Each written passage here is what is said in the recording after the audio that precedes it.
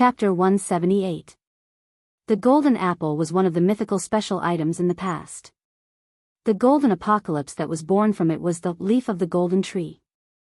This golden tree was not the useless golden demonic tree that Brando had encountered. The real golden tree was actually a special name that referred to the world tree, Mana, that grew on the banks of the Abyss Lake and under the world's summit. Mana could indeed be said to be one of the origins of the golden bloodline in this world of Wond. The talent that was bestowed by its leaf was a 10% increase in all attributes and a tenfold increase in mental strength. Even in Brando's previous life, the young people only knew of a few top elementalists who had such a talent through quests. If it was in the past, he would only fantasize about the golden apple in his dreams. But at this moment, such an opportunity was in front of him, almost within reach.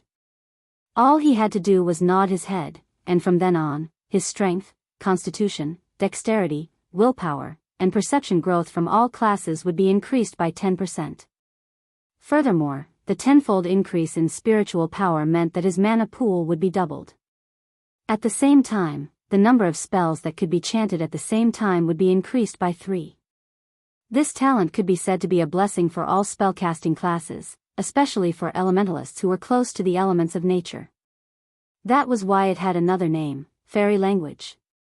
This talent was unanimously rated as S+ on authoritative analysis websites, although it was slightly inferior to Brando's current warrior class. But the latter also understood that he would eventually have to take on the elementalist class to complete the deck that he had set for himself, the tyrant of all classes planeswalker. Coupled with the characteristic of this talent that increased all attributes, it seemed to be particularly suitable for him. But he did not hesitate for a moment and firmly shook his head. Although the golden leaf was good, it was still different from his previous life. Brando deeply understood that in this world, he only had one chance. Once he made a decision, there was no room for regret. What he wanted could only be the best, or the talent that was most in line with his plan.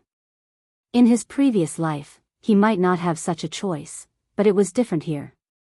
After losing the competition of other players, Brando understood that now there were many opportunities in front of him. And the golden leaf was just one of them that looked better.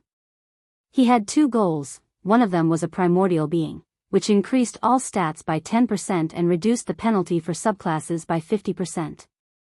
This was an S- grade talent, but the latter attribute was simply too important for him, who didn't know how many professions he would take on in the future.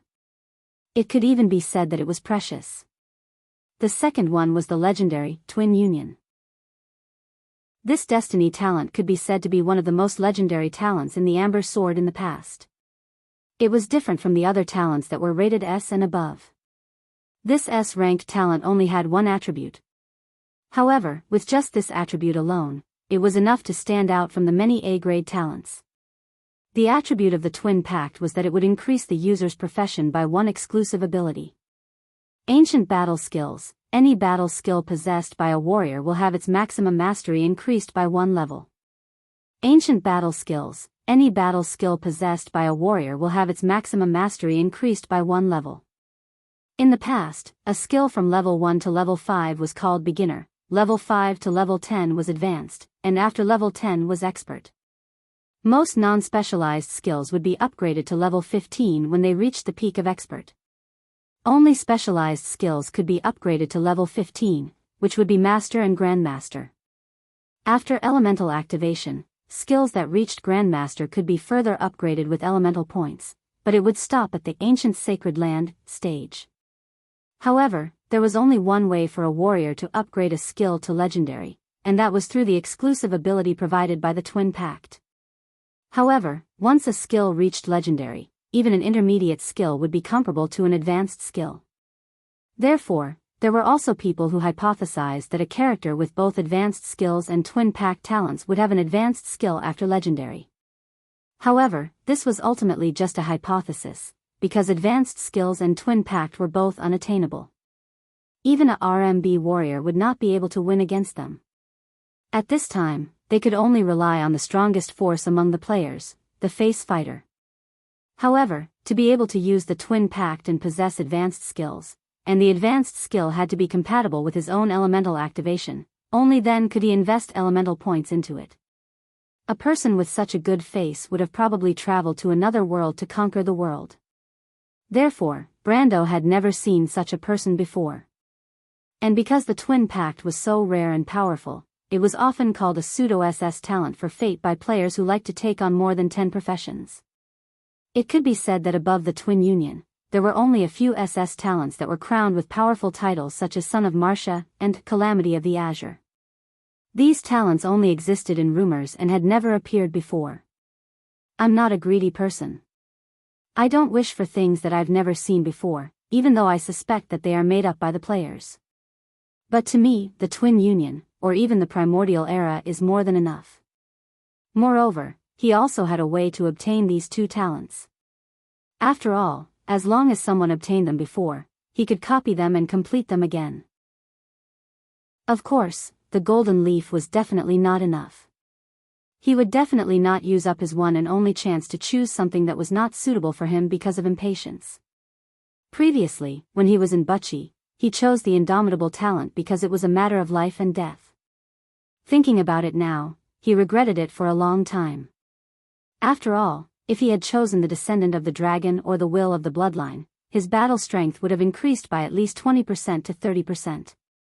I refuse to use it, Brando replied in his heart.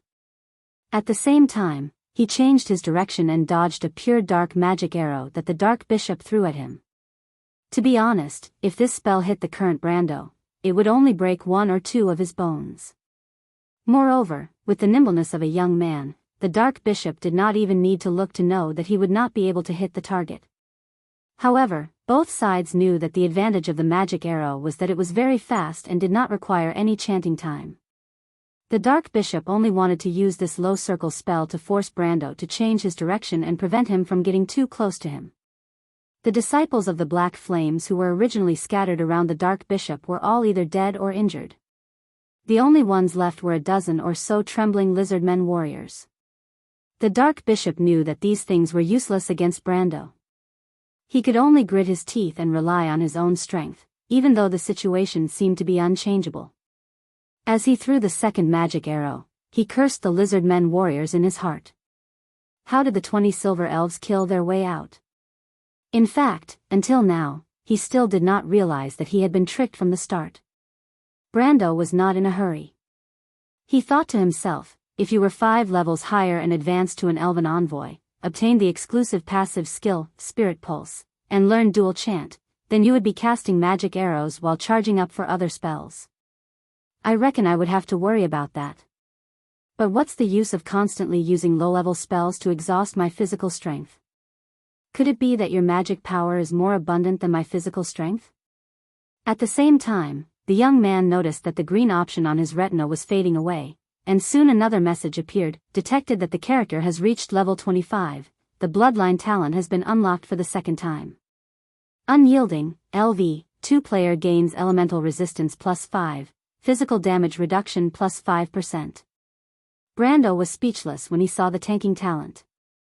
He simply erased the message so that it would not disturb his battle mood. To be honest, this talent was one of the stronger ones among the tanking talents. It was a pity that the warriors in the Amber Sword never appeared as tanks, let alone mercenaries with more diverse attacks. He had chosen this talent in a hurry, and now it seemed that this message was a bit sarcastic. Who would stick their face up to a monster for no reason? The Silver Elf guards were now chasing the lizard men up the hills on both sides, and the Dark Bishop seemed to have realized his mistake.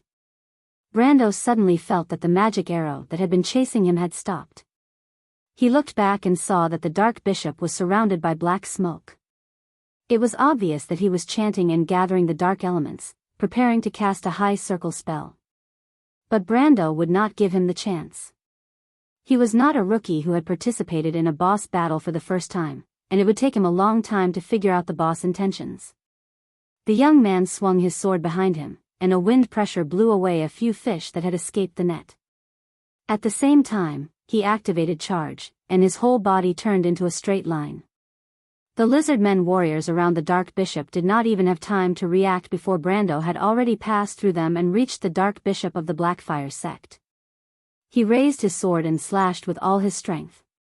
It was as if there was a sudden flash of black light, and the long sword that was buffed by power burst crashed into a pitch-black barrier that suddenly appeared. Huh! Brando was slightly startled, and then he saw the dark bishop's withered claws reach out of his robe, and a large shield surrounded by a dim light appeared in front of him. The person whose face was hidden under the hood gave him a sinister smile. He pointed his finger forward, and a black flame suddenly shot out. Magic arrow. P.S. Yesterday, someone in the book reviews section pointed out that Brando's stats were wrong. I checked and found that it was indeed the case. I did not include the strength bonus from the necklace of the lesser ghouls. This was my oversight, and I apologize to everyone. There shouldn't be any problems with the rest.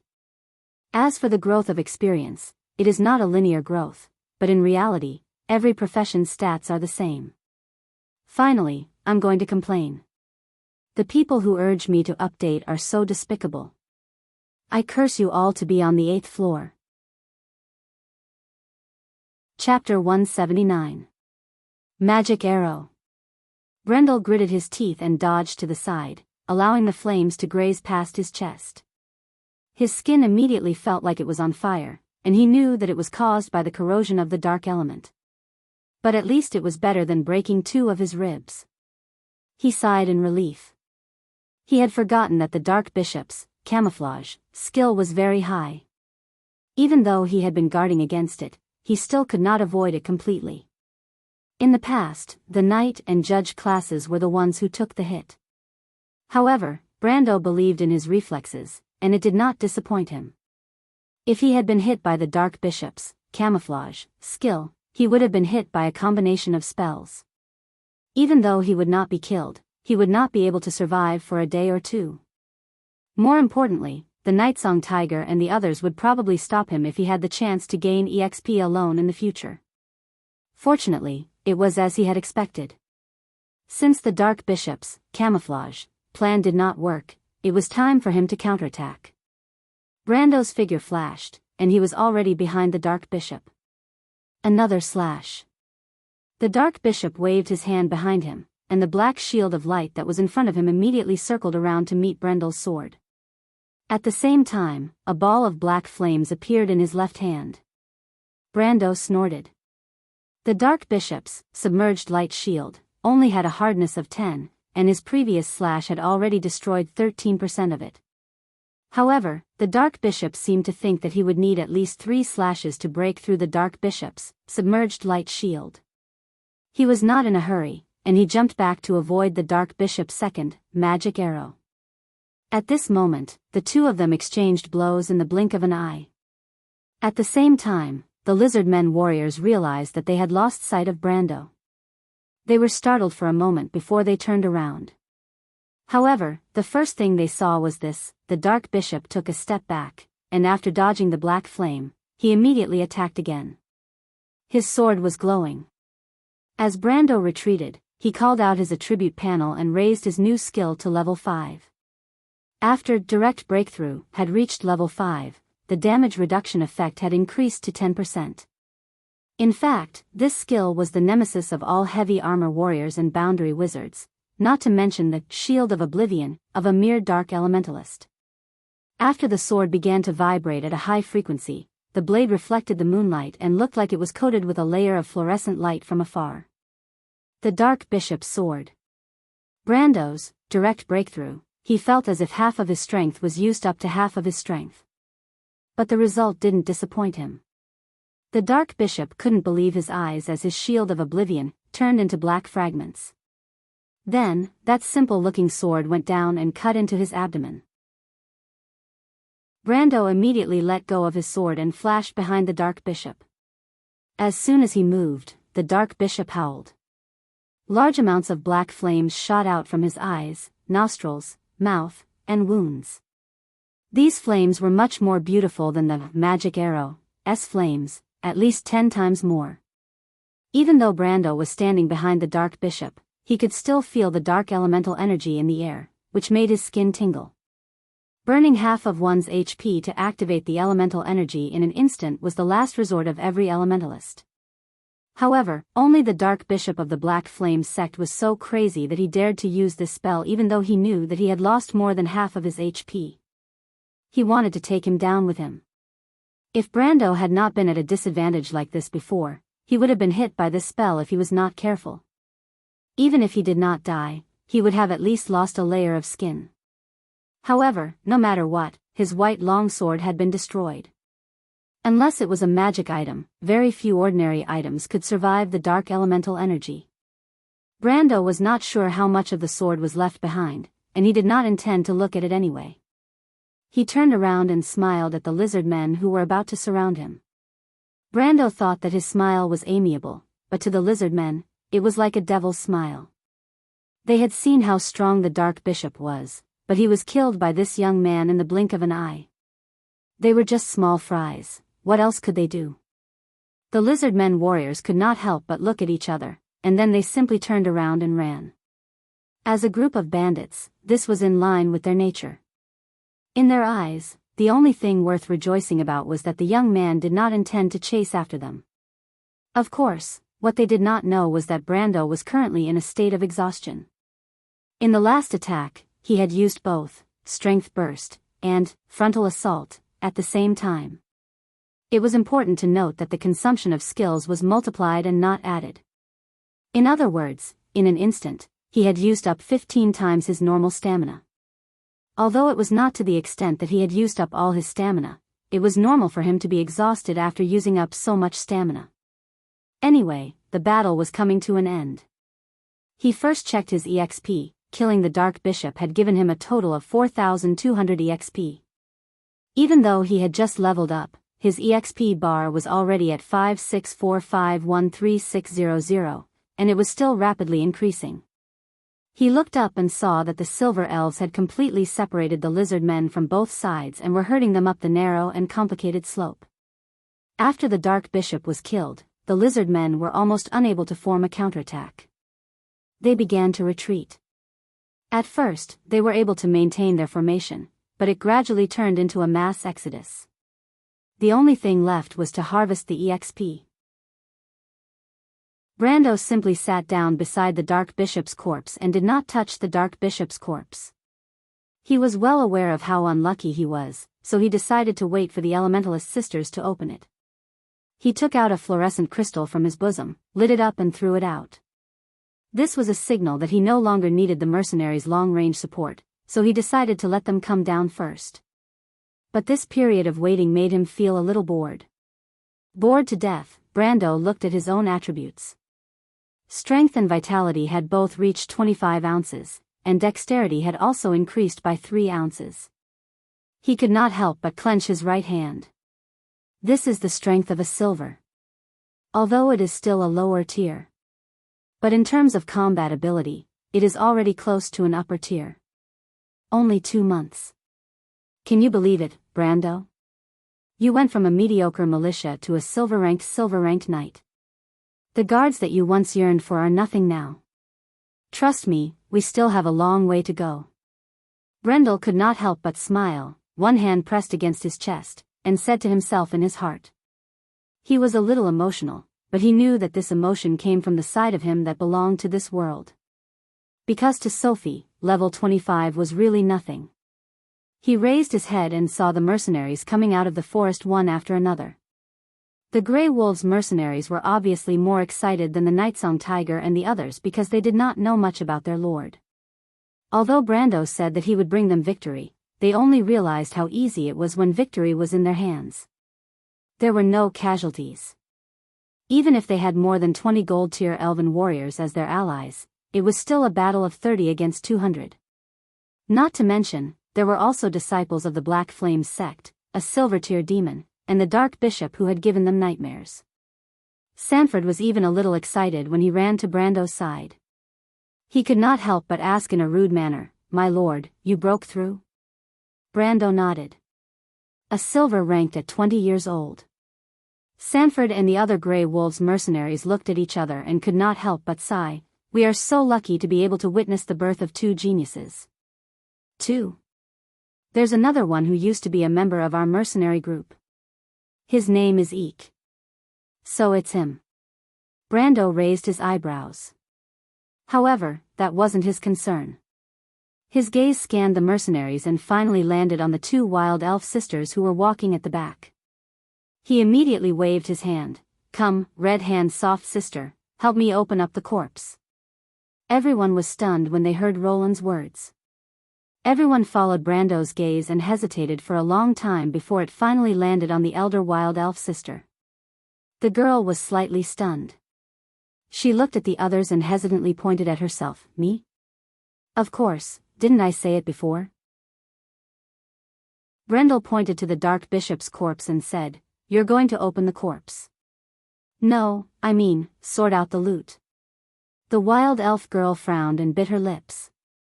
She glared at Brando and said, "My lord, my name is Falerne, not some red hand's soft sister."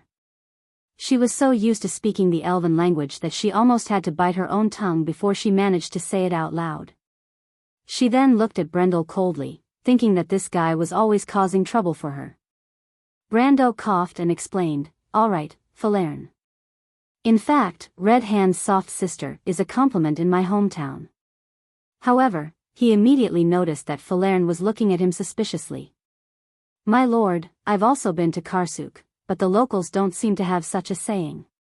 Sanford whispered. "No, it's just a slang between wizards." Brando reacted quickly. "Then what does it mean?" "It means that a person is very lucky, very soft, and is a girl." Even though she didn't know what "very soft" meant, the elder wild elf girl understood what it meant. She couldn't help but glance at her lord, secretly disdainful, thinking that humans were indeed frivolous fellows. However, considering the relationship between her sister and Brando, Falerne didn't give him a hard time. She nodded and planned to do as he said. But at that moment, everyone heard a series of muffled sounds coming from the east side of the valley. At first, it was a low rumbling sound, then it gradually turned into the sound of something breaking from within. The continuous rumbling sound seemed to come from the ground, and the ground they were standing on trembled.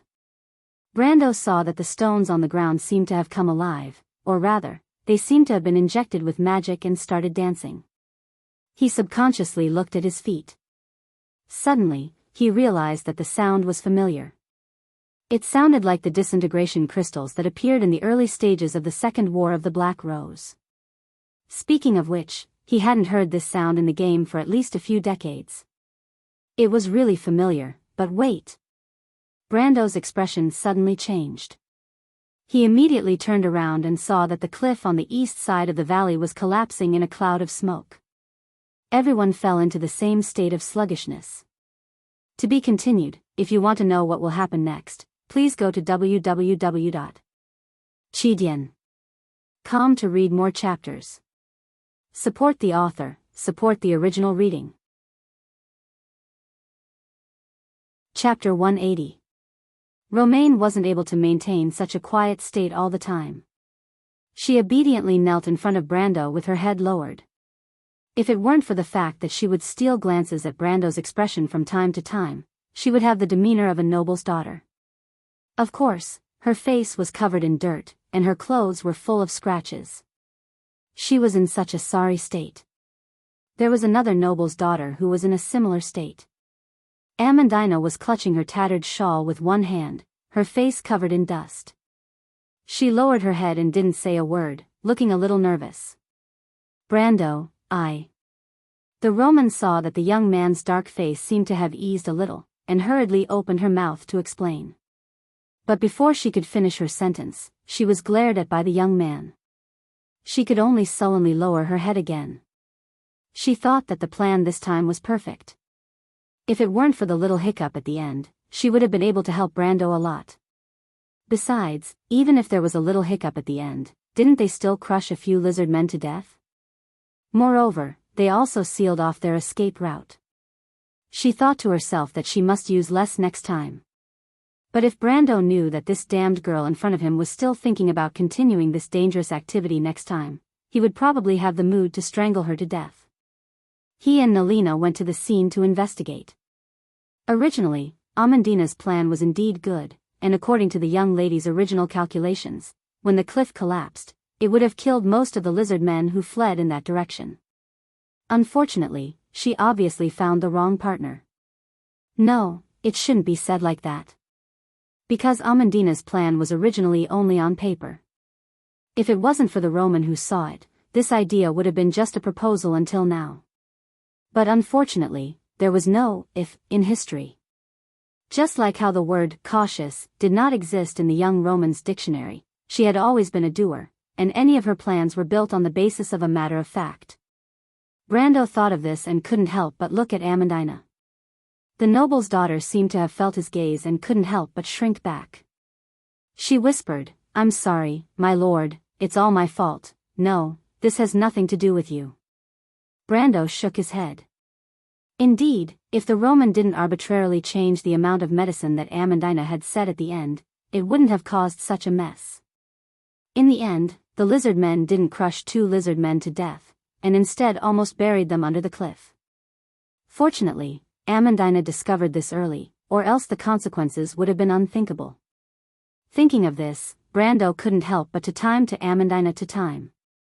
This was what angered him the most.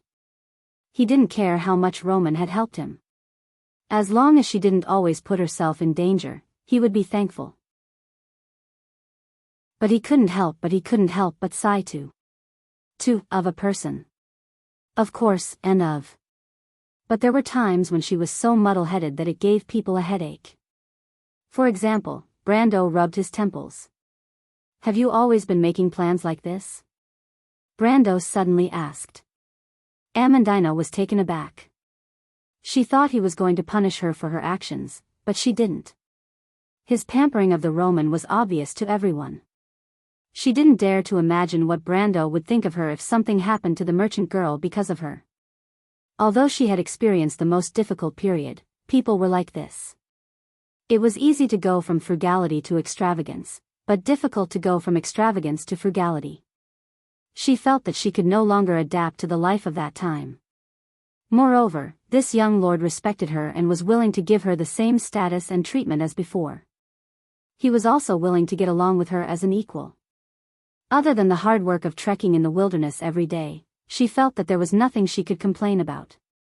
Moreover, even if it was hard work, it was only temporary. She still had many plans that had yet to be realized. Thinking of this, she couldn't help but feel ashamed. "I'm sorry, no." Brando glanced at the Roman to make sure that he wasn't seriously regretting his actions. "I'm talking about those plans." Amandina was stunned. For a moment, she didn't understand what Brando wanted to know. But in the end, she nodded her head. In fact, ever since Brando pulled her into the group, she had made a complete plan for every action of the youth. At first, she was indeed proud of her plans. But later on, it turned out that these plans were often immature. Especially when compared to Brando's prophetic decisions, they were more like the scribbles of a child. Amandina's desire to become Brendel's aide at the start was slowly disappearing from her mind, and she found it laughable. In the end, she did not give up on this habit of hers, but Brendel's. But compared to before, this was more like a self-examination. She made plans in advance, and then repeatedly tested her plans throughout the entire incident to see if she had matured enough and if she had given up on those unrealistic ideas. But she didn't think that she would be caught red-handed by the Roman, and he just happened to see her boldest idea. Thinking about it, she felt like Martha was playing a joke on her. "Why didn't you show it to me?" Brando asked. Brando was silent for a moment. He could roughly guess what this girl was thinking. He thought for a moment and said, "Miss Amandina, you are my aide, and this is what you recommended to me. Since that's the case, isn't it only right for you to give me your suggestion?" "I'm sorry." "I know, but at that time, I didn't know that I was so childish. In the future, I will." Amandina replied in a small voice, her head almost touching her chest. Of course, Romaine wasn't so embarrassed. In fact, she even tried to interrupt. "Brando, this is my fault. Don't always find trouble with Amandina." Brando was not angered to death by her words. He thought that it was fortunate that he sent the Nightsong Tiger and Nalathar away, or else he wouldn't be able to maintain his dignity. He took a deep breath and was too lazy to pay attention to this girl. Instead, he continued, Miss Amandina, everyone grows from being childish to mature. But the difference is that not everyone has a brain like yours. If you give up this opportunity because of your childishness, then you will be letting down Lady Martha's favor. After Brando finished speaking, he saw the noble girl looking at him with a puzzled expression. A person's perspective is always limited. Even though the Nightsong Tiger can help me solve many problems and is very experienced, there is one thing that he is far inferior to you, Miss Amandina. Brando pointed at his head. That's why I hope that you will not put yourself out of this circle. I hope that you can help me. I believe that you can. So, are you willing to help me? In fact, he wasn't just saying these words to comfort Amandina. He knew that he had the aura of a scammer, and it was a bit scary, especially for a girl like Amandina who was very competitive. It was a huge blow to her confidence. However, Brando knew that his foresight was only temporary. Even if he did not change the history of the world that much, his ability to foresee the future would only last for a few years. A few years later, the players began to participate in the history of this world. Compared to the previous game world, this was the biggest difference between this world and the previous one. Without the participation of players, the direction of the development of history would have some corresponding changes. At that time, his experience and some of the knowledge in the game would still be useful, but his ability to foresee the future would be greatly reduced. In fact, the whole process of this dungeon evolving to a perfect storyline was a wake-up call for him. Brando began to realize that he needed some help. In the previous game, he was never a top warrior, nor was he a top leader. Of course, the former could be made up for through experience, but the latter could only be made up for through another path. He had the future goddess of war, but that was not enough. Amandina's ability to discern the overall situation from small details was not something he could compare to. He looked at her and believed that she should have this ability as well. Perhaps there was a gap between her and a prophet, but it should be more than enough to be an aid. Amandina was stunned. Brando's words, "I believe that you can," had deeply moved her. To a prideful person, there was nothing more precious than trust. Even though she still believed that Brando was comforting her, she took a light breath and nodded seriously. Her nod was not just an agreement, but a determination. She was willing to participate in his wishes. Brando did not expect his words to have such a great effect. He thought that at least he had dispelled her doubts. In his opinion, Amandina was a little too introverted. But he looked at the Roman and asked again, "Do you still have those exploding crystals?" "My lord, you know about them?" Amandina was surprised again. "Ahem, something like that." Brando coughed. Could it be that this era doesn't have such things? Could it be that the exploding crystals were invented by this girl? How can there be such a coincidence? But he still said vaguely, "The Wizard Tower has something similar, so I just asked casually." "What a coincidence," Amandina whispered. "The name I gave it is also exploding crystals. In fact, I used the core of the mana conduction device to complete it, because the way it works is to use mana to break through the stable framework of the laws of the material world, causing the elements to quickly activate and create an explosion. That's why I gave it this name." "So you really invented it?" Brando could not help but look at the girl again. This thing is not small. Even though it was gradually phased out in the later stages of the Second War of the Black Rose, it still caused a great impact in the early stages. At that time, the players all thought that this thing was an explosive in the world of magic. Unfortunately, the structure of this thing was too unstable, and it was not suitable for transportation and storage. Moreover, in the later stages of the war, the power of this thing became weaker. "Do you have more?" he asked. "There are still some," Amandina immediately replied. "If my lord needs them, I can make some overnight." "Overnight?" Brando was taken aback. "That's not right, right? Why would I need at least half a month to make this thing?" Seeing Amandina nodding, Brando almost thought that history had changed, and she had actually invented something else. Exploding crystals that only take a few hours to make? Isn't it a little too light to call it a cheat? But just as he was about to ask, he saw the night-song tiger waving at him from the forest below with an anxious look on his face. Why is he here again? Aren't they cleaning up the battlefield with the red-handed girl? Brando was stunned for a moment, but when he saw that the night-song tiger was about to run up to him, he immediately said to Amandina, "If it's possible, I hope that everyone can have 1 or 2 pieces. By the way, this thing is very unstable, right?" Amandina looked at him in surprise, then nodded. She felt that she was a little numb to her lord's foresight. As expected. Brando breathed a sigh of relief. History hasn't changed yet. He said, "I'll teach you a method later. It can temporarily stabilize it, but the effect is limited. You can research the rest on your own." Ah.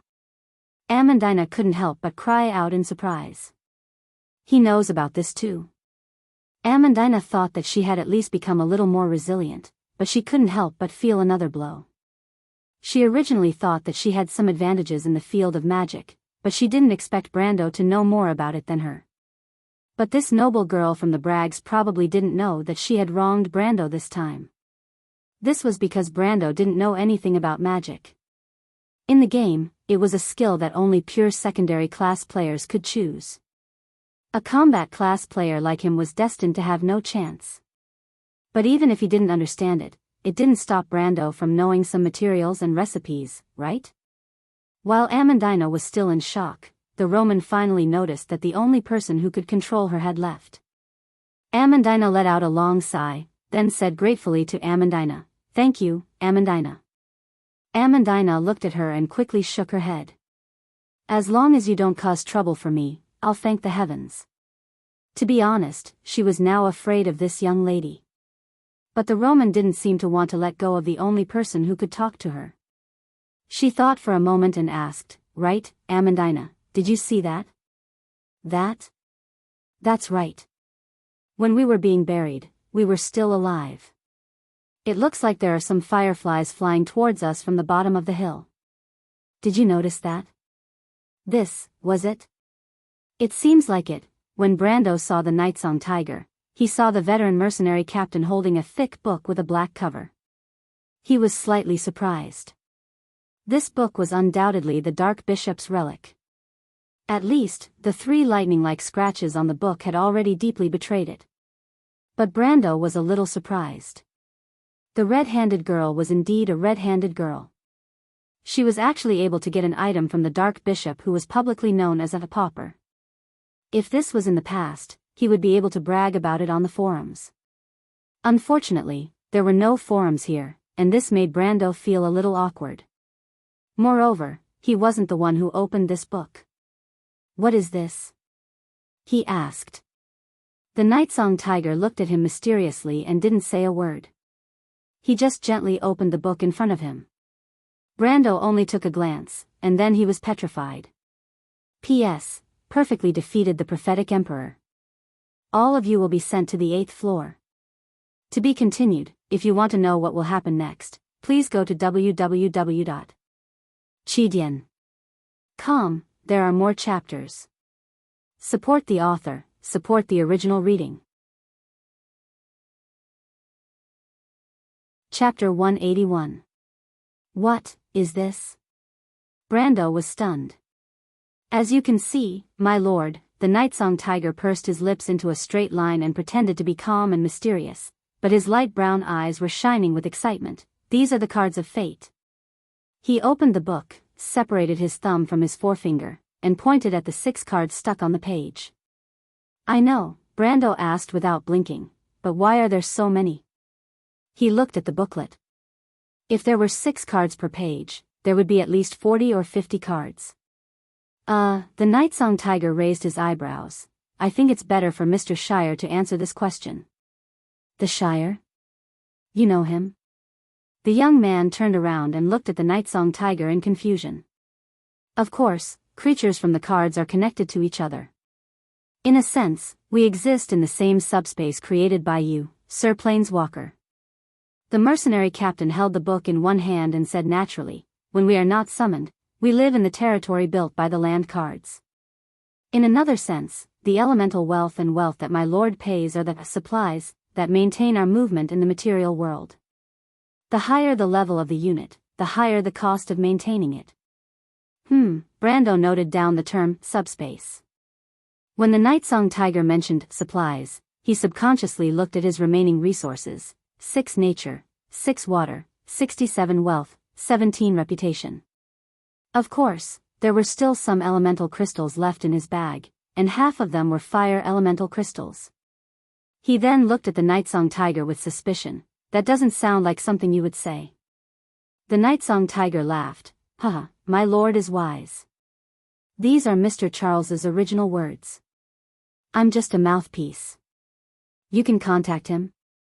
Brendel suddenly felt that he had asked a stupid question, because he saw the mercenary leader nodding his head. Very well, he said, if that's the case, can you tell me what's going on? I remember two men telling me that no one can see the cards of fate unless the planeswalker himself or agrees to it. But why does this guy have so many of them? Is he actually a planeswalker or has some kind of potential? Or are these things not found on the Dark Bishop? No, of course I got it from the Dark Bishop's corpse. But unlike the usual cards of fate, this is a card collection. What's different about the card set? Brando interrupted him. The Nightsong Tiger paused for a moment as if he was waiting for an answer. Then he looked up and said, Mr. Shire said that the lifespan of a planeswalker is not infinite. When the current generation of planeswalkers reaches the end of their lives, the cards they have collected will be sealed together. In this state, the cards were materialized. Even ordinary people could see and even touch them. But to them, these things were no different from the ordinary cards used by diviners. But for another planeswalker, this was a valuable inheritance. Of course, there are other situations where the cards would be left behind, but most of them are the former. You're saying that the Dark Bishop got this card collection by chance, but he didn't know what it was used for? The possibility is high, but Mr. Shire doesn't rule out your speculation. Brando shook his head. If the Dark Bishop was really a planeswalker, why didn't he use the cards to deal with him? The Nightsong Tiger knew that what the Nightsong Tiger said was probably the truth. He knew that the young man was just flattering him subconsciously. But he thought for a moment and immediately asked, if that's the case, isn't there a possibility of planeswalkers stealing cards from each other? There is indeed such a possibility. The Nightsong Tiger seriously played the role of a messenger, but most planeswalkers don't fight to the death because most of the cards are not unique. Unless it's a real lunatic, very few people would kill for the sake of the cards of fate. What do you mean by not unique? Yes, most of the cards are not unique. At the same time, at different places, there may be multiple copies of the same card. Even if it's a new card deck, it's the same. But every card is unique to the planeswalker. My lord, you can summon the Highland Squire, and I will serve you. Other planeswalkers may also have the Highland Squire card, but they may not be able to summon the Shire. It could be Mordenkainen, or it could be Ivar. In short, the rules are based on the summoner's subconscious, but once it's established, it can't be changed. The mercenary captain spread out his hands and explained, so, next time, even if you want to summon a beautiful blonde mercenary captain, Nightingale, to serve you, it's impossible. The first half of the sentence is Mr. the Shire's original words, and the second half is my addition. Are you mocking me for being an uncle fetish? Brendel's eyes twitched, and he said in a low voice, that's unnecessary. Also, you mentioned the seal before, which means I can't use the cards directly. The Nightsong Tiger nodded. Then? The Nightsong Tiger handed over the black cards. Take a look and you'll know. Brando took the cards with a dubious look. Just as his finger touched the first card, strange words appeared in front of his eyes. 1400 reputation.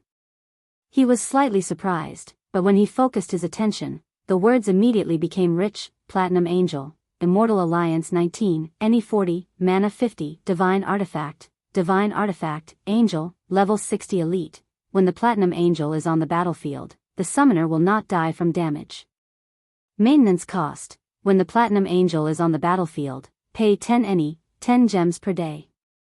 The secret of immortality is buried in the heart. Hint: Unsealing this card requires at least 1400 reputation. 1400 reputation. Brando almost threw the card out. When the Shire was still around, he could earn 1 reputation per day from this card, but from the start to the end, he only had 17 reputation. Later on, when this card entered the graveyard, its source was cut off, 1400 reputation points. Oh Marcia, even if he went to rob others, he wouldn't be able to get that much. This card set wasn't meant to be played with, right? He looked at the faceless platinum angel on the card and was speechless for a moment, but his eyes subconsciously drifted to the next card, Eternal Nectar, Immortal Alliance X, NE10, Mana 50, Divine Artifact, tap and pay 5 light. You recover half of your HP, shuffle the Eternal Nectar and your graveyard into your deck. Bottled Life. The taste is not to my liking, and it's not fresh, but at least the effect is the same. Baron Singh hint, unsealing this card requires 2000 wealth. Brando resisted the urge to vomit blood. He did have a little more wealth, but compared to 2000 wealth, it was like a drop in the ocean. The Nightsong Tiger didn't purposely use this card to hurt him, right? These cards were powerful, but the price to pay was astronomical. But after thinking about it, he didn't seem to have offended the Nightsong Tiger recently, so he didn't have the motive to do this. But what was the meaning of this? He couldn't help but look at the cards suspiciously, but he found that the quality of the cards decreased as he went on, but the cost was also gradually becoming more bearable. Sacred Flame Lord, Time Reversal, Iana's Judgment, Lion of Nia. Based on a rough estimate, there were at least 40 cards in the entire set. Half of them were light and dark cards, and there were also a few red cards.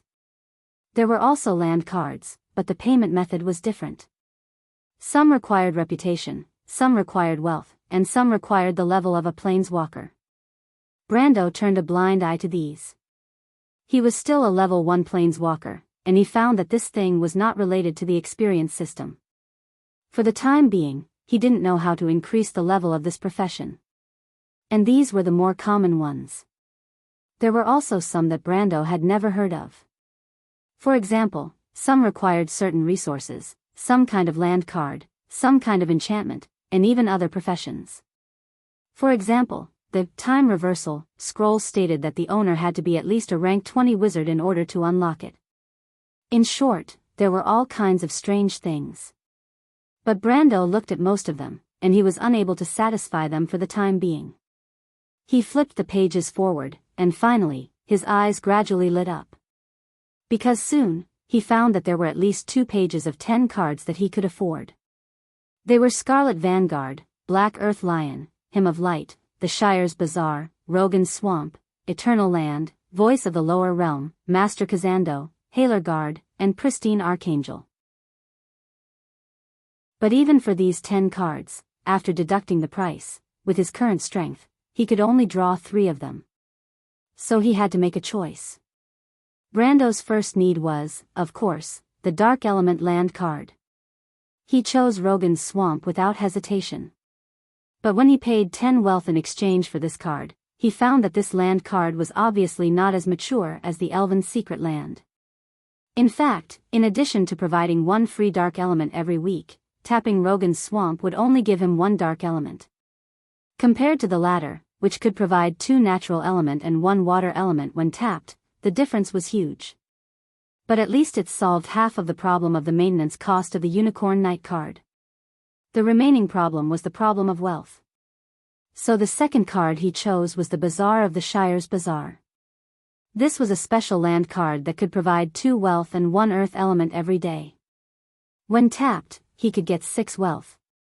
The cost of unsealing this special land card was double that of the basic land card, which required 20 wealth. After paying for the card, he was left with a little more than 10 wealth. In fact, he could have bought another basic land card, but considering the cost of maintaining Medusa's presence in the arena, he could only give up on that idea.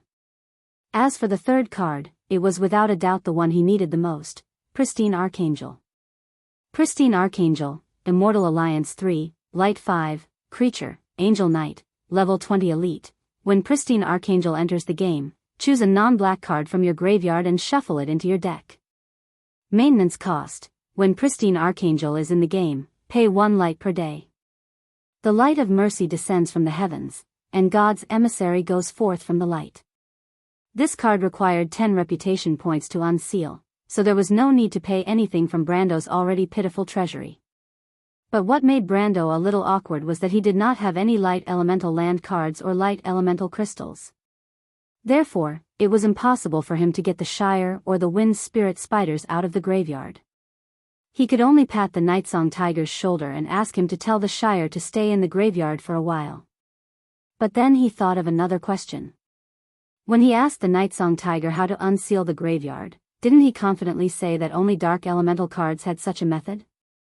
He could not help but look at the Nightsong Tiger suspiciously. He did not expect the experienced mercenary leader to hesitate for a long time before replying. Actually, at that time, the Nightsong Tiger was just making a wild guess. Brando's face was filled with tears. P.S. It has been a long time since I last saw Amber in the recommendation spot. My collection has not increased in a long time. Students, please click on the recommendation button so that this book can appear on the front page or something. Speaking of which, these few chapters involved a large number of card settings. My head is about to explode from all the writing. For the sake of my hard work, everyone, please subscribe and recommend me.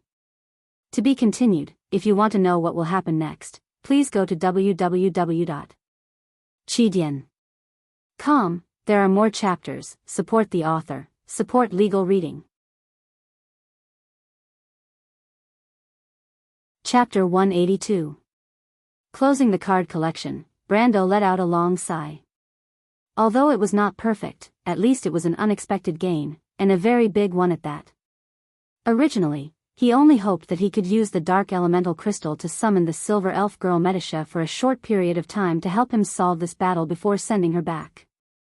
To be honest, this was not a cost-effective action. After all, displaying the unicorn card once required 15 dark elemental points, and the maintenance fee was much cheaper. And the key problem was that his elemental pool was pitifully small. Once the dark elemental crystal was used up, he estimated that he would not be able to see this powerful female knight for a second time in a short period of time. But with the Rogan Swamp and the market in the Shire of Roe, he could barely maintain Metisha on the field permanently. With the help of a gold tier, it could be said that the adventure in the Southern Territory and the exploration of the territory, which originally seemed risky, did not seem so dangerous now. Moreover, he had also obtained the grave-digging card, although there was no way to use it for the time being. But Brando thought to himself, as long as he had the heart, a planeswalker would not be afraid of not being able to find a land card. The Nightsong Tiger had also said that compared to land cards, grave-digging cards were much rarer. Of course, the premise was that this guy did not open his mouth and ask for it. Regarding this point, Brando still kept an eye on it and planned to find time to find out from the Nightsong Tiger about the situation in the Shire. After all, compared to this unreliable middle-aged mercenary captain, the young squire was much more adorable. But the real benefit that this card collection brought to Brando was the long term. In fact, when he flipped through this card collection, he already had a rough plan in his mind. The other cards that seemed to be easily obtainable, such as the Scarlet Vanguard, Black Earth Lion, Master Kazando, and Haler Guard, as level 20 to level 30 elite and non-elite level summoned creatures, seemed to be really coveted. But for Brando, his short-term goal was not so. On the contrary, he intended to accumulate enough wealth points to get the remaining 2 fire elemental land cards and 1 wind elemental land card in this card collection. Without basic land and magic power, no matter how strong the summoned creatures were, they would not be able to maintain it. On the other hand, before the troops and horses were mobilized, the provisions had to be mobilized first. This was a basic principle that everyone understood. His midterm goal was the Ocean Wave gem that was worth 60 wealth points and the Silver Swallowtail flag that was worth 100 wealth points. One of these 2 treasure cards provided wealth points while the other provided reputation points. It was just enough to lay the foundation for further strengthening his strength. Once he had enough wealth and reputation points, he could consider the higher level cards in the future. For example, the Platinum Angel was a level 60 elite divine artifact creature with a heaven-defying ability. Once summoned, he would be able to do whatever he wanted in the south of Ranner. If not the whole of Aween, he would be able to do whatever he wanted in Aween. However, a beautiful future was still a future, and Brando knew that it was not the time to daydream. On the contrary, it was a race against time. Even though the Dark Bishop was beheaded, Conrad and Hugel should be alerted.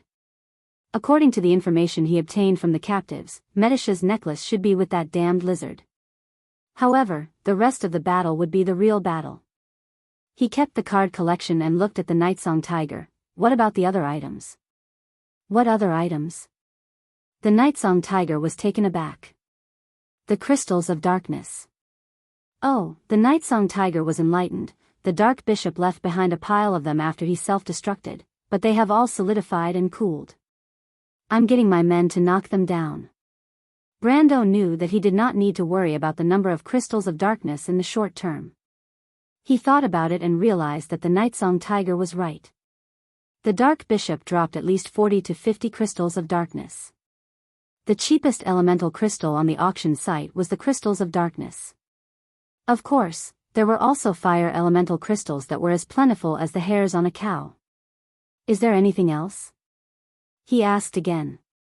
Right, there's also this. The Nightsong Tiger nodded and took out a black, shuttle-shaped stone from his bosom. This was also found by Falerne.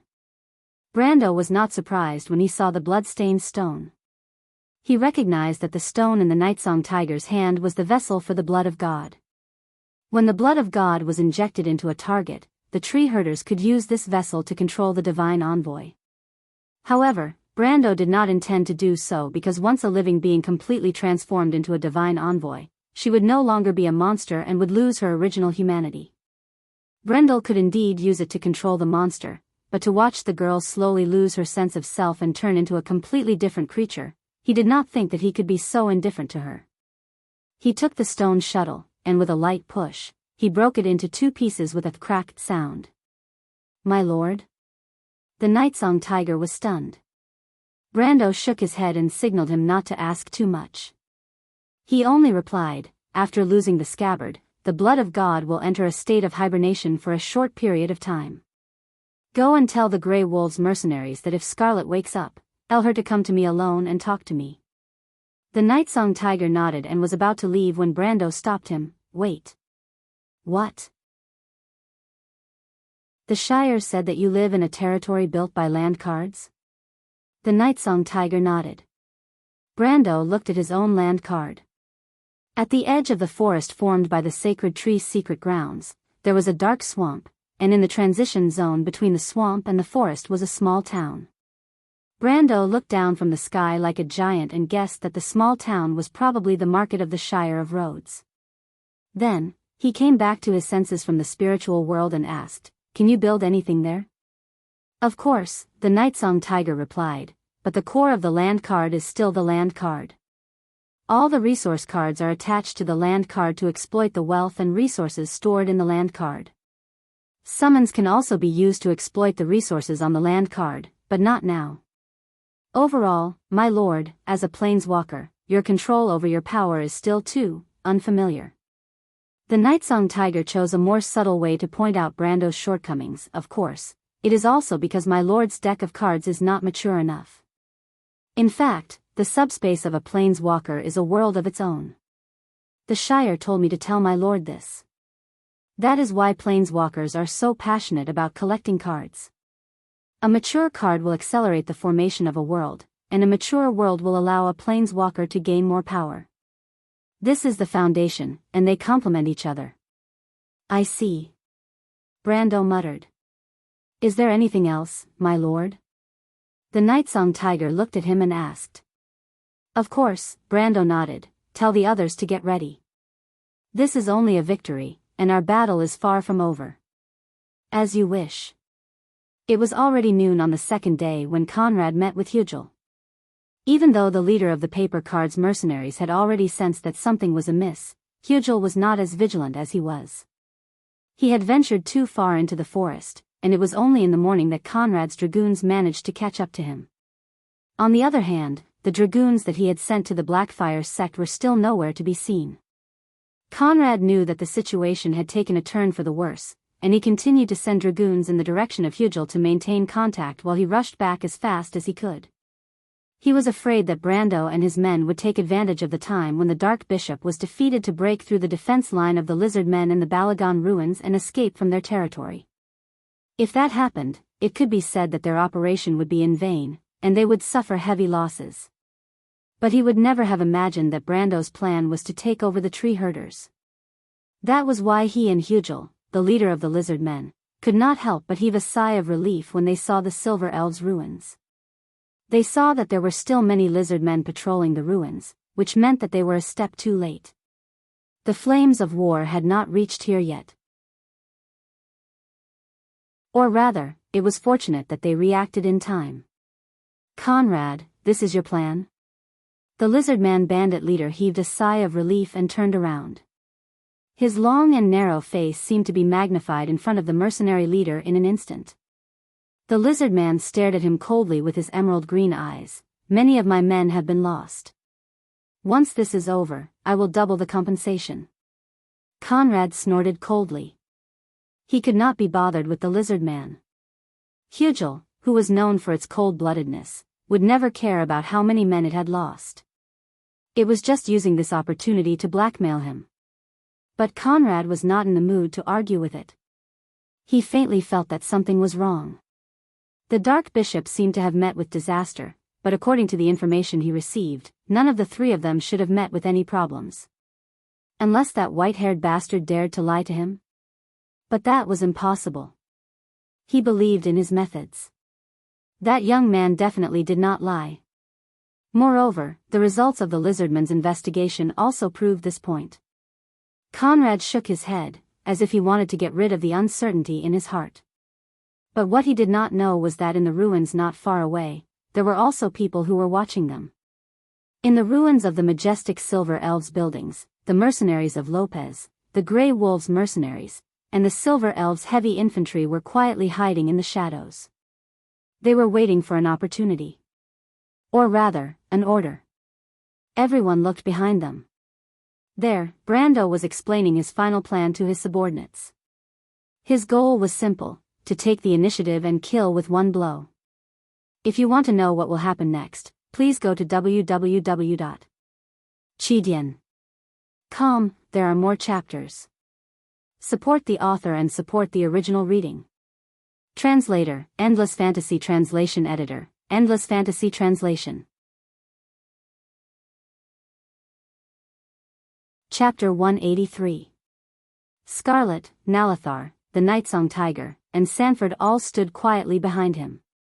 Brando was holding a rough stone slab in his hand, his gaze piercing through the broken walls of the elven ruins towards the direction of the valley. The lizard men were appearing one after another in that direction, their short figures flashing through the gaps between the trees. The unevolved reptiles would occasionally appear and disappear. Brando glanced at them and roughly estimated that there were at least 2 large groups of them, no less than 300 of them, and there might be even more behind them. It seems that Hugel and Conrad have joined forces. They're very vigilant, the young man confirmed. He looked up and saw that it was a sunny day, but the sky was so blue that it seemed a little purple. Sunlight flowed through the forest in the afternoon, and the trees near and far were covered in a dazzling shade of green. He squinted his eyes. The air was filled with a faint smell of blood. Even though the battlefield had been cleaned up, it was inevitable that the smell of slaughter from before would still remain. The stone slab in the young man's hand was the sage slate. It was about the size of a fist, and there was a rune engraved on it. The rune was the sound of Eem, and it represented the word earth in the ancient runes. The earth is home to life and wisdom. Now that he had the sage slate, he had at least achieved half of his original goal. The only thing left was to get Medish's necklace from the lizard men. But just as he was thinking about this, he suddenly heard a rustling sound behind him. Brando turned around and saw the fairy princess, who had tied up her long silver hair and was wearing a holy white armor. She was leading her unicorn towards him. The armor of the Silver Elves was so gorgeous that Brando almost thought that the Princess Knight was wearing a princess's dress with silver leaves. "Thank you, my lord." Medisa looked at Brendel with her glassy eyes and smiled. "Thank you, my lord, she said in his mind. It's a promise. Brendel finally managed to shift his gaze away from her and answered. Medisha blushed. Brando's words reminded her of what had happened that day. She had never been so scared before, to the point where she cried in front of so many people. She had completely thrown away the etiquette of royalty. She couldn't help but look to the other side and saw the red-haired girl named Scarlet standing alone in the shadows of the canopy. Her eyes shone like amber in a flame. She leaned on her slender lightning spear and looked outside. She seemed to be a little quiet. Brando had already told her everything that had happened, including the blood of God and the disbandment of the Grey Wolves mercenaries. She had been like this ever since she heard about it. He was neither sad nor angry. What will happen to that big sister? Medisha turned around and asked softly. The blood of God has taken root in her body, and the contamination cannot be removed. He could only rely on his willpower to suppress it. Once he lost control, he would eventually become an oracle. But calling her an oracle is just a beautiful title. It would be better to call her a monster. Brando replied. But he had another idea. That was to obtain Scarlet's consent and seal her as a card. Because the connection of the laws had already been established, all that was left was a contract. But to seal a living being into a card, that's a little too harsh for a free person. That's why I won't reveal this method until the very last moment. The silver elf girl couldn't help but frown at his words. But the innate silence of this race made her not say anything. Brando didn't say anything either. His gaze stopped at the mercenaries not far away. These mercenaries were hiding in the ruins of the masterpieces of the silver elf architects from thousands of years ago. Their crossbows were pointed at the lizard men in front of them, so that they wouldn't immediately abandon their weapons and run away. In fact, Brando had already attacked and razed the base of the lizard men bandits to the ground a few hours ago. With the help of Scarlet and Medisha, 2 gold rankers, and 20 silver elf guards who were still in the middle of the silver elves, the 200 lizard men that stayed behind to guard the base were nothing more than experience points for Brando. As for the remaining ones, they were now in front of Brando as a distraction. Brando. Hearing this familiar voice with a little bit of pride, Brando didn't need to turn around to know who was calling him. So he didn't even bother to turn around, and directly stretched his hand over his shoulder and asked, "So fast?" The Roman walked over with Amandina. She calmly placed 3 thumb-sized translucent gray crystals on his palm and replied, "Of course, Lord Roman is very efficient. These are for you, Brando. Everyone and the elves have distributed them according to your orders. You can say that all the preparations are done, and we're just waiting for your orders." It's a pity that the materials are all used up. Amandina forced a smile even though her face was tired. Otherwise, we could make more. I've already used all the materials we used before on them. The sample of the mana conduction device was also removed according to your orders, and the ores inside are also included. Brando nodded and carefully inserted the crystals into his belt. He then took the sword from the Nightsong tiger and pointed outside. "The enemy is very vigilant, we can't fool them for long. Once we're close enough, I'll attract their attention. Medisha and Scarlet, come with me. Our goal is to tie down Conrad and the Earth Angel. As for the other small fries, leave them to Nalathar and his men." The elven commander looked at them and nodded. "Don't just nod, Commander," Brando did not intend to let him go. "Don't forget your promise." Nalathar smiled. "I'll wait and see." Medisha looked at the 2 of them and couldn't help but smile. "Scarlet, do you have any questions?" Brando asked again. "I understand." The red-haired girl nodded and replied. "Nightsong Tiger, your mission is to follow behind the elven allies and protect them," Brendel added in his mind. "Make sure to protect the Grey Wolves mercenaries. They can't revive like you."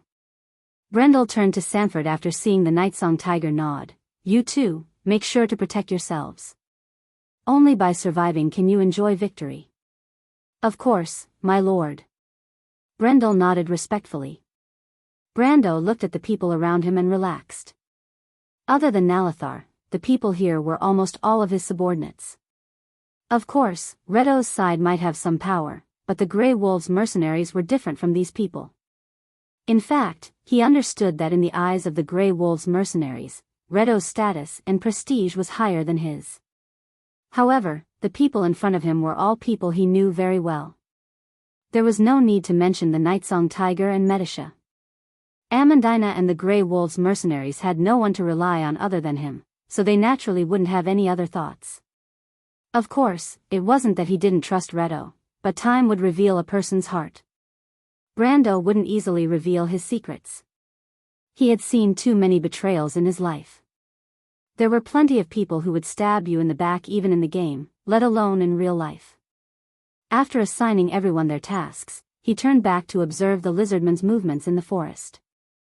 Conrad and Hugel did not seem to have discovered the abnormality, but he did not expect to be able to hide it from them for long. One round of attacks was enough.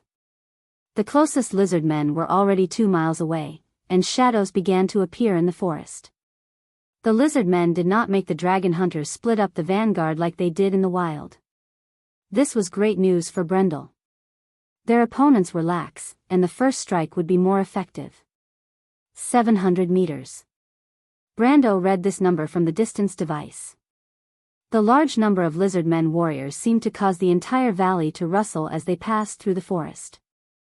It was as if water was flowing through the forest, or as if countless ants were running on the ground. In fact, Brando could already see the mercenaries on his side at the front lines putting their hands on their belts. They were holding the disintegration crystal that Amandina gave them. Although it wasn't big, its explosive energy was around 15 ounces, and its damage was comparable to the magic arrow of a low-ranked iron-ranked elementalist. 500 meters. A large number of lizardmen figures appeared in the forest.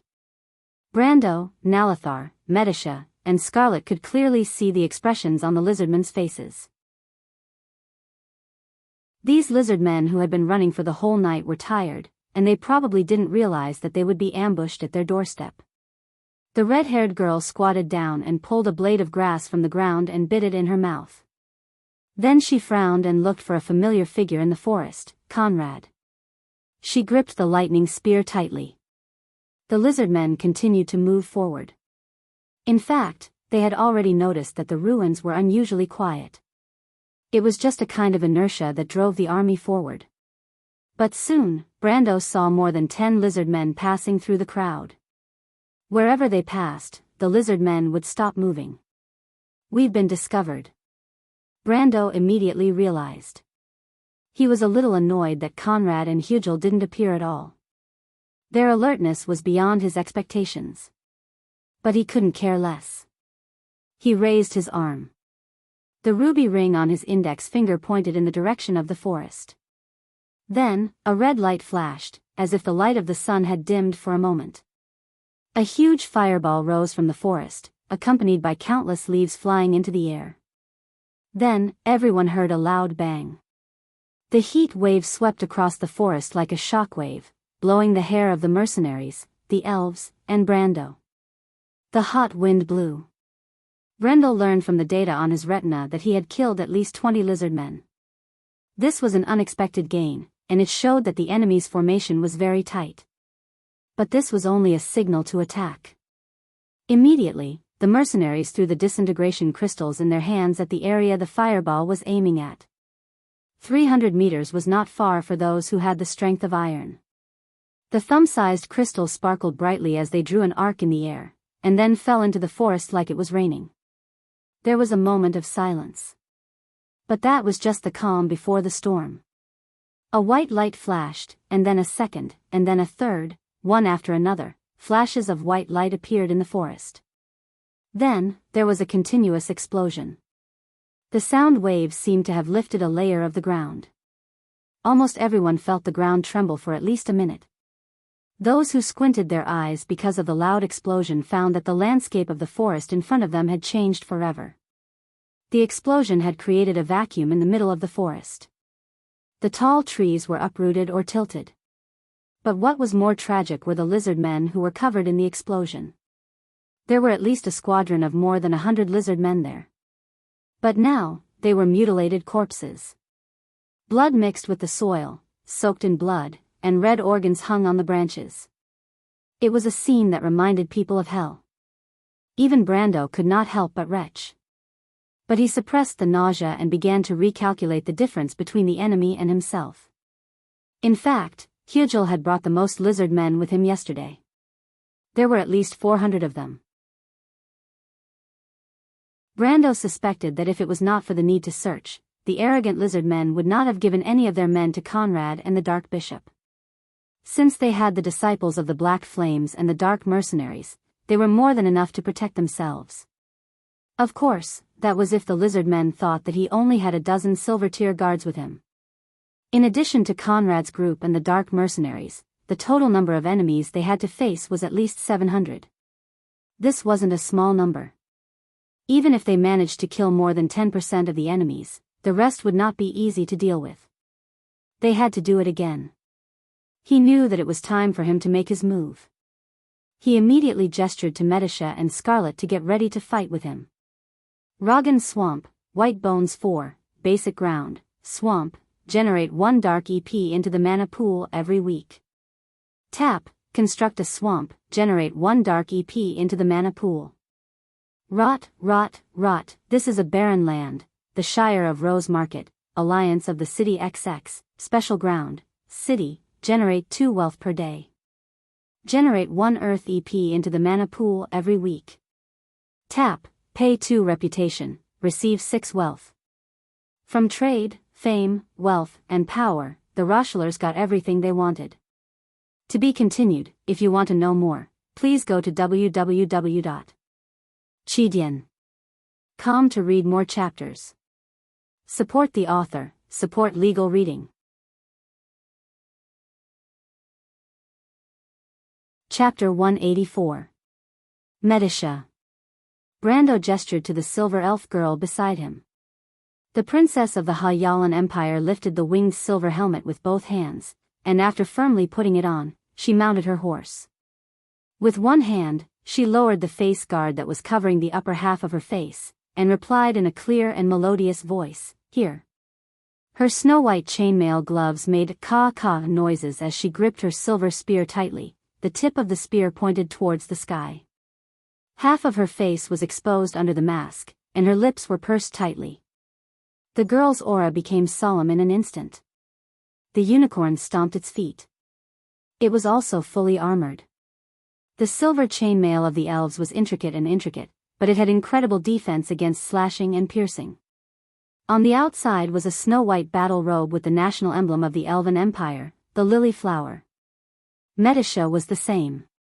She wore a snow-white robe, and her silver armor shone with a dazzling radiance.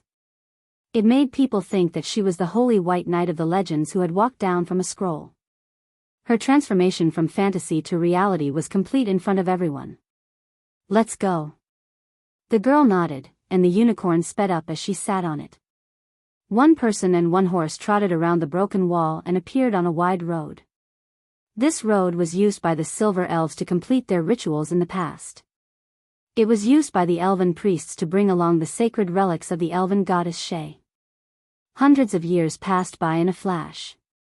Although the grass had covered the white marble used to pave the road in the past, and history seemed to have settled silently in the ruins where no sound could be made and no words could be used to describe what had happened in the past, the young female knight swept across the road as if the elven cavalrymen were passing through the road again, conveying the will of the goddess with a solemn and low voice. "Silver Elves." Conrad, who was far behind the lizard men, squinted his eyes.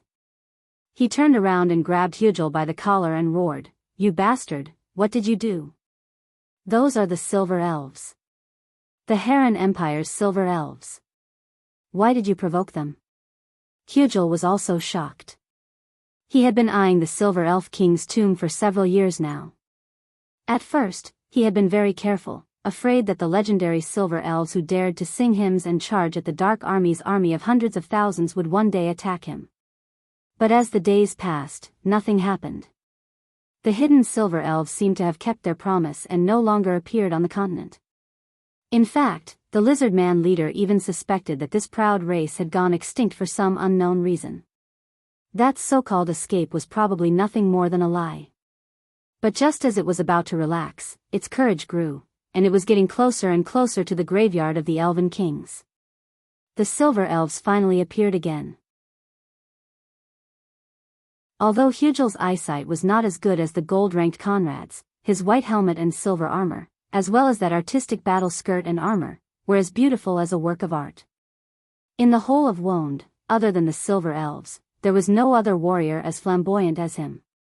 Hugel sucked in a breath of cold air, and then Conrad grabbed him by the collar and shouted, "Conrad, young man, look over there."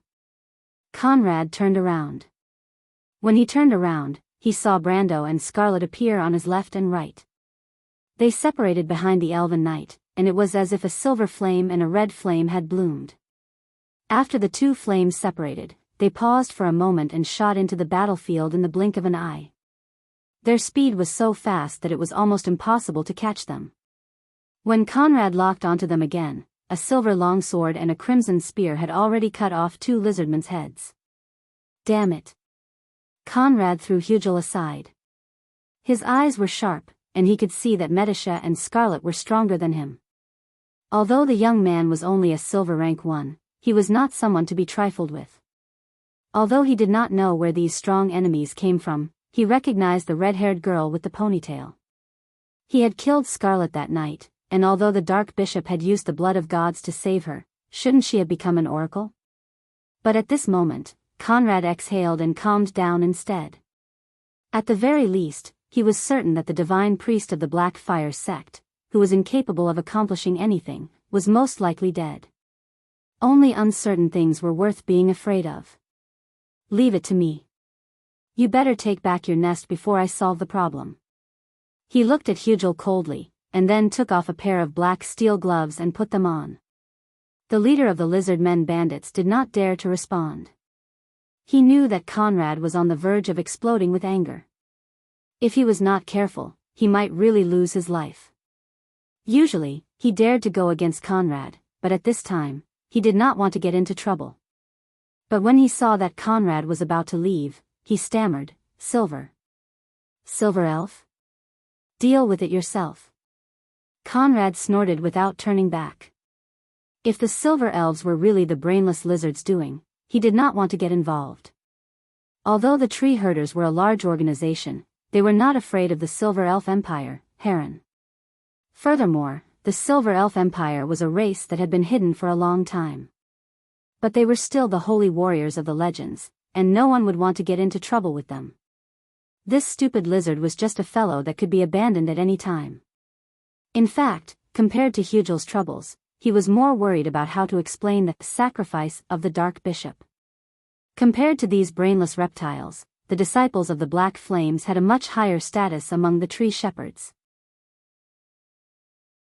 Although their leader, the goo insect overlord Myad, was only one of the 12 patriarchs, he was also one of the 4 patriarchs. He could cover up the deaths of the disciples of the Black Flames. After all, the operation this time was not small, and the mission even involved one of the Grand Dukes of the kingdom. But the loss of a low-ranked dark priest was something that had never happened in the organization for at least 10 years. Conrad had a headache when he thought about it. He raised his head, and his cold gaze locked onto Brando, Medisha, and Scarlet. In his opinion, the only thing he could do now was to find Duke Lone's heir and take it one step at a time. Chase these lizard men away from the central battlefield. Brando shouted to Scarlet as he cut down a lizard man warrior in front of him with his sword. The red-haired girl nodded. She swung her fiery red ponytail, turned around, and swung her halberd backward. An arc-shaped bolt of lightning shot out with a sizzling sound. The lizard men immediately retreated, and those who retreated a little slower were burnt to a crisp before exploding into ashes. Well done. The young man praised without hesitation. Even though the lizard men were only around level 20, there were still a lot of them. Including Nalathar, there were only 21 silver-ranked elven guards, and 17 iron-ranked mercenaries. But there were 500 to 600 lizard men here, and that was not including Conrad's mercenaries. If they all swarmed up, the consequences would be unimaginable. Thus, he had to think of a way to reduce the lizardmen's attack area, infinitely reduce the enemy's advantage in numbers, and increase his own personal strength. The method was simple. He, Medisha, and Scarlet were to firmly guard the center of the battlefield. But he did not expect that before he could even explain his thoughts, the red-haired girl seemed to understand his intentions as if she was telepathically connected to him. This kind of tactical insight did not seem like something that could be cultivated by a mercenary group. But his praise made Scarlet look at him in confusion. "Why are you praising me?" the red-haired girl asked. "Are you trying to please me?" "Phew. You did well. Do you need any other reason?" Brando grabbed a lizardman's spear and cut it down with a backhand slash. Then he took a deep breath and replied, "Up to you." Scarlet looked at him and then turned back. She used to fight for the Grey Wolves mercenaries. She had no family, and everyone in the group was her family. She wanted to protect her family, but now that her family was gone, all that was left was hatred. She always liked to do more than talk, and was a girl of few words. She only knew that she should do what she did. She was praised as if nothing had happened. Because everyone's eyes were on Eek, whether it was the leader or the others. Even she was the same. But Brando's thoughts were different from hers. He did not like to think about things that were too complicated. He only knew that Scarlet was now a gold-ranked fighter, and the Grey Wolves mercenaries no longer existed. Since there was an opportunity to take advantage of, he would be a fool not to take advantage of it and pull her into his camp. He had his own bottom line when it came to certain things, but he was not a pedantic person. And coincidentally, his subordinate Scarlet, Medisha, and even himself had mastered long-range attacks before they activated their elemental powers. Therefore, although the three of them only had the strength of silver, gold, and gold respectively, their combined lethality on the battlefield was terrifying. Scarlet's skills were all obtained through resonance with the lightning lance elemental powers. Back and forth, she could only use the thunder arrow slash. As for Medisha, as a fairy princess, before she came of age, she could only practice the basic sword skills of the elves. But after being transformed into a ghost knight, she learned charge, spirit lance, and thousand army strike. She was simply a moving cannon. He himself was even more abnormal. Although he was only a silver beginner, the battle skills in his hands would probably make anyone vomit blood. Charge, power burst, white raven sword arts, and frontal assault. Which one of them was not a dream skill for warriors? Not to mention the conflict aura that came with the badge, the wind bullet that came with the ring of the Wind Empress, and the fireball that came with the ring of the Flame. At his level, Brando could not imagine any better treatment. After all, no matter how good the equipment was, there was still a limit to the will. He thought that those RMB warriors in the past were just like that. With these three people on the battlefield, the combat power of his side would increase by 1,000 times. Moreover, the luckiest thing was that regardless of whether it was Medisha or Scarlet, although they were strong, they were in fact just inexperienced little girls. Brando had gone around recruiting famous players in the past to form a team. He had already developed a glib tongue and deceived the two little girls. Oh, no. It should be said that it was a simple matter for him to win them over to his side. But compared to this, what made him more puzzled now was that he had already set up his position here, and the intention of the battle was already clear. Why was Conrad still not willing to appear? At this time, the lizard men army had been forced to the sides by the three of them. This way, with the powerful individual strength of the Silver Elves, they could completely guard the narrow gap on both sides and even take turns with the mercenaries to maintain their strength. The opponent should be able to see through this. But what was going on? He raised his head and looked around. At the same time, he secretly wondered if the opponent had found out that he was not Eek and gave up. Or was there another conspiracy? But this question was quickly answered. Just as he and Scarlet were repelling the fifth wave of lizard men, they suddenly heard Medisha shouting at them from the left flank. "Careful! A strong wind came from the rear. What the hell, the enemy is underground. P.S. Continuous outbursts, half dead tired, a bit lacking stamina. In order to thank everyone for their support, I can only work hard to write." The prophetic emperor was joking once or twice. Is it fun to come to the book review section every day? To be continued. If you want to know the future, please go to www.chidian.com. There are more chapters. Support the author, support the original reading.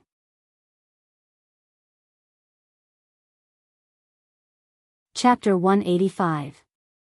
Brando turned around immediately, but the one who made the first move was indeed the Silver Fairy Princess, who discovered the enemy first.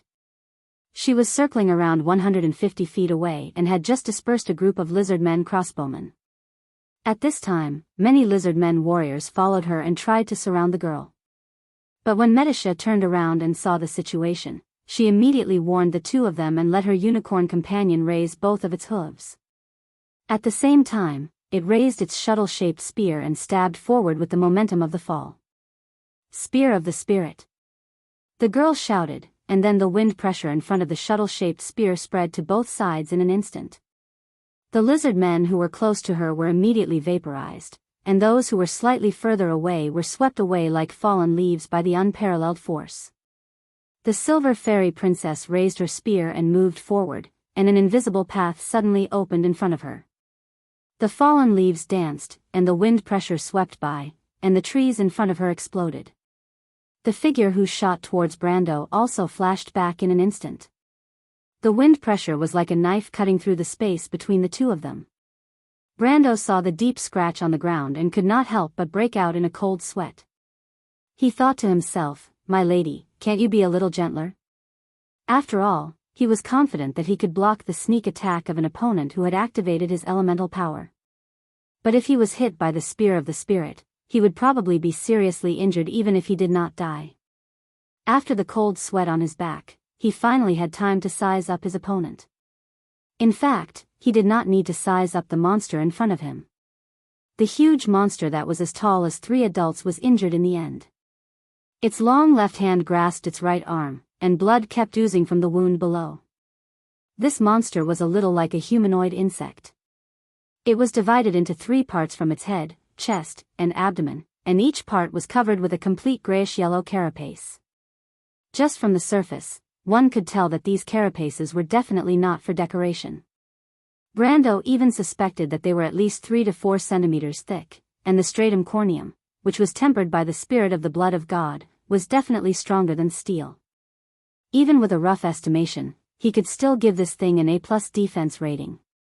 According to the other party's level, this grade of A+ defense rating was at least 15+, which was the defense of a main battle tank. Brendel felt himself groaning in pain. The monster's main limb was similar to an insect's limb, but its palm was more similar to a human's.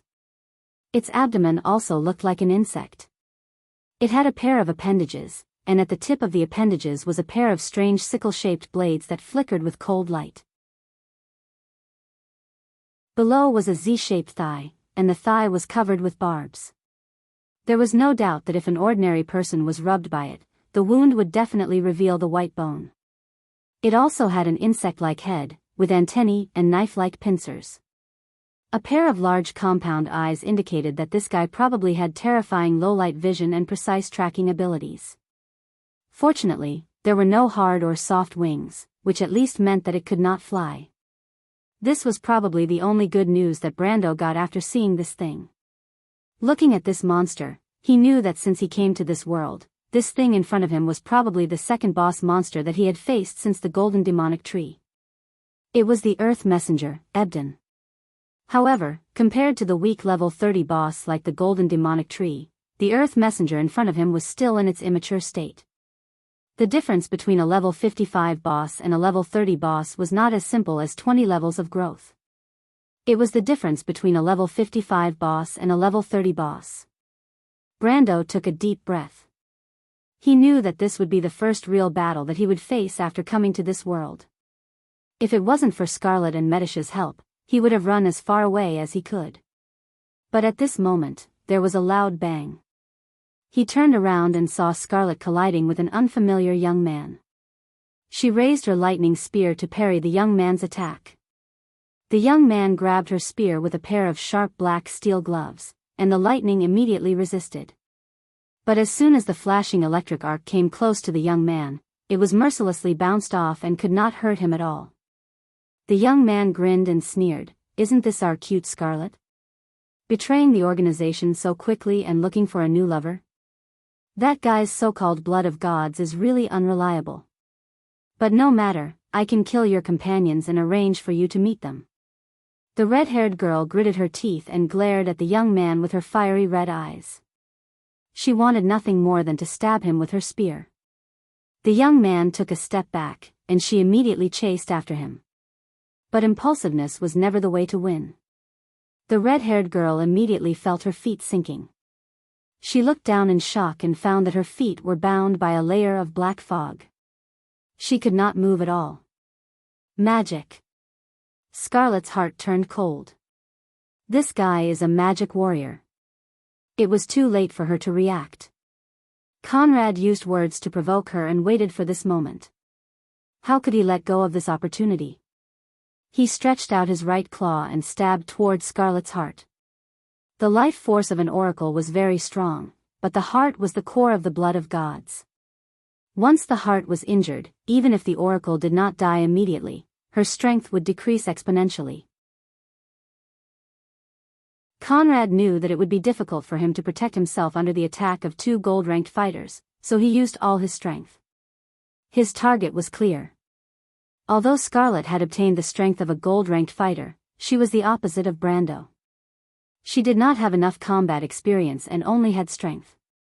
So although she was not the weakest among the three, in the eyes of the leader of the paper cards mercenaries, she was the easiest to kill. Unfortunately, if not for Brando, his wishful thinking would have succeeded. With her heart pierced, no matter how strong Scarlet's self-healing ability was, she would die. But at this moment, a sword appeared out of nowhere and blocked Conrad's claw. Brando did not hesitate to throw out his own sword. Of course, it was a useless weapon anyway, he thought. From the beginning of the battle, the young man saw it more clearly than Scarlet. Conrad's attack could be considered as magic, but more accurately, it was a magic trap. He did not expect the leader of the paper cards mercenaries to be a wizard hunter. This was really strange. Brando had rarely seen an NPC with the strength of a gold-ranked fighter. But this class was indeed very strong. It was a PvP class that was extremely difficult to level up, but strong in PvP. Conrad's speed of setting up the trap was so fast that even Brando almost did not see it clearly. To be able to fool his eyes, this was not something an ordinary person could do. It was not something that could be made up for by just having good skills. This guy probably had a talent, and it was probably a talent related to nimble fingers. And he should have learned that spirit chant skill, which was the only way to save the chanting time of the magic trap. But he did not know what other traps Conrad had used this passive skill on other than the illusion trap. This is going to be a little tricky. This thought only flashed through Brando's mind, but his body's reaction was much faster than his thoughts. In fact, when Scarlet felt her body stiffen, the young man had already grabbed her arm and dragged her back. Conrad's steel claws brushed past her chest and slid down. "Thanks, don't talk nonsense. Fortunately, you're a rare flat-chested girl," Brando secretly exclaimed, but when he looked up, he immediately saw Conrad's gloomy face. Conrad had attacked again. This guy also saw that not only did Brando see through his trick, but he also recognized his trap. In fact, the illusion trap was actually a kind of mental suggestion. It made people think that they had fallen into some kind of trap and subconsciously resisted their actions. But like most illusions, although others could see the effect of the trap, they would not be affected by it. But this was the secret of the wizard hunters, and he did not expect Brando to know about it. Of course, Brando knew about it. But this question in his view was completely different from Conrad's. In Erewhon and even the continent of Wonde, there were not many wizard hunters. Conrad not only obtained the certification of a superior hunter with his own identity, but also advanced to the gold level. After reaching this level, he began to gradually discover the benefits of this profession. Because there were not many wizard hunters who were familiar with their fighting style, there were even fewer people who were familiar with their fighting style. This was a huge advantage in actual combat. In the past, he had fought with many enemies who were stronger than him, and without exception, He used all kinds of strange attacking methods to finally win. But he did not expect that today. He finally met his opponent. This guy must die. Conrad's heart turned cold. He waved his claws forward, and Brando was so scared that he immediately used charge to retreat. What a joke. In the previous battle, he had already reached level 26. But even so, he only had around 50 ounces of strength under the condition of strength burst. Compared to a gold-level warrior who could easily exceed 100 ounces of strength, he did not want to take a free flight. Moreover, even if Conrad was only a wizard hunter who practiced both magic and martial arts, his strength was estimated to be around 80 to 90 ounces, and he was still not a match for him. Brando had 132 ounces of agility under the effect of strength burst. Not to mention Conrad, even the lightning elemental, who had the fastest speed among the gold-level warriors, could only look up to him. As soon as he retreated, the leader of paper cards swung his claw and slammed it on the ground. With a loud bang, the withered leaves within a 10-meter radius instantly turned into ashes, and the ground caved in, forming a huge crater. But when Conrad raised his head, he saw that the opponent was already 30 meters away. What kind of speed was this? Who is this guy? The leader of paper cards was stunned and forgot to chase after him. The young man in front of him was simply beyond his knowledge. Although he was young and had the strength of a silver level, Conrad himself was a genius. Of course, he would not think highly of Brando just because of this. Moreover, his target this time, the only son of Duke Lone, Eek, was also a genius. In comparison, Brando's strength was only mediocre. But even so, it seemed that this silver-level guy's strength was a little off the charts. Conrad was secretly shocked. He himself had extraordinary experience and learned all kinds of combat skills. He was confident that even if he faced an enemy of the upper gold level, he would still have the strength to fight, and he was deeply proud of this fact. But he did not expect that after 3 to 4 moves, he would only be able to fight to a draw with a silver-level guy. Furthermore, with the speed of the opponent's retreat, he naturally suspected that it was the Sun Knight order. This guy was a Sun Knight? If you want to know what will happen next, please go to www.chidian.com. There are more chapters. Support the author and support the original reading. Translator, Endless Fantasy Translation Editor, Endless Fantasy Translation.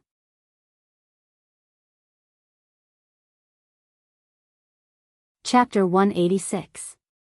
While Brando and Conrad were fighting, Hugel had already ordered his lizard men to split into 2 directions to bypass the center of the battlefield and enter the ruins from both sides. But the Silver Elves were already waiting for them. Nalathar divided his warriors into 2 groups, one led by himself and the other under the command of the Nightsong Tiger. Both sides guarded the side entrance of the ruins, and they quickly clashed with the lizard men that were coming out of the forest. These barbaric and simple-minded creatures screamed as they rushed out of the forest. They were agile and quickly rushed up the ruins of the elven buildings, but what awaited them was a flash of snow. The elven warriors looked down from above and pierced the throats of these beasts with their double-ended swords. Then they used their elbows to push the corpses away and threw them into the ruins. At the edge of the elven ruins, the moment the dark green tide collided with the silver line, 7 or 8 lizard men were thrown far away. They fell into the crowd of their own kind and knocked down quite a few people. The lizardmen's attacks suddenly stopped. How could Lopez and the Grey Wolves mercenaries who were hiding in the back let go of this opportunity? They immediately released arrows from their bowstrings. Bang, bang, bang. The arrows formed a white line that extended from the back of the ruins to the front. These white lines extended into the lizardmen's formation, and it was as if they had hit an invisible wall. These dark green and slender warriors fell back in rows. In Wound, a normal person who had received proper training could shoot 6 times in a minute. Not to mention these experienced mercenaries whose agility and strength were more than 10 times or even 20 times that of an ordinary person. Even if they were using a heavy 4-armed crossbow, they could still fire 15 to 20 bolts in a minute. That was a disaster for the lizard men. When the rain of steel fell on their heads, it was as if a grim reaper wearing a black cloak and holding a scythe had swept past their heads and slashed their ranks with the scythe. Just like that, death occurred one after another. The platoon leaders and the lizard men lieutenants at the back of the platoon tried to mobilize the crossbowmen to counterattack, but most of the lizard men crossbowmen had not even reached the level of iron grade. And some of them had just reached this level but had not undergone any formal training. Moreover, the closest crossbowman squad had already been scattered by Medusa at the beginning of the battle. Although the Silver Fairy Princess was of the royal family, she was still born in Wone during the most chaotic time of the war. She was able to grasp the situation on the battlefield and had already become an instinct. Without cover and ranged attacks, the lizard men began to stagnate and retreat. The elven commander with the golden helmet looked down and immediately took out the dragon horn from his waist and blew into it. The long tune of the horn had been ingrained in the hearts of these warriors for 7 centuries because it only meant one thing: charge. The silver elves raised their hands and placed their shiny double-ended swords on their right chests. Who are we? The sword of Aharan. Nalathar nodded and swung his sword downwards. The silver elves roared in unison and charged forward. It was like mercury pouring down from the sky. The lizard men had no way to defend themselves. Not only did they have to face a group of silver-ranked warriors, they also had to face 11 battle masters. The mercenaries' ranged attacks began to extend to the rear. In just one round, they had already destroyed 7 of their heavy crossbows. When the last one was taken away, Sanford had no choice but to switch to a short bow. Even so, the young man still felt his blood boiling.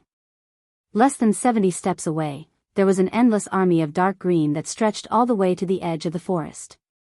But no matter how hard the lizard men charged, they could not cross the silver line. Not only that, the silver elves also took the initiative to charge forward. With only 10 of them, they charged towards hundreds of lizard men. This was a real battle. Sanford could feel his blood boiling as he listened to the elves singing their ancient battle song. A shiver ran through his body. It was as if he had returned to the ancient battlefield that existed to fight against the forces of darkness. That was a magnificent war. Truly, all the races gave it their all, fighting for freedom and honor. It was an epic war. Sanford returned fire with his short bow. He felt that he had fallen in love with this feeling. It was not just about becoming a mercenary. When the horn sounded, it was like a dragon's roar that swept across the battlefield. No matter how far away they were, almost everyone stopped moving. It was the war horn of the silver elves. Conrad's expression changed again. From his position, he could not see the 2 sides that were blocked by the forest. Naturally, he did not know what was happening there. But the sound of the horn did not lie. After 300 years of seclusion, the silver elves had appeared once again. The leader of the paper cards was convinced that Hugel, the leader of the lizard men, was the one who screwed up the entire mission. But he wasn't thinking about how to find that useless lizard man and beat it up. That damned lizard man would not have a good ending, and he did not want to lose his life here. The horn could only mean one thing. One of the strongest fighting forces of the Silver Elves, the Phoenix Guards, had appeared on the battlefield. But he did not know if the Elven Knights and the Hymnal Knight, Unicorn Knight, were also here. If that was the case, he would not even have a place to cry. The Hymnal Knight was the legendary army that sang the ancient song of the Silver Elven Empire and charged towards the Myrna army that numbered more than 100,000. Thinking of this, he did not want to fight anymore. He only glared at Brando, who was not far away, and retreated. The wizard hunter's agility was not low. Conrad's figure floated backwards, like a withered leaf that was about to disappear into the background of the forest. Brando was stunned. He was afraid that Conrad would go around them and cause trouble. At this moment, the Silver Elves were still able to deal with the lizard men, but if a low gold-ranked wizard hunter was involved, it would be hard to say. He immediately shouted to the Silver Fairy Princess who was rushing towards them, Medusa.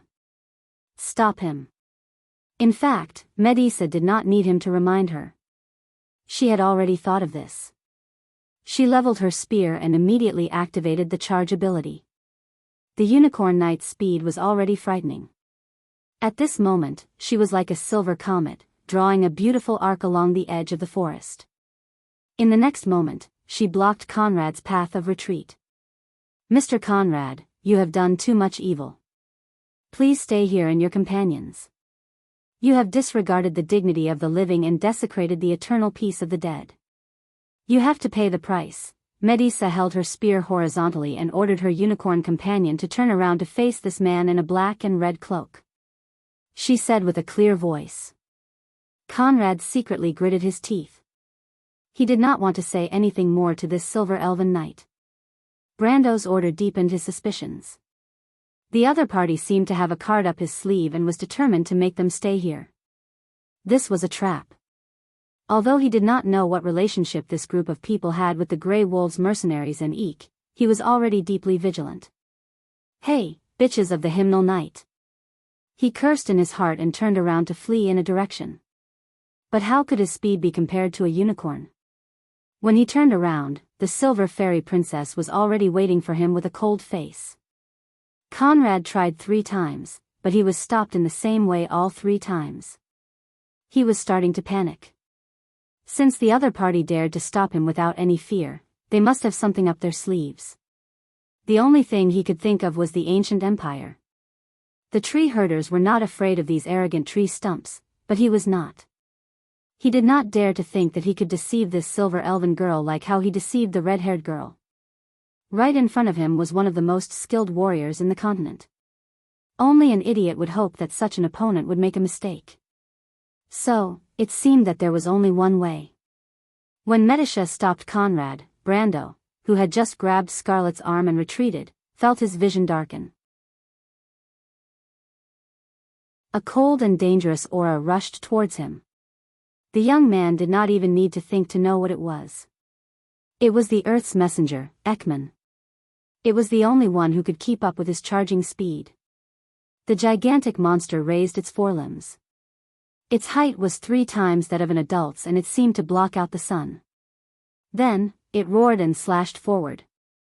The air became restless. Brando felt as if the ground beneath his feet had suddenly cracked open. Elemental power, rock strength, without a second thought, he hugged Scarlet and leaped into the air. Both of them rolled a few times in the forest. At the same time, Ekman slammed his palm down.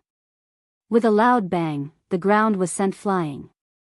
Stone fangs shot up from both sides of the ground and bit into each other, forming a stone cage around Ekman's palm. To the onlookers, it looked as if the gigantic monster had slammed its paw down on the ground and formed 5 stone claws. But as soon as its paw left the ground, the stones crumbled into dust and returned to the forest. Brendel got up from the ground and sucked in a breath of cold air.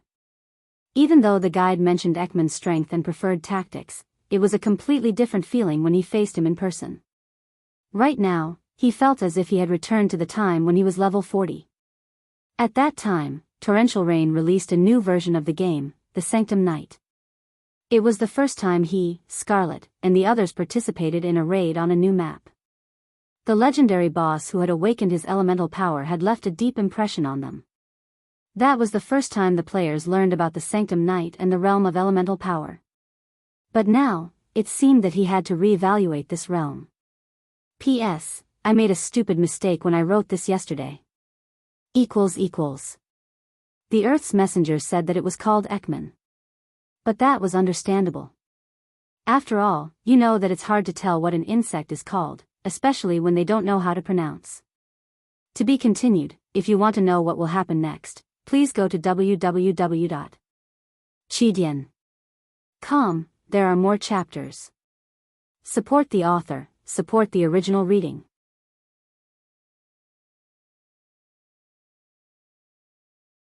Chapter 187.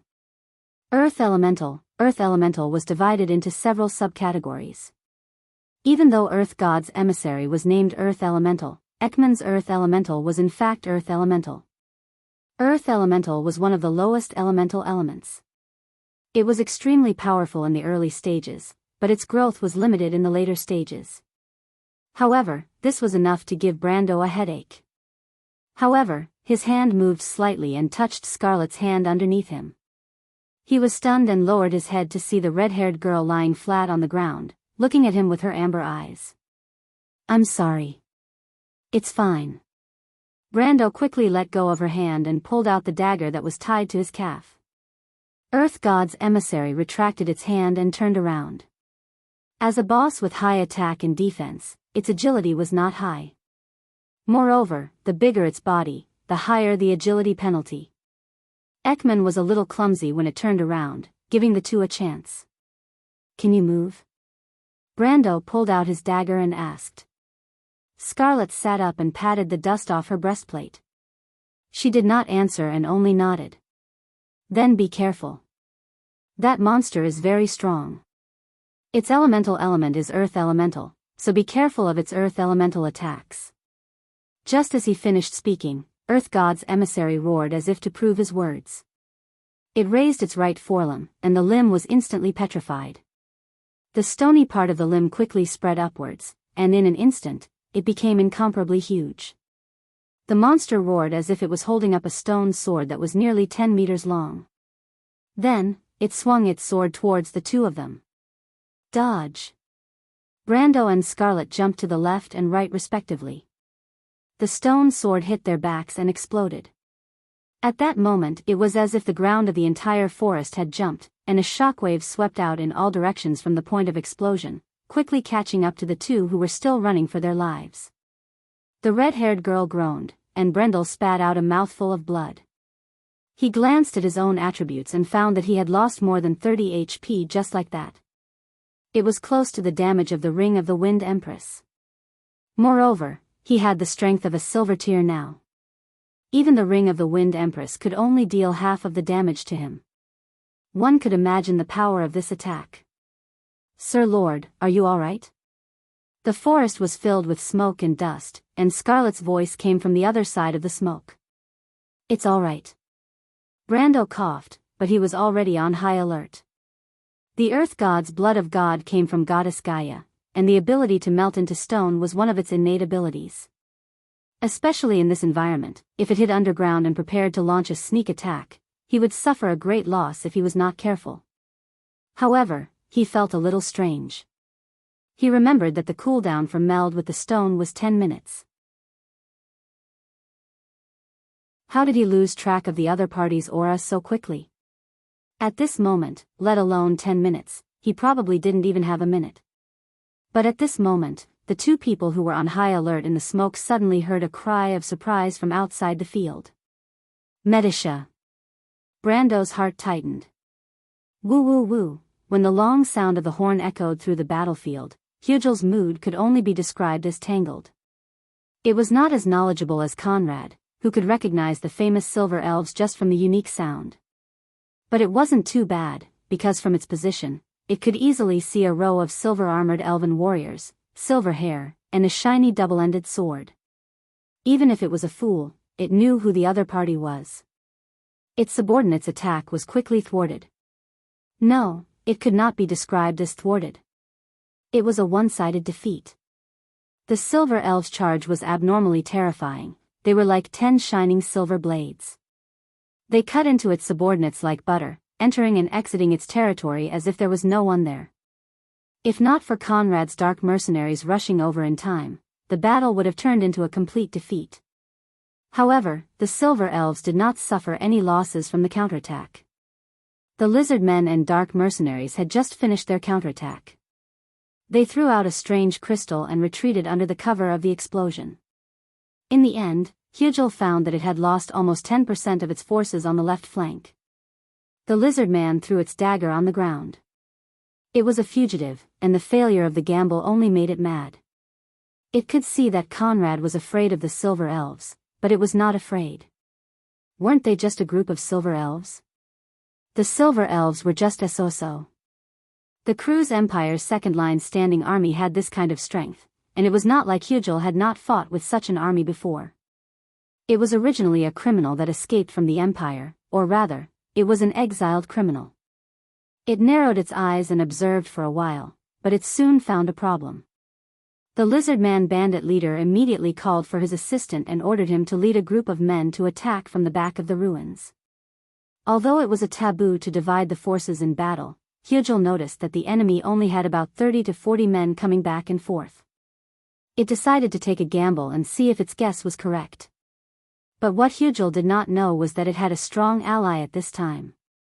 It thought that Conrad, who it could rely on, was already prepared to escape. The lizardmen crossbowmen finally gathered. After a short while of adjusting their shooting range, they occupied a high point outside the ruins. The rain of arrows quickly flew into the air and fell down, covering both the lizardmen and the lizardmen. They did not know what aiming was, nor did they know what an extended attack was. The arrows and shafts hit the ground like rain. The silver elf Nalathar waved his hand behind him. He decisively gave the order to retreat. Seeing his signal, the mercenaries behind him immediately put away their crossbows and short bows and left in a single file. Only then did the elven warriors follow. After a short battle, there were casualties between the two sides. Many of the mercenaries were hit by arrows, and Sanford was even hit by a knife in the end. The knife pierced through the young man's thigh artery, and if Nalathar did not stop the bleeding in time, he would have already met Lady Martha. The mercenaries made a simple stretcher for him, and the young man lay weakly on it. He gritted his teeth to prevent himself from groaning. Death was a sacred and peaceful thing for mercenaries. They were not afraid of death, but they would not abandon their comrades either. But when Sanford turned his head, he saw a mercenary that he recognized running over from the ruins. Isn't that guy from the Nightsong Tiger's side? A thought flashed through his mind. Mr. Nalathar. The mercenaries saw the situation and immediately shouted from afar. Captain Nightsong Tiger saw the lizard men moving towards the back of the ruins. He asked for your opinion. His words shocked everyone. Outflanking? This was the worst-case scenario that the young lord had predicted. They could not help but think of what Brando had said when he was planning the battle strategy. The young man told them that it was best to deal with all the situations according to the worst-case scenario, so that they would not be flustered. The silver elves did not say anything, but the mercenaries did not agree. Most of the mercenaries believed in the twin gods of fate, Alice and Helene. Of course, in this day and age where God had turned into the stars and the laws of the universe, this belief was more like a spiritual sustenance. But no matter what, a mercenary's mentality was similar to that of a gambler's. But now, the prophecy had come true. Human, what did he say? Nalathar asked. The captain said that unless we split up, we would be attacked from the front and back. The mercenary replied loudly. That's not a problem, the elven commander nodded, but the question is, who will be the commander? Captain Nightsong Tiger thinks that Mr. Sanford can. The mercenary's gaze fell on the only stretcher, and he suddenly realized that he could not finish the rest of his sentence. Among Brando's subordinates that could participate in the battle, the Nightsong Tiger and Nalathar had the strongest leadership and the most experience. Then there was the fairy princess, Medisha, Scarlet, and himself. But these five could not leave at all, and the only one with a little bit of reputation left was Sanford, who had just joined the group. Brando had also assigned the tasks like this when he was planning the battle strategy. But the current situation left everyone dumbfounded. Sanford was seriously injured and had to leave the battle. This was worse than they had expected. The mercenaries looked at each other. I'll go, Commander. A bell-like voice suddenly came from the ruins behind them. Everyone turned around and saw Romaine standing there with a sword in her hands, just like how she dragged the stone hammer in Brando's mansion in Butchie. She widened her eyes and looked at the others. Her light brown eyes seemed to be filled with a single sentence, "Can I?" Of course not. Nalathar shook his head. If this had happened a day ago, the Silver Elf commander would have considered it. But what this young miss did last night was too shocking. He couldn't let her treat the battle as child's play. Then let me go, Commander. A girl walked out from behind the Roman. She pressed one hand on her collar and pressed down on her shawl. She raised her head and calmly looked at everyone present. Nathaniel looked at Amandina. I had studied Feng Yu before. Harmain's Manual of Light Infantry, Monsieur Commandant. Besides, at this time, I think it should be my responsibility, she replied. P.S. Looking for subscriptions and recommendations. Students who have the ability to help promote it are also okay. In addition, I recommend a rare good book about online games. It's very epic. If you want to know what will happen next, please go to www.chidian.com. There are more chapters. I support the author and I support the original reading.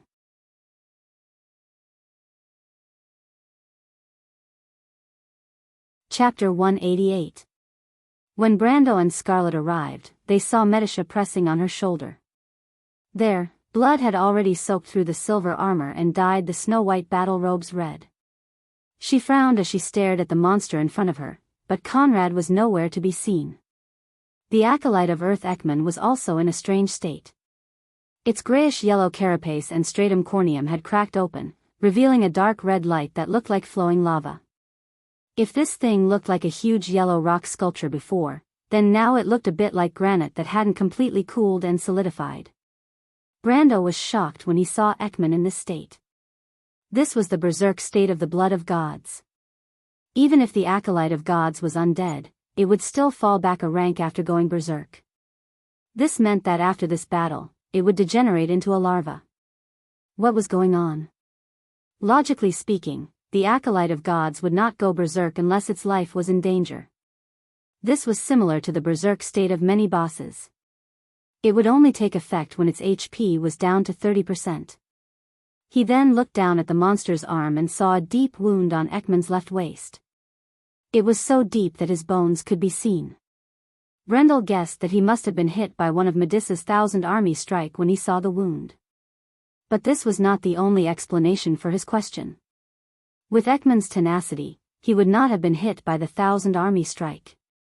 Even a direct hit would not have dealt less than 110 HP, so it would not have gone berserk.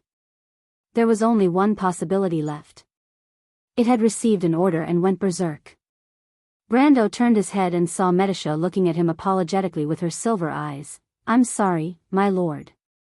The fairy princess gritted her teeth and whispered, "I let Conrad escape." Brendel blushed with shame. In fact, it was his negligence. He did not expect Ekman to attack in the east and attack in the west. In his opinion, Ekman was an insect that had been contaminated by the blood of gods. It should not have such intelligence. But he did not expect that as long as Conrad controlled the scabbard, he would be able to make decisions for it. "This isn't your fault." The three of them stood together, facing off against the Earth God emissary. At the same time, Brando asked, "What just happened?"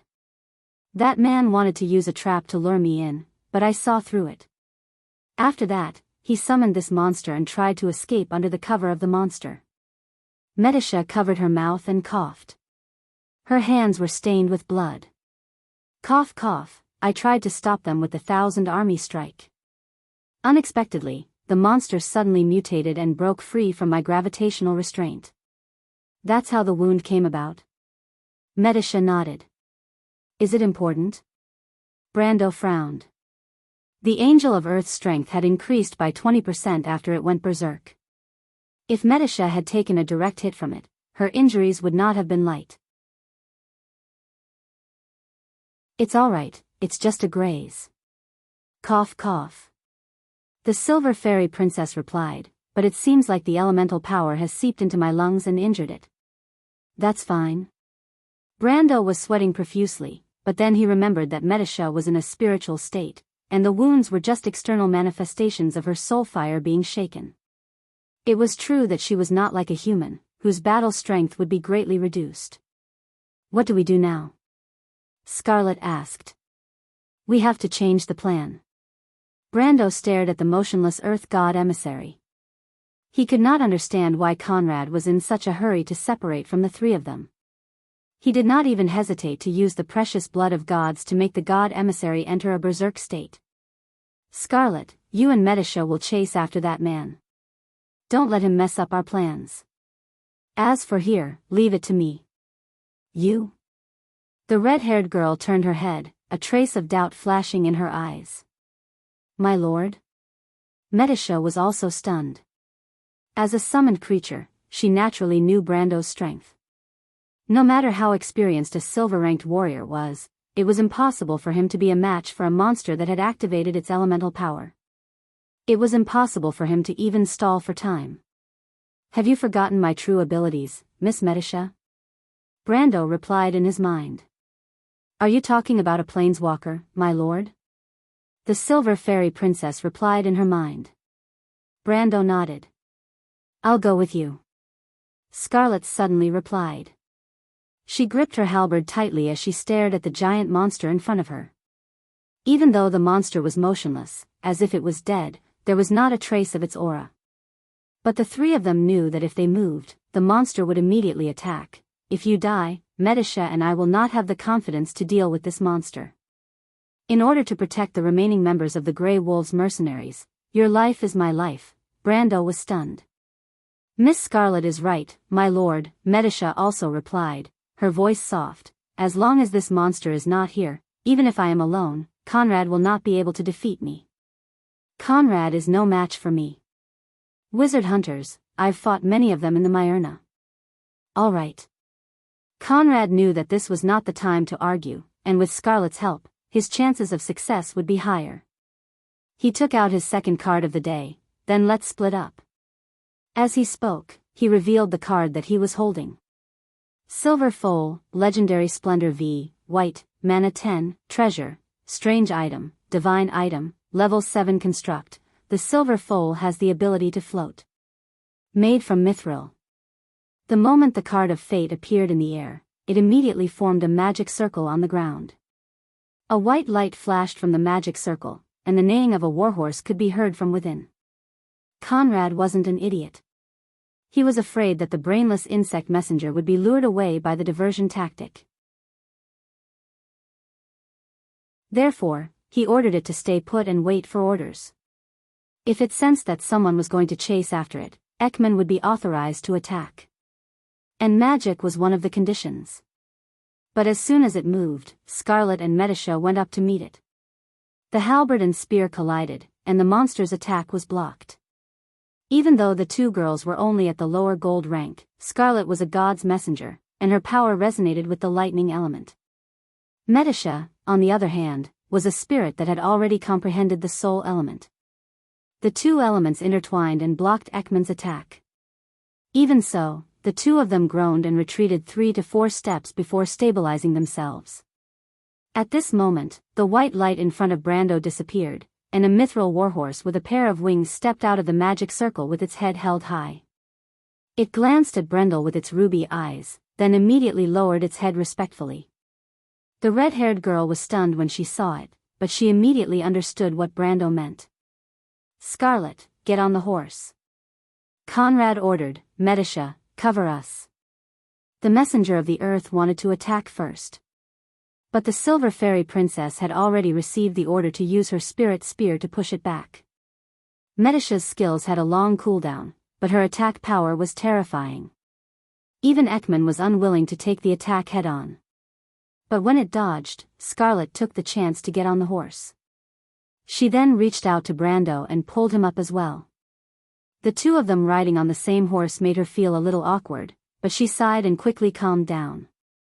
Let's go around its back. This brainless thing is following orders to the death. We have to get its attention first. Brando whispered behind her back. He then ordered Medisha, stay where you are. Medisha, wait for us to leave before you move. I understand. Medisha nodded. At this moment, Scarlet had already urged her horse forward.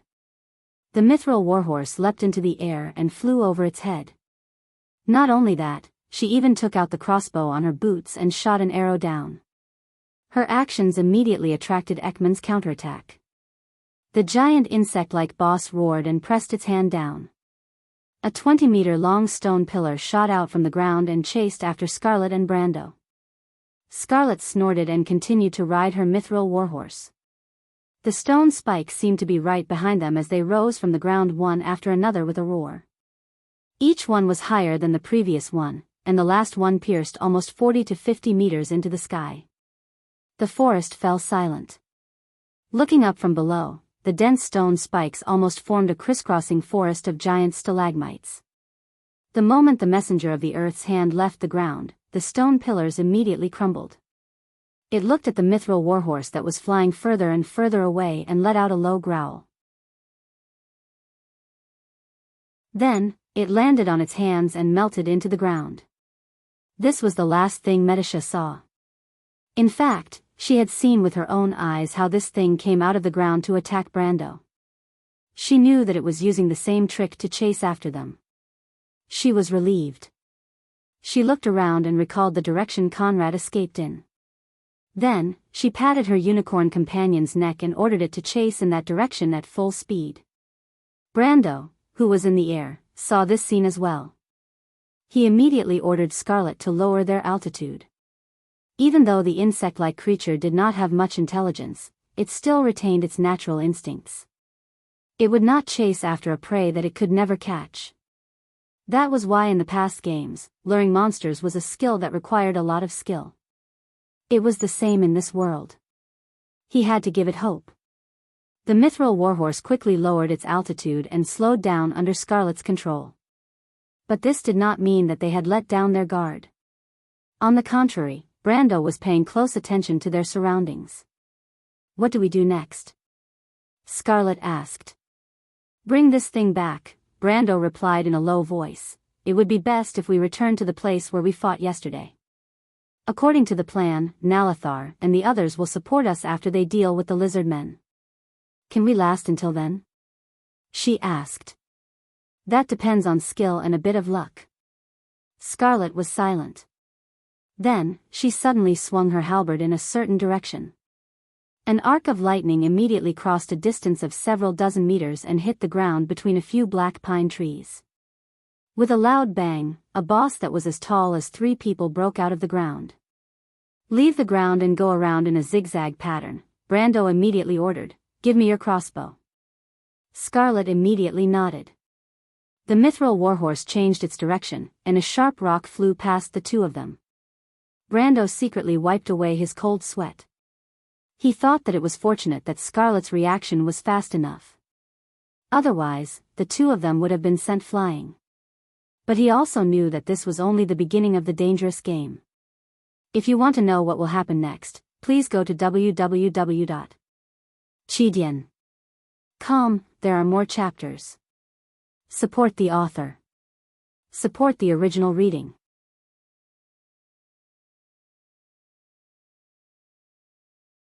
Chapter 189. Reports were quickly sent back through various channels. At the back of the Great Basilica, there was a ceremonial hall and a series of prayer rooms. This hall was once occupied by Hugel, and it was connected to the altar at the back. Below it were rows of monks' residences, and there were 2 outer walls at the back of the ruins. The ceremonial hall was not only the tallest building in the ruins, but it was also the core of the entire ruins. It was also the first place that Amandina set her eyes on. The mercenaries were like ants shuttling through the ruins. They received Amandina's orders and passed through the courtyard of the Great Basilica. The courtyard used to be the place where the silver elves prayed and meditated, but the beautiful and tranquil sanctuary was now in ruins. The beautiful and exquisite white corridors were now left with only a few pillars. The silent forest of pillars seemed to be filled with whispers of the past, narrating the history of this place. In this silence, the first 3 mercenaries of Lopez arrived at their destination. They set up a defensive line at the core of the Great Basilica, the second outer wall at the northwest corner of the ceremonial hall. From there, they could observe the lizard men in the forest. The Silver Elves had built 2 outer walls as a defensive line for this sacred and forbidden area. But after several centuries, the weathered walls had almost collapsed. Today, apart from the height difference between the first and second outer walls, the back of the ceremonial hall was almost undefended. And the lizard men did not seem to have any intention of repairing these fortifications. There were 2 main reasons for this. First, they did not have the ability to do so. The elves' defensive line was designed by skilled craftsmen, and the entire defensive line was intricate and complex. Hugel could not understand how they were going to rebuild the walls that had been reduced to rubble. Second, they did not need to do so. In this forest, the lizardmen's only natural enemy was their drunkenness and brawl. Almost every year, there would be more than 10 casualties. Of course, now they had another natural enemy, and that was Brando. The second group of mercenaries arrived at the other side of the gap.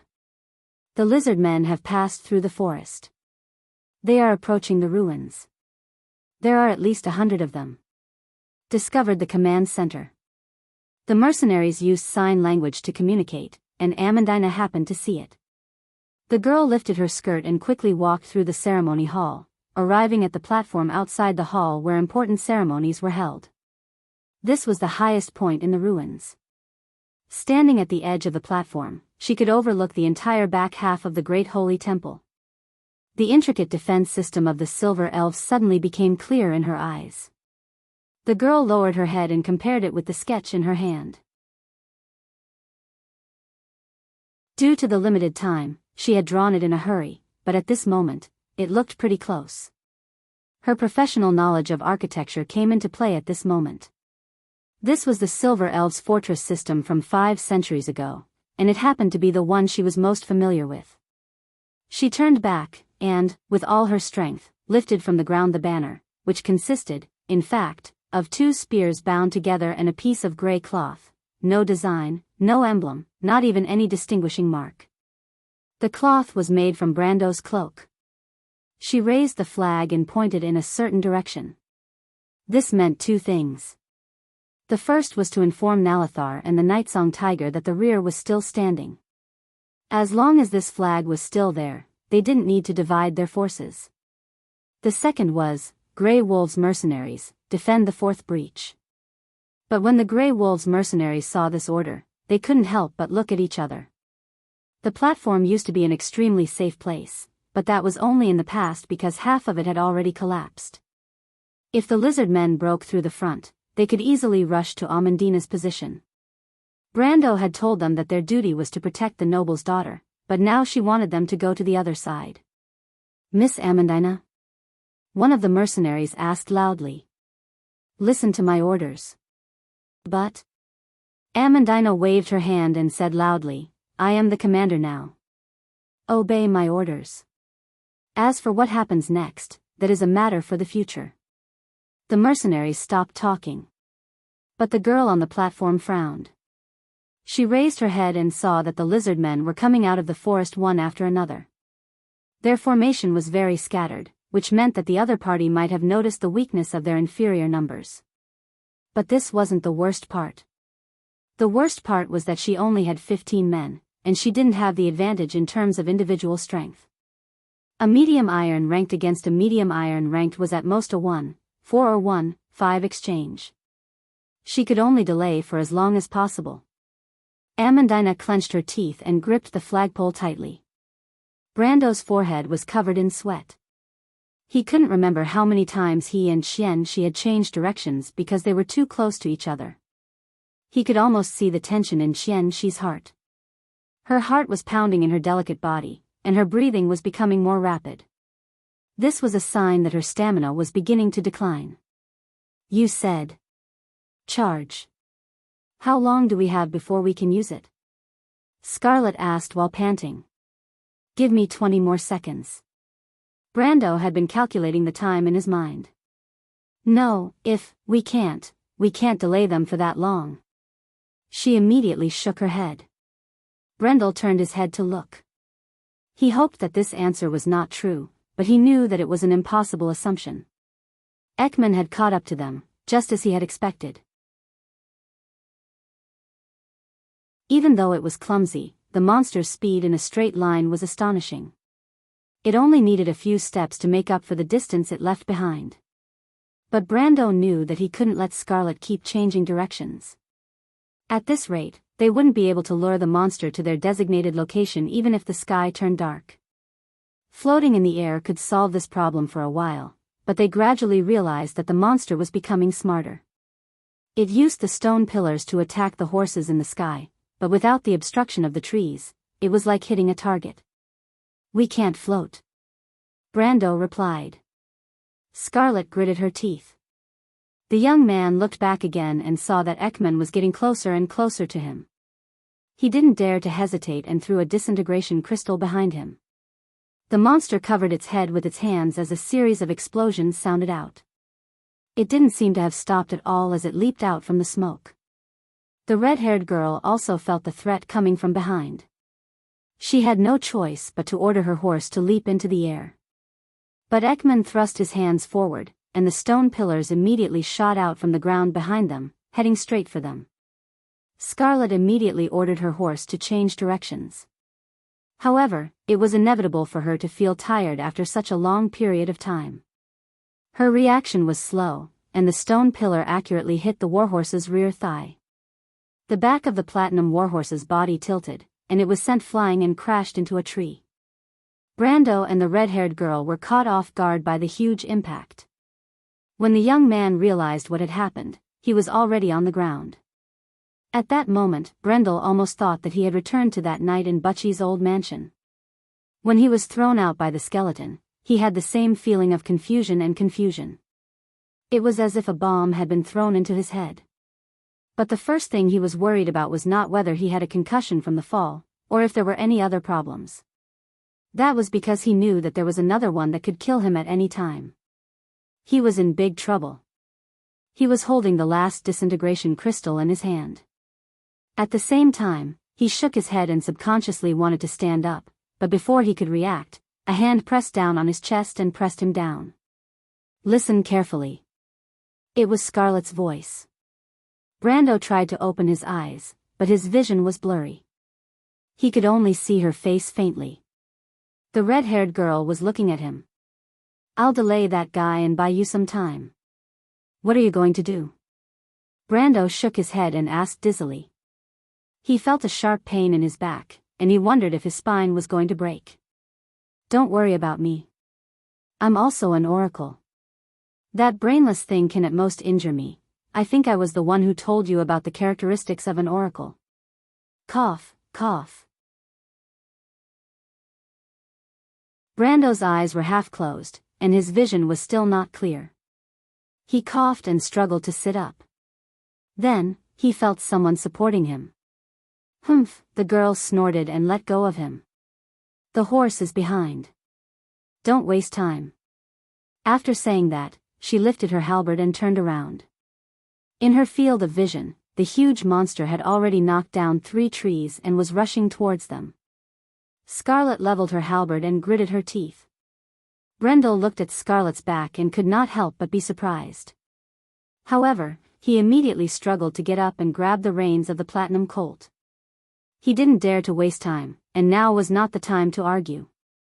Scarlet had made her choice, and he could only cooperate. This was the most basic rule in a team. Otherwise, the opportunity would be wasted if he hesitated. Brando mounted the horse and gave the order to gallop. He turned around and saw that Scarlet had already been sent flying by the Oracle of Earth. The girl was like a stone as she flew into the forest, and a series of crackling sounds could be heard. Then, there was no sound. A lower gold rank was powerless in front of an awakened elemental power. After the Oracle of Earth confirmed that the enemy had lost the ability to fight, it once again set its sights on the bug that was still running away. No one gave it an order, and the Oracle of Earth was controlled by the violent nature of the blood of God. Its first target was naturally to kill everything that could move. Especially when Brando was afraid that it would continue to cause trouble for the red-haired tigress, so he threw a disintegration crystal at it. Without a doubt, the monster's aggro returned to the young man. But the time that Scarlet had bought was useful. Because at this moment, Brando finally activated his charge skill that was in cooldown again. After 3 turns, he left a silver line in the forest. In fact, with the boost from the Platinum Warhorse, Brando's speed had exceeded 1000 OZ for the first time since he came to this world. This number was infinitely close to the peak of his agility in his previous life. If someone was lucky enough to see this scene from above, they would definitely see a beautiful silver line cutting through the forest. It would directly split the forest into 2 and extend into the distance. P.S. Continuous bursts are too tiring, so I need to take a break. Today I went to the Korean server to play Terra. Sigh, the Koreans are indeed ahead of the Chinese. If you want to know what will happen next, please go to www.chidian.com. There are more chapters. Support the author. Support the original reading.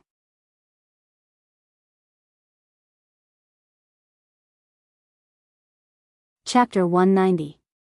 The beast men had a proverb called Orsatersmasak, which meant that even a beast at the end of its road would still have the strength to fight back. Brando felt that this proverb was the most appropriate one to describe his current situation, but it was only limited to the first half of the proverb. The difference was that he couldn't bite anyone even if he wanted to. The Platinum Warhorse still had some strength left, but Brando himself couldn't support it anymore. As the saying goes, the evils you bring upon yourself are the hardest to bear. When Brando used charge on the Platinum Warhorse, he didn't consider the relationship between vitality, dexterity, and strength endurance in the game. To be honest, he couldn't be blamed, because in the game, it was difficult for a low-level player to obtain a pet that was much stronger than them. Thus, when the Platinum Warhorse burst out with 1,320 ounces, the maximum speed of both man and horse exceeded 25 times the speed of sound in an instant. After passing through the cone-shaped shockwave, the air resistance that Brando had to endure was like a fly flying into a piece of tempered glass at a speed of 10 kilometers per second. Even though Brando's perception was 5 times stronger than a normal person's and he was able to react to his mistake in a fraction of a second, it was still a little too late. The Platinum Colt crossed a distance of nearly 16 miles in a single leap, to the point that its terrifying speed formed an unnatural and magnificent bright silver belt in the forest. However, Brando also saw that his HP had reached its limit. Blood seeped out from his mouth, nose, eyes, and ears, and his organs were all damaged. After his HP reached the critical point, he immediately entered a weakened state. Brando coughed out a mouthful of blood, and the only thing he was thankful for was that he didn't die immediately. It was also thanks to his vitality that was 20 times stronger than a normal person, and his powerful regeneration and defense that his organs weren't completely damaged. If this injury was inflicted on him when he first transmigrated, he would probably be dead by now.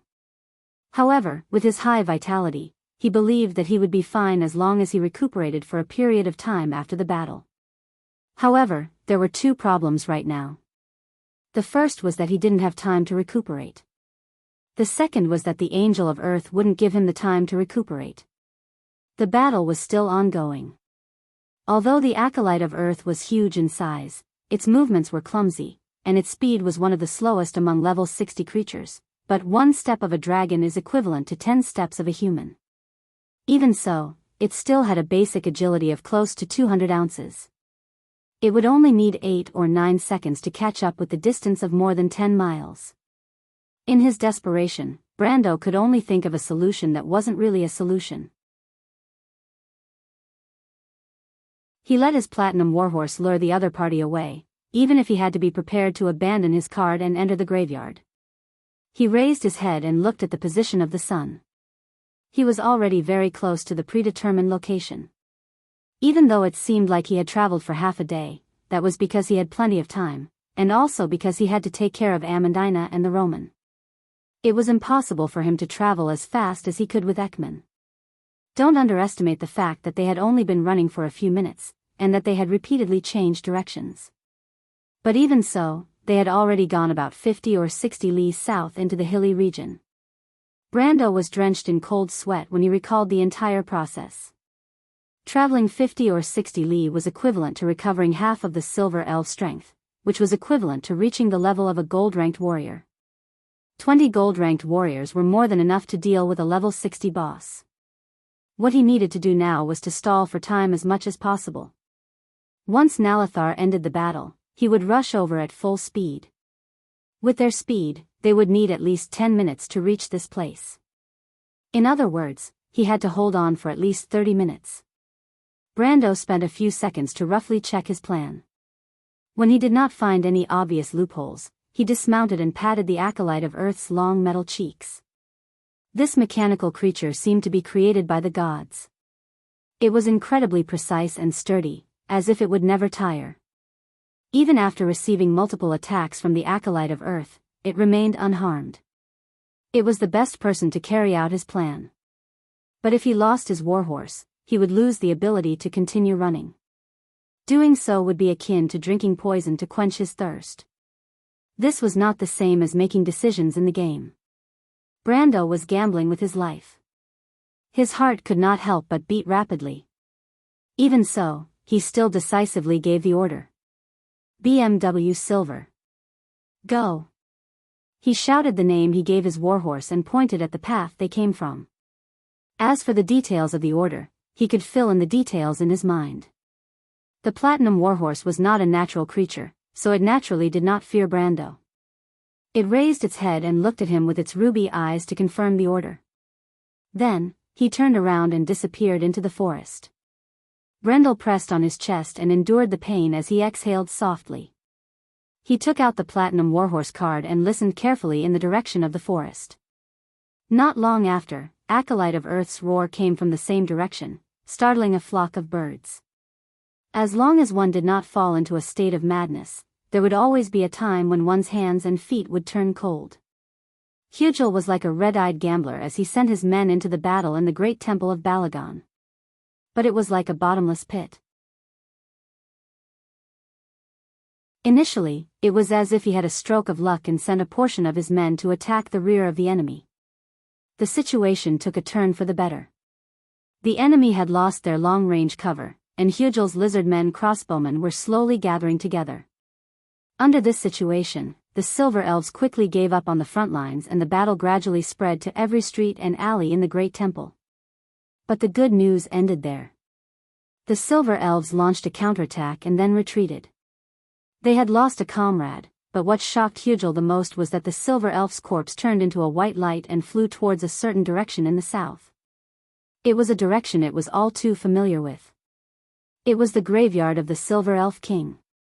This was the first time the Lizardman commander suspected the origin of the Silver Elves. But after a while, he found that he did not have the chance. The large group of lizardmen that had been sent to the rear of the battlefield had not been heard from until now. Instead, a flag was raised in the direction of the ceremony hall. In the end, the morale of the lizardmen plummeted, and their originally smooth offensive came to a halt. The Silver Elves took the opportunity to counterattack and took back another wall. Hugel was so angry that he vomited blood, but there was nothing he could do. At the very least, he had begun to attack, and the advantage of having more people was beginning to show. But just as he was about to take advantage of the situation, he turned around and was surprised to find that he no longer had any reserves. That feeling was like a crazy gambler turning around to grab his chips, only to find that he had nothing left. However, all the chips that originally belonged to him were now on the gambling table, but the balance of the war was slowly tilting to one side. The 20 Silver Elves were still as steady as a great wall of steel, standing firm in the dark green tide. Hugel felt his hands and feet turn cold. But compared to the other Silver Elves whose brains had not fully evolved, Hugel was still considered one of the smarter ones. He pondered for a moment and immediately understood the cause and effect of the whole situation. Thus, he immediately called for his deputy and ordered, "Have the lieutenants on the front lines press forward and push the front lines forward a bit." "Boss, are we going to launch an all-out attack?" The green-skinned deputy with a protruding mouth and monkey-like cheeks asked. "No." Hugel shook his head. "We are preparing to retreat, only us. But our brothers, don't worry about them, we don't have time to care about them now." Hugel shook his head helplessly. He held the shining necklace with 3 thin fingers and replied, "As long as we have this, we can re-enter this region with the help of the tree herders. I think I have figured out where the Silver Elves came from, and I will be more prepared next time." "But are we leaving just like that? Aren't we going to inform Conrad?" the deputy asked. Hugel was a little hesitant, but he immediately shook his head. "Don't worry, that bastard is an envoy. Even without us, he can still protect himself. But if Conrad died in the region it was in charge of, it would not be able to bear the consequences, so it was a little hesitant." In the tree herders, members of the tree herders who cooperated with and commanded the divine envoys were called envoys, and those who carried the divine blood were called breeders or experimenters. Hugel could not help but look at the battle situation. On the surface, the lizard men were still on the offensive, and their casualties were still less than 20%. However, the silver elves did not show any signs of collapsing. On the contrary, they continued to inflict casualties on the lizard men. Bandits had no discipline to speak of, and Hugel believed that once the casualties reached 30% or the battle lasted for more than 20 minutes, these bastards would quickly collapse. At that time, even if it wanted to escape, it would have to depend on the mood of the enemy. Hugel's experienced eyes had been honed through the long struggle between Kurlutz and the Empire. In its homeland, the lizard men were slaves to the crews, and their struggles lasted for centuries. Hugel was one of them, but he acted more like a bandit. But it was precisely because he was a bandit that he was confident in his intuition for danger.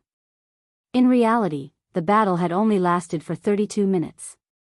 When Nalathar sensed a strange emotion coming from the back of the lizard men army and began to waver, this silver elf commander with hundreds of years of experience decisively seized the opportunity. He blew the dragon horn again, and the elven warriors mustered the last of their strength to charge again. The lizardmen's crossbow bolts bounced off the elven warriors' armor, and the 20 elven warriors charged shoulder to shoulder like a moving wall. The lizard men collapsed. The dark green tide began to recede, and the command was disintegrated one by one. But when they finally realized that Hugel was no longer there, this retreat turned into a true rout. Nalathar ordered his men to pursue the lizard men for a few hundred meters, but the lizard men screamed and stomped on each other as they fled back into the forest. Looking from the direction of the ruins, it was as if the ground was covered with scattered green cockroaches. Apart from the corpses, everything else had quickly escaped, leaving everyone dumbfounded. If Brando was here, he would definitely tease these elven warriors. The enemy's advance is too fast for our army to catch up. To be honest, I really despise April Fool's Day. If you want to know what will happen next, please go to www.chidian.com to read more chapters. Support the author, support the original reading.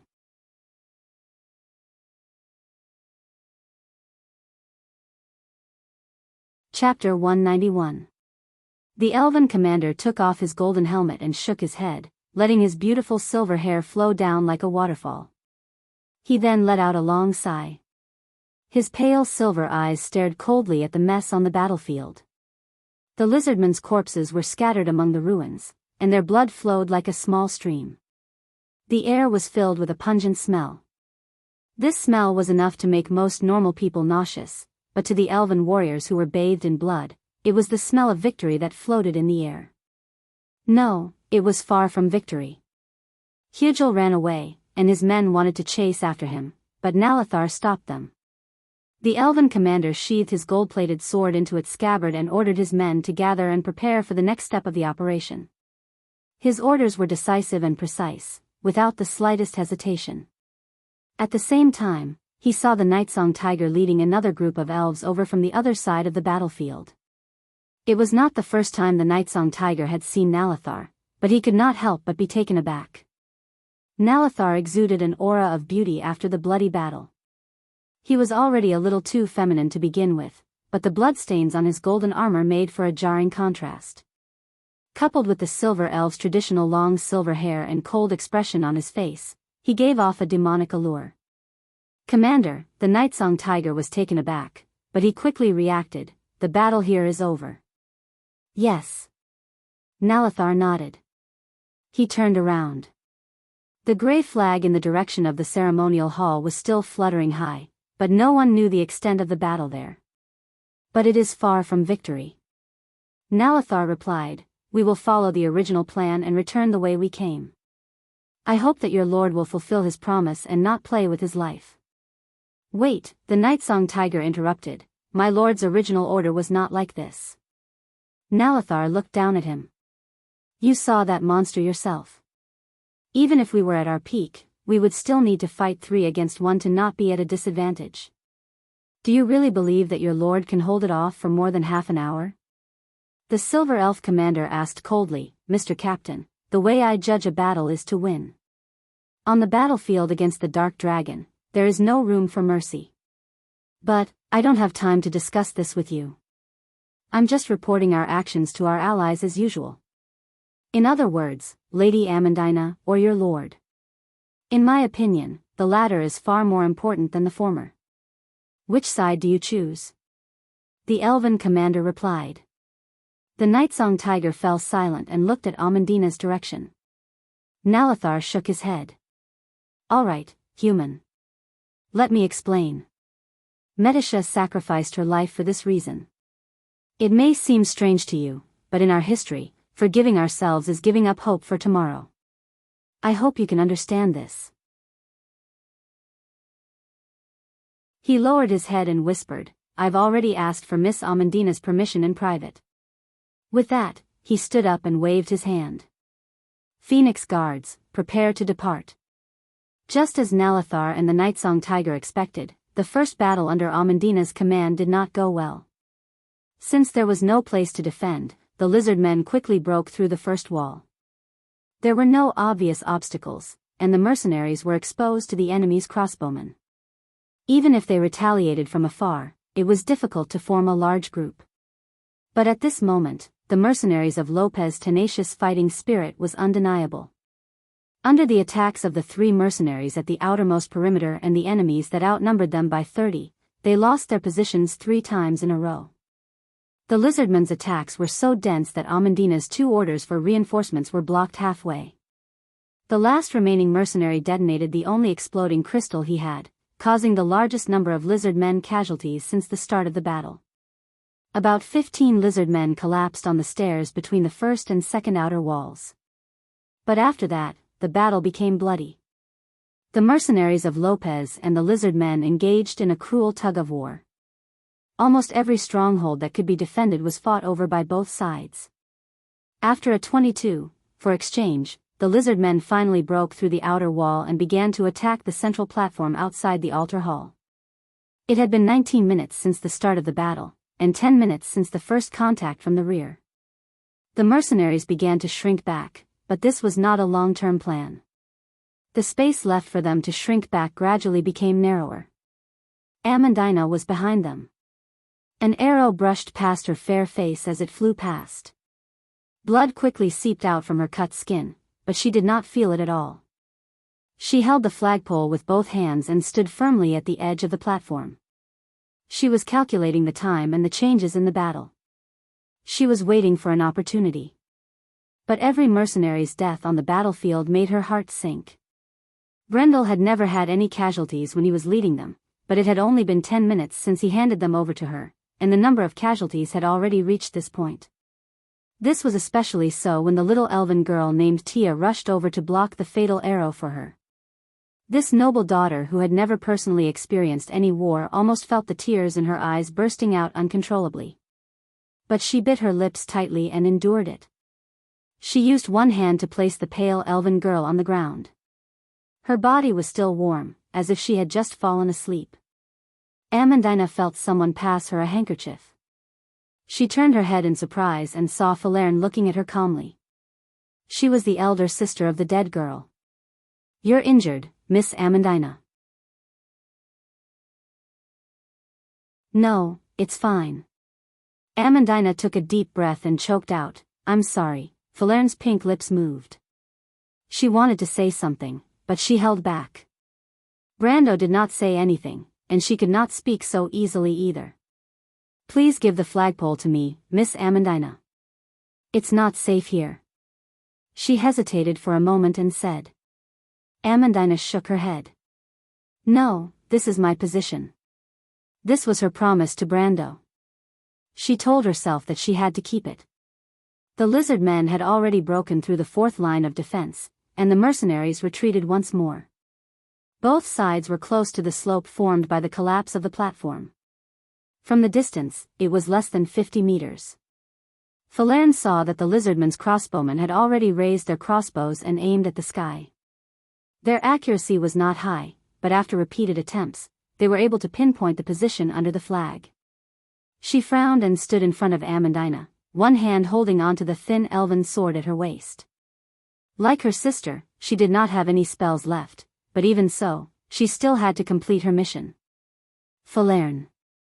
Yes? Thank you. Amandina coughed and said softly. She smiled faintly, but her eyes fell back to the ground. Her expression quickly became serious again. The lizard men tightened their crossbows, and a series of creaking noises could be heard from their group. But when they raised their crossbows again, she was not sure if she could block all the bolts. She gritted her teeth and unconsciously gripped the hilt of her sword. She raised her crossbow. Amandina and Falerne both felt their breath catch in their throat. Even if they were prepared to face death, they would still feel a sense of despair when they were about to face it head-on. But it seemed that the scene they imagined did not happen, because a small shining crystal suddenly flew out from behind them. It drew a beautiful arc in the air and fell into the group of lizard men below. It was like a blood-red flower blooming in a dark green ocean. With a loud bang, the lizardmen's severed limbs and internal organs flew in all directions. Then, it rained down like a rain of blood. Everyone was stunned, including the lizard men, the mercenaries, and even Amandina and Falerne. The only disintegration crystal they had left was the one in Amandina's hand, but she clearly gave it to the 3 mercenaries to use. Amandina subconsciously turned her head. She immediately heard a clang, and a long sword was thrown up from the ruins behind her. She immediately saw the Roman crawling up on all fours. She lay down on the platform as if she was about to die. She gasped for air as she looked at Amandina with a smug smile. Phew, I almost got lost. Phew, phew, phew. It wasn't easy to find this place. Phew, Amandina, I've learned swordsmanship, I can protect you. Phew. Aya, I'm so tired. Wait, Amandina was stunned for a moment before asking, Roman, why are you here? No. That's not it, I mean, didn't you give the disintegration crystal to Brando? Amandina looked wronged when she heard this. She pressed down on her bag and whispered, that. Amandina, I only hid a little bit. How much? Wait. Amandina suddenly understood. No wonder she felt that the explosion that night was not right. She immediately grabbed the Roman's shoulder. Damn it, didn't you say that you used those last night? Is it those? Definitely not that many. Roman guarantees that Roman only has 9. No, 8. Roman's expression changed, and he immediately shook his head like a rattledrum, while rolling his eyes and replying. To be continued. If you want to know what will happen next, please go to www.chidian.com to read more chapters. Support the author, support the original reading.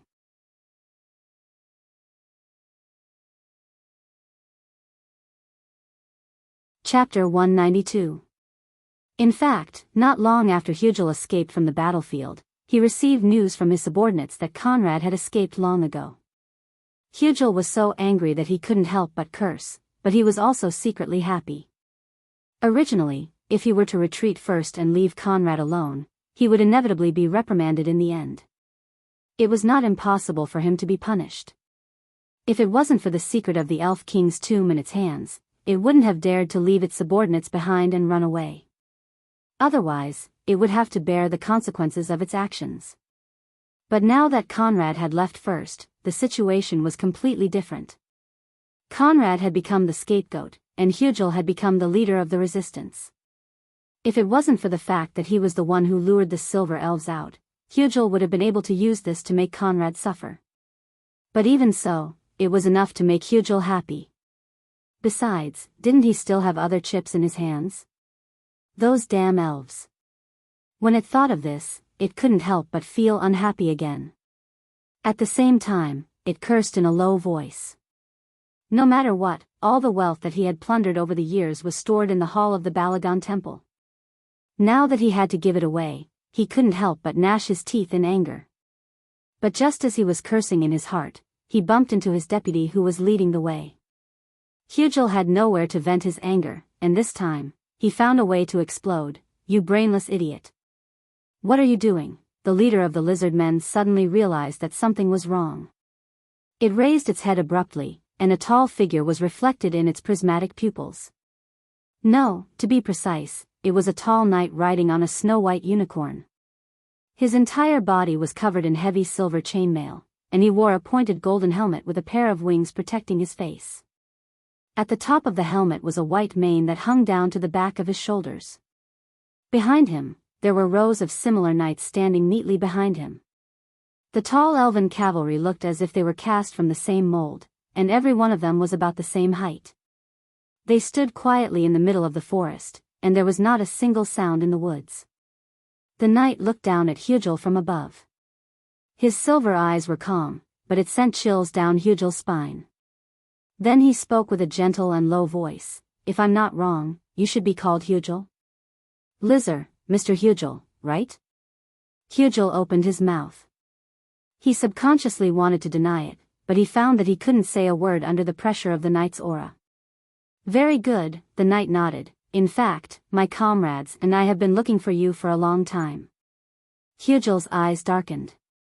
In this world, there was only one army that would call their comrades comrades. They were the Silver Elves, the Hymns Knights. 10 minutes. Brando threw out the dimmed card in his hand.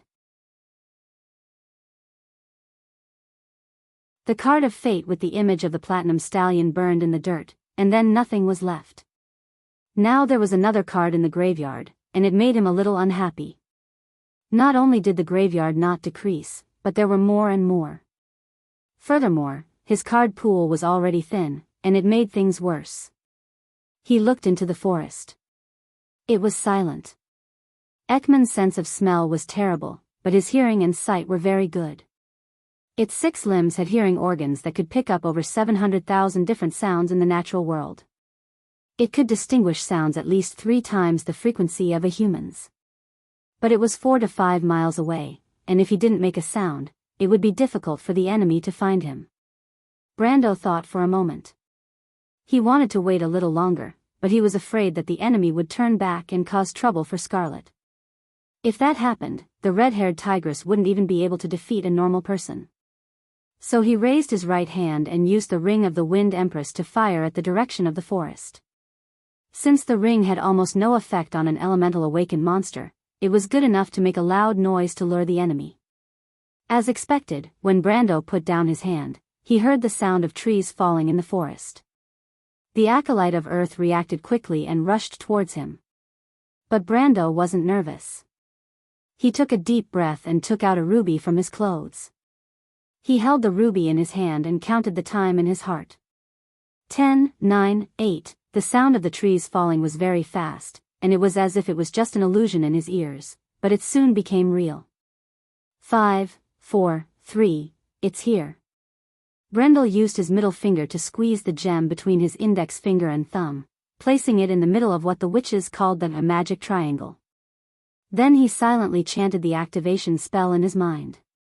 The ruby flashed with a red light, and the surrounding 10 meters became silent. The sound of the wind, the rustling of the leaves, even the heartbeat, breathing, and the pulsation of the blood vessels, all sounds disappeared.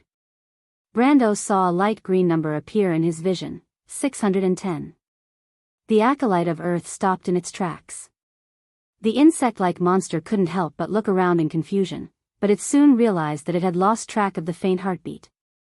But just as its simple brain was hesitating whether or not to turn back, a beautiful white deer suddenly appeared in the monster's field of vision. This thing actually dared to stroll around in front of him. To Ekman, who was in a berserk state, this was a blatant provocation. It let out a low roar and immediately rushed in that direction. Unfortunately, the sole white deer that Brando controlled was just an illusion. From an optical point of view, it was as fast as it could be, and as agile as it could be. Thus, the acolyte of Earth couldn't do anything about it. He hid under an old tree and held the statue of the sole white deer. It was as if he was playing a game, teasing the terrifying enemy that was just a moment ago. But when he peeked his head out and saw the scene, he couldn't help but sneer under the effect of the silent spell. Of course, it should be called a silent sneer. Since each silent spell lasted for 5 minutes, the remaining 6 spells would allow him to rest easy for 30 minutes. In addition to the 10 minutes that the Platinum Warhorse had bought him, he had a total of 40 minutes left for Nalathar. Moreover, even if the silent spell was used up, he could still use the 5 minutes of immortality provided by the unyielding innate gift to cut off his heartbeat and breathing. After that, he could bandage himself for another 5 minutes. Logically speaking, Brando believed that the Silver Elves would arrive in 50 minutes. Of course, he wouldn't joke about his own life. Without a certain degree of certainty, Brando wouldn't put his own life on the line. Time slowly ticked away. Just as Brando was about to cast the silent spell for the 4th time, he suddenly felt his heart skip a beat. Because at this moment, he noticed that Acolyte had suddenly stopped. Its attention was no longer on the sole white deer that was provoking it. The monster let out a series of low growls from its throat. Brando recognized this voice. It was a warning. Someone was coming. Who was it? Was it Nalathar? Countless thoughts flashed through Brando's mind, but he didn't dare to be careless. He immediately cast the 4th silent spell, and the remaining number of uses on the ruby instantly increased to 3. But soon, he realized that something was wrong. The monster's gaze wasn't looking towards the north. Instead, it was staring in his direction. The youth's heart skipped a beat. What's going on? He couldn't help but ask himself. But that shouldn't be the case. There shouldn't be any problems. He replayed his actions over and over again in his mind, but he couldn't find anything that he missed out on. But at this moment, with a rustling sound, Brando suddenly saw the dense forest in front of him split open, and a familiar face appeared from behind. It was a youth. No, to be more precise, it was the youth that Brando had seen before in Chablis town. But he was also the person that caused this series of events. Of course, Brando remembered his name, Eek. Eek? Lantanailan? Ophelia, and even his identity. He was the only son of Duke Lone and the future successor of the Lantanailan Duchy. But that wasn't important right now. What was important was that Eek's sudden appearance had turned the forest into a strange scene. In fact, Eek was right in front of Brando. Of course, he could see Brando hiding behind the tree, as well as the terrifying monster on the other side. At the same time, Brando could see Eek, but he couldn't see the reaction of the Acolyte of Earth behind him. But he could roughly guess what was going on. Just as he guessed, the Acolyte of Earth turned around and stared at the uninvited guest with its 140,000 pairs of eyes. Of course, it didn't know that there was another target behind the tree. Facing such a scene, the young man called Eek was slightly stunned. His gaze first fell on the stone armor around Ekman's body and the pair of arms that had already turned into stone. This was the sign of an elemental awakening. The youth's face turned pale, but his gaze then fell on Brando's face. He saw that Brando was looking at him with a complicated expression. In fact, Brendel even had the urge to strangle him to death. As the saying goes, man proposes, God disposes. Even if you beat him to death, he would never have thought that Shin Yao Jin would appear out of nowhere. Eek hesitated for a moment, then turned his gaze back to the monster. He then pressed his sword with one hand and shouted, "You over there, big guy. What, do you want to fight me?" He immediately pulled out his sword and charged in another direction. What's going on? Brando watched as the childish youth ran away from him. With his rich experience, he could tell that the youth was trying to lure the monster away. And all of this was just for a stranger that he had met for the first time, or rather, the second time. At that moment, he felt like he had 1,000 things he wanted to say, but he couldn't say them out loud. It was as if 1,000 or 10,000 thoughts had converged into a single sentence, holy shit. This kid is a living lay phone. To be continued. If you want to know what will happen next, please go to www.chidian.com. There are more chapters. Support the author, support the original reading.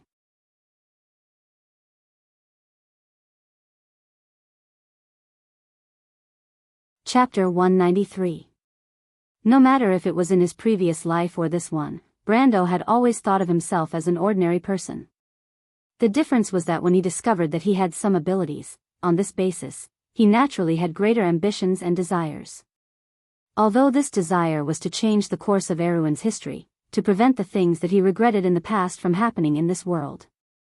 This kind of thinking had nothing to do with greatness, even if it could indirectly save many people. However, Brando did not think that he had become noble because of this.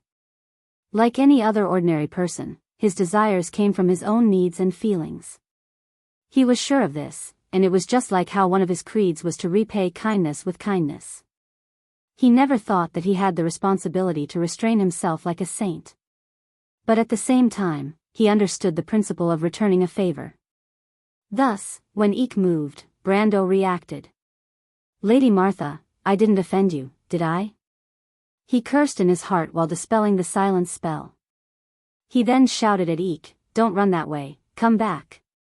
The young man was stunned, but the Earth God's messenger had already appeared between the two of them. The giant monster first glanced at Eek, but its gaze eventually returned to Brando. Although its brain was not very good, it could still recognize who its target was. "I say, luring my monster away without saying anything is not something a gentleman would do." Brando looked at the Earth God's messenger's densely packed compound eyes. His heart was in a mess, but he could not help but maintain his dignity as he said this. To be honest, he wanted to curse the young man in front of him, but he could not help but have a good impression of the young man's actions. He was in a dilemma.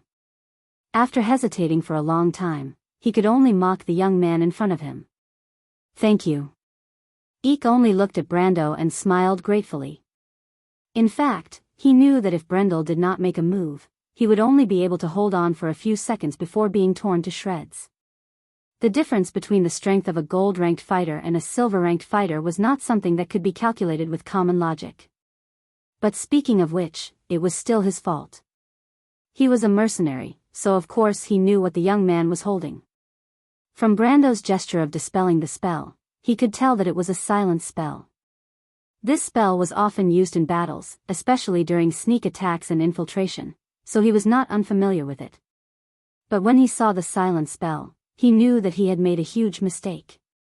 In other words, he was the one who had dragged the other party into danger. But even so, the young man who was covered in wounds still made a move. He let out a sigh. He was certain that the young man was a righteous knight. He had been obsessed with knight novels since he was a child. Even in his dreams, he wanted to be a chivalrous knight. Of course, becoming a mercenary was still a long way from his dream, but his belief had never changed. In fact, it was precisely because of this that he was so well liked by the Grey Wolves mercenaries. "Mr. Knight, let's defeat this monster." Eek took a deep breath and said excitedly. He knew that even if the two of them worked together, they would not be a match for the monster. But since they were going to die, they had to die a heroic death. To be able to fight side by side with a righteous knight, Eek felt that it was not a misfortune. It was Martha's appreciation of his ideals. But Brando did not understand this idea. He was slightly stunned. What? As soon as he finished speaking, he saw the monster's eyes flashing red. This was a sign that it was about to attack. Brando's body tensed up instinctively. He had already activated charge, but the next moment, he realized that the attack he was waiting for did not come. Because when Ekman turned around, Brando saw the young man taking the opportunity to slash at him. "Shit! Are you crazy?" Brando wanted to use his hands to cover his eyes. This was a horrible sight. A young man who was at most level 30 silver rank was attacking a level 65 boss without hesitation. He could almost imagine what would happen next. As expected, before Eek's sword could even reach a meter away from the Earth God's emissary, a layer of rock appeared out of nowhere and blocked his attack, preventing him from advancing. This layer of rock was made up of hexagonal pieces of rock. It was one of the Earth Messenger's strongest passive skills, Rock Shield. The rock was made up of the toughest granite. There were 3 layers from top to bottom, and each layer was at least 6 centimeters thick. As long as a physical attack was within a meter of Ekman, this layer of rock shield would automatically activate. Normal physical attacks would not be able to harm the monster at all. But Eek did not know this. He knew that he was in trouble when his attack was blocked. But it was too late for him to retreat. The earth messenger swung its arm, and a sharp wind blade was formed from the rock. Countless rock fragments flew past and formed a second attack. At that moment, Eek thought that he was going to die. But at that moment, he felt someone ramming into him with great force, and the two of them flew to the side. The young man groaned as he fell to the ground. He opened his eyes in shock and saw that the earth messenger's attack had missed. He turned around with a pale face and saw Brando getting up from the other side. He immediately knew what happened.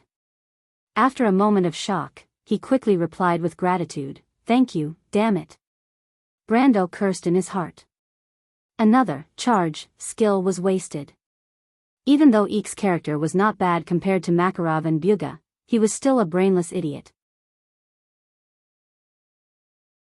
He did not know how Makarov taught the only son of Duke Lone, but from the looks of it, Eek's education as a noble was a complete failure.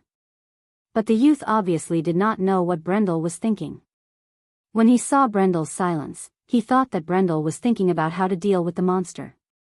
He made up his mind. If not for Brando's help, he would have died a long time ago.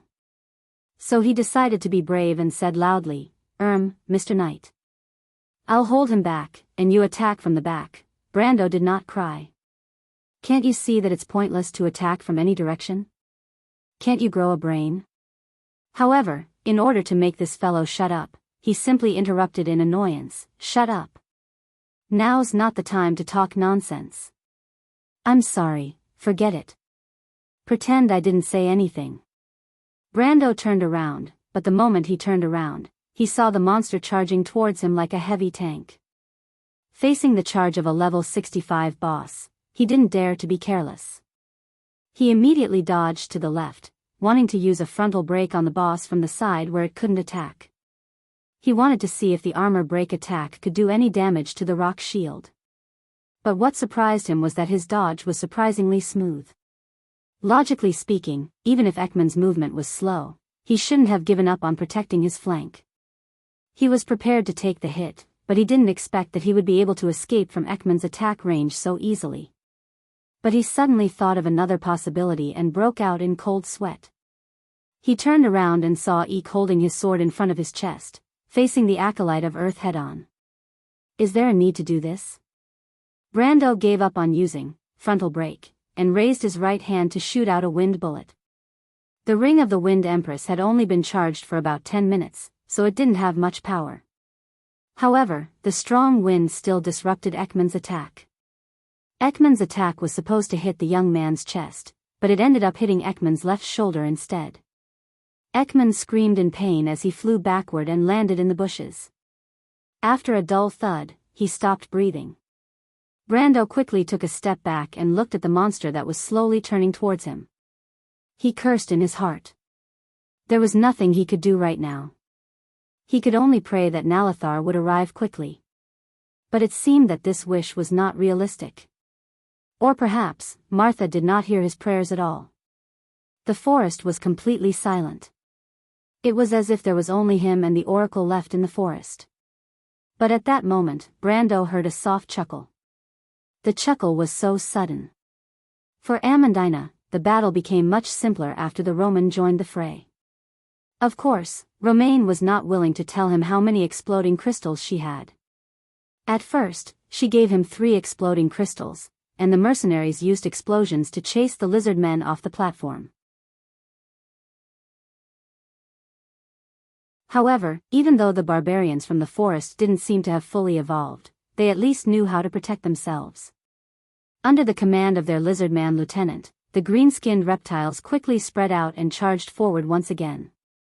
This time, the Roman gave them 5 exploding crystals, and shook his head to indicate that he did not have any left. Romaine was a little clever because she could hear the sound of Nalathar's horn from the other side of the battlefield. The long sound of the horn reverberated in the air above the ruins. This was the signal that they had agreed on. This meant that the battle had ended. Even though there were no reinforcements, they could at least retreat. But for Amandina, this was not the result she wanted. Thus, her order was simple. Falerne, go and grab her bag for me. The elven girl obeyed her orders, and the end result was Romaine looking at Amandina with tears in her eyes. Amandina took out 5 crystals from her bag that was filled with strange items and asked with dissatisfaction, "Why did you hide so many? These things are dangerous, didn't I tell you? I took good care of them." Romaine replied with grievance. "That's not the problem. Forget it, I'll tell you later." Amandina sighed. "Falerne, distribute these exploding crystals. We're preparing to counterattack." She nodded and did as she was told. The result of the battle was obvious. To be continued. If you want to know what will happen next, please go to www.chidian.com. There are more chapters. Support the author, support the original reading.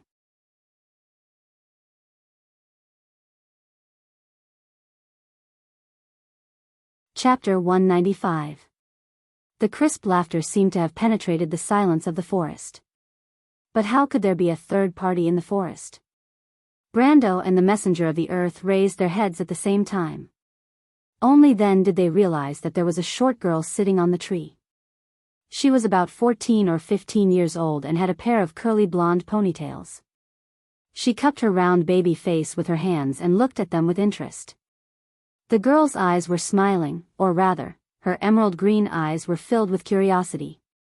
She was dressed in the traditional leather attire of most adventurers, and she was shaking her leather boots. "Mr. Brendel, do you need any help?" she asked with a smile as she supported her face with one hand. "Who are you?" Brando was stunned. The girl gave him a sense of familiarity. He narrowed his eyes. "Allahs," the girl replied. "Allahs?" The emissary of Earth let out a low roar, interrupting the conversation between the two. It was obviously displeased with the interruption of this uninvited guest, but it did not dare to act rashly because there was a trace of hidden danger on the other party. It raised its head, and its 140,000 pairs of eyes reflected the girl's existence. At the same time, it lowered its body slightly and assumed a cautious posture. This action attracted Brando's attention. "You're so annoying, interrupting me." The little girl snorted softly. Then, she jumped down and a huge sword suddenly appeared in her hand. Without saying a word, she crossed her hands and swung the sword down. Ekman howled and jumped back. Its rocky forelimbs intertwined to meet the attack. However, with a crunching sound, the 3 layers of rock shields shattered like glass. Further down, the rock shields on the forelimbs shattered, and bronze blood spurted out from the cracks. However, the sword did not stop there. It went through the incision and sliced off Ekman's forelimbs. Then, it struck its chest. With a loud bang, the greatsword sent Ekman flying. At that moment, Brando was dumbfounded. The series of actions from the beginning of the attack was completed in a flash, but the moment the girl landed on the ground, the ferocious Ekman was turned into a dead dog. Wait, is that really the messenger of the earth? Why does it feel like it's even weaker than the lowest level grey wolves in Butchie? "You are." Before Brendel could finish his sentence, he was stunned to see the little girl tossing the sword like a toothpick towards the acolyte of earth. There was a loud bang, and the forest fell silent once more. What a disobedient kitten. You need to be taught a lesson. The little girl clapped her hands and turned around. Because she was much shorter than Brendel, she had to raise her head to look at the tall man. "What do you want to ask, Mr. Brendel?" She raised her golden eyebrows and asked mischievously. Nothing. I have something to do." Brando was not an idiot. Although it looked like he was the one who was stolen, he was not an idiot. First of all, he did not have the ability to kill the messenger of the earth, but it was possible to reverse the order. Secondly, this little girl looked like a violent person. Brendel knew that there were many perverted NPCs in the game, and even though most of them had peerless hidden quests, it was better not to provoke them. After all, there was a chance to restart in the game, but not here. Thus, he quickly bid farewell to avoid getting himself into trouble. Unfortunately, this trouble came knocking on his door. Wait, the little girl saw that Brendel was really going to leave and reached out to grab the corner of his shirt, but there was a tearing sound. She looked at the leather armor in her hand and stuck out her tongue. I'm sorry, I think I used too much strength. Brando had no choice but to throw the leather armor to the ground. He sighed and turned around to ask, Do I know you, Miss Alaz? Of course. You even accepted such a valuable gift from others. Wait, I don't understand. What gift? Alaz pointed at his backpack. You mean, the girl nodded. Brando's face sank. The golden apple would not have entered his backpack for no reason. He already had his suspicions, but he did not have a suspect. He even suspected Roman's aunt, whom he had never met before, especially after meeting the scholar Tolman. His suspicions towards the former increased day by day. But he never thought that it would be such a little girl. He looked at the girl, who was as playful as a doll, and could not believe it. Do you know what it is? A fairy's apple. Is it that rare? As expected. So you were also in that place? Ayaya, Mr. Brando, you are so suspicious of me. Of course I know that place, the Valley of the Saints. You humans call that place the legacy of the king, right? You humans, Brando caught the word. But he had basically believed the little girl's words. When he was in the Valley of the Saints, even he himself did not know that he had such an item in his backpack. So Allah's words were at least 90% credible. Then, why did you give me this? Brando thought for a moment, opened his backpack and took out the golden apple. He held the apple in his hand and asked the question that had been on his mind for a long time. The golden apple was not an ordinary thing. In folklore, the golden apple came from the fruit of the tree of gold. Because it was born from the water of the river of fate, it also contained the power to change a person's fate. I don't think I know you, Miss Alaz. The short girl snickered, her eyes curved into crescents, and said with a smile, Of course there is a reason. Consider it a thank you gift. Thank you gift? Alaz nodded. Brando was speechless. Why do I feel like this is a big trouble? That's exactly why I want to thank you, Mr. Brando. So this time you saved me also to thank me? What kind of trouble is this? But I don't think I've done anything that offends the heavens. He thought for a long time and could not figure it out, but Alaz did not look like she was lying to him. Or rather, there was no need to tease him with a golden apple. A golden apple as a thank you gift, how big was this trouble? The young man could not help but feel a little gloomy for a moment. That's not it. Alaz shook her head, her pair of golden ponytails swinging playfully. Brando looked at her. I have a question to ask you, but I haven't decided whether to ask or not. Because if I ask, I get the pleasure of the answer, but if I don't ask, I get the pleasure of guessing. So annoying, so contradictory. But if that naughty kitten kills you, won't I lose a kind of pleasure? The short girl said to herself, No way, no way. So? No, I've changed my mind. I've just thought about it, I've decided to ask you this question. Damn, Ekman, you died for nothing. Why does it sound like I'm in a bad mood today, so I'm going to cause trouble for you? Why does it sound like those unreasonable dragons that are unpopular everywhere in Vaunt? I'm not in a good mood today, so I'm going to cause trouble for you.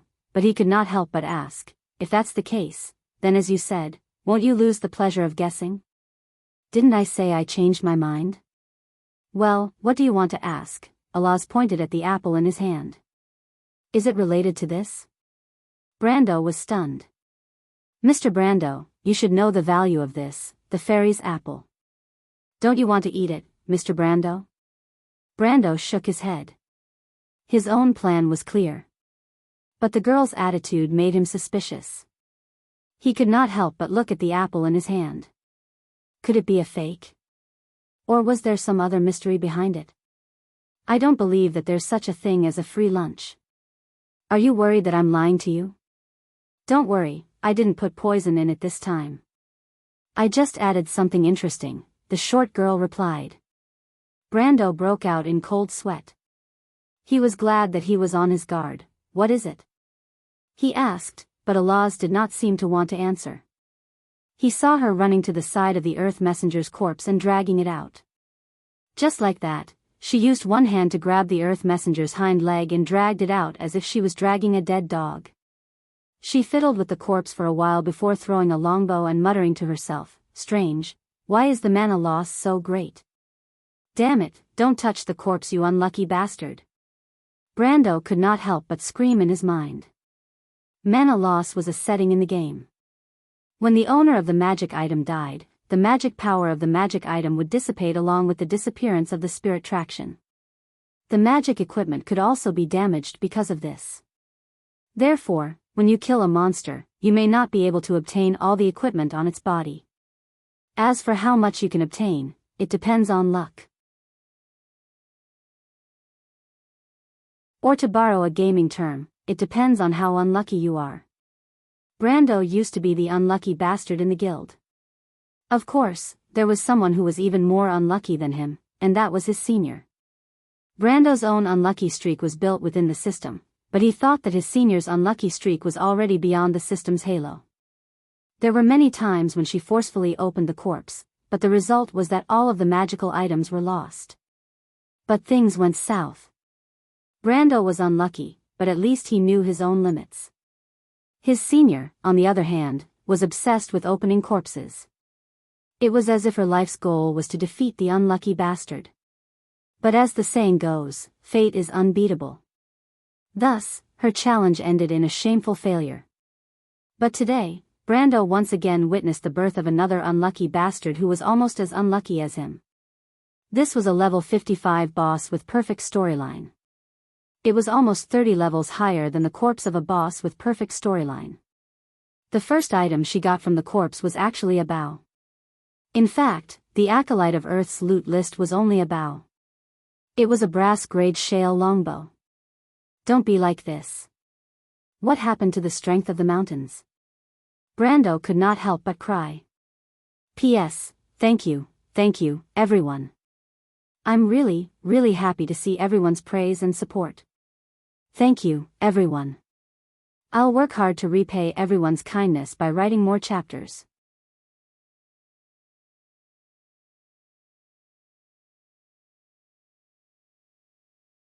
Chapter 196. The little girl squatted beside Ekman's corpse, which was as tall as a mountain. She placed one hand on her knee while the other fiddled with the corpse for a long time. She did not seem to have found anything. She hooked the string of the bow with her finger and waved it in front of Brando. Do you want it? You don't want it? Alaz shook her head, her golden ponytail swaying. It's useless to me, I just want to see what it is. Brando felt like crying. If you don't want it, then you should stay away from the corpse. He felt like he was going crazy, but she was the one who killed the acolyte of Earth, and he had no right to complain. That's all? What's all? Just this bow? How could that be? There are many other things. But they don't fit my taste, so I'm too lazy to touch them. The little girl answered. What kind of reason is that? Brando thought to himself, but he still asked. You haven't answered my question. What did you put on the golden apple? As a thank you gift, I think I have the right to know, right? He pointed at the golden apple in his hand. He wanted to give it to Freya or the Roman, but he decided against it. Only the heavens knew what was on the golden apple. Thinking of this, he could not help but put the golden apple further away, so as not to touch the interesting thing on it. It's a secret. The little girl laughed. A secret? Brando wanted to ask more, but he saw Alaz's expression change slightly. She suddenly looked to the side. She put her index finger to her lips and made a shoo gesture to Brando. Someone's coming. She became serious and whispered. Mr. Brando, your adventures are very exciting, I like it. But this time, I came to you because something happened in my clan. Fu Luafa and I have to go back. I hope you'll take care of yourself. Wait. Brando was stunned. He suddenly thought of a possibility from the little girl's words. Could it be that this guy had been following him? His expression became a little strange, but even so, Brando did not lose his sharp instincts. He immediately found a loophole in the other party's words. Tribe? You are. Alaz nodded with a smile. Brando felt as if he had been struck by lightning. He was speechless. If he remembered correctly, there was only one type of creature in Wone that was not human and liked to use the word race to refer to their own race. That was the dragon race that no one, including the undead of Madara, liked. This race, which claimed to be superior creatures, was usually high and mighty, always did not do anything, and was unreasonable, was notorious. But he didn't expect that his prophecy would come true, and that he would really interact with such a little female dragon for so long. But fortunately, at least the other party was not in a bad mood and ate him for lunch, although it was a little late for lunch at this time. But in fact, Brando also felt that Alaz seemed to have a good impression of him. If he really had a dragon as his backer, Brando could not help but feel a little lucky for a moment. What kind of virtue did he have? Well, Mr. Brando, those people will be here soon. I don't want those inferior creatures, stupid things to see me. I'm right by your side. Don't worry, I won't let them hurt you. She stood on tiptoe and patted him on the shoulder in a mature manner, as if she was his big sister. Then, half of her body disappeared into the air, and gradually her whole body became transparent and disappeared without a trace. Hurt me? Did Nalathar and the others have to do that? Brando thought that she was talking about Nalathar and the others, thinking that the always arrogant silver elves were inferior creatures and stupid things. He did not know how to feel. He guessed that the silver elf king would be so angry that he would come back to life after hearing that. But what she said was not wrong. The dragon race was one of the few races in Wone that maintained a relatively pure golden bloodline. Just in terms of bloodline alone, they were much stronger than the iron and silver elves. Moreover, the most abnormal thing about the dragon race was that although their fertility was low, any of their descendants were born with elemental power, which was one of the most prominent characteristics of the golden bloodline. But Nalathar came too late. He complained as he limped towards the corpse, thinking that since he had already been tainted by the unlucky hand aura once, he was not afraid of being tainted again. And maybe if he was lucky, a negative would turn into a positive, right? He first picked up the bow and looked at it in his vision, and found that it was indeed a shale longbow, magic, penetration, 25 to 29, plus 4 dexterity, plus 2 strength. Activation, creates a petrifying arrow, 1 week cooldown. Brando weighed the bow in his hand, and was somewhat satisfied with the attributes. Although the shale longbow only had a brass tag, and its attributes were only at the level of a level 40 equipment, the activation was very useful. The petrifying arrow was one of the few magic arrows that could not be created with magic. Its effect was to petrify the enemy, and the degree of petrification depended on the enemy's constitution. Generally speaking, an opponent below silver ranked would be turned into a stone statue. Of course, Brendel would not use such a precious petrifying arrow against an iron-ranked opponent.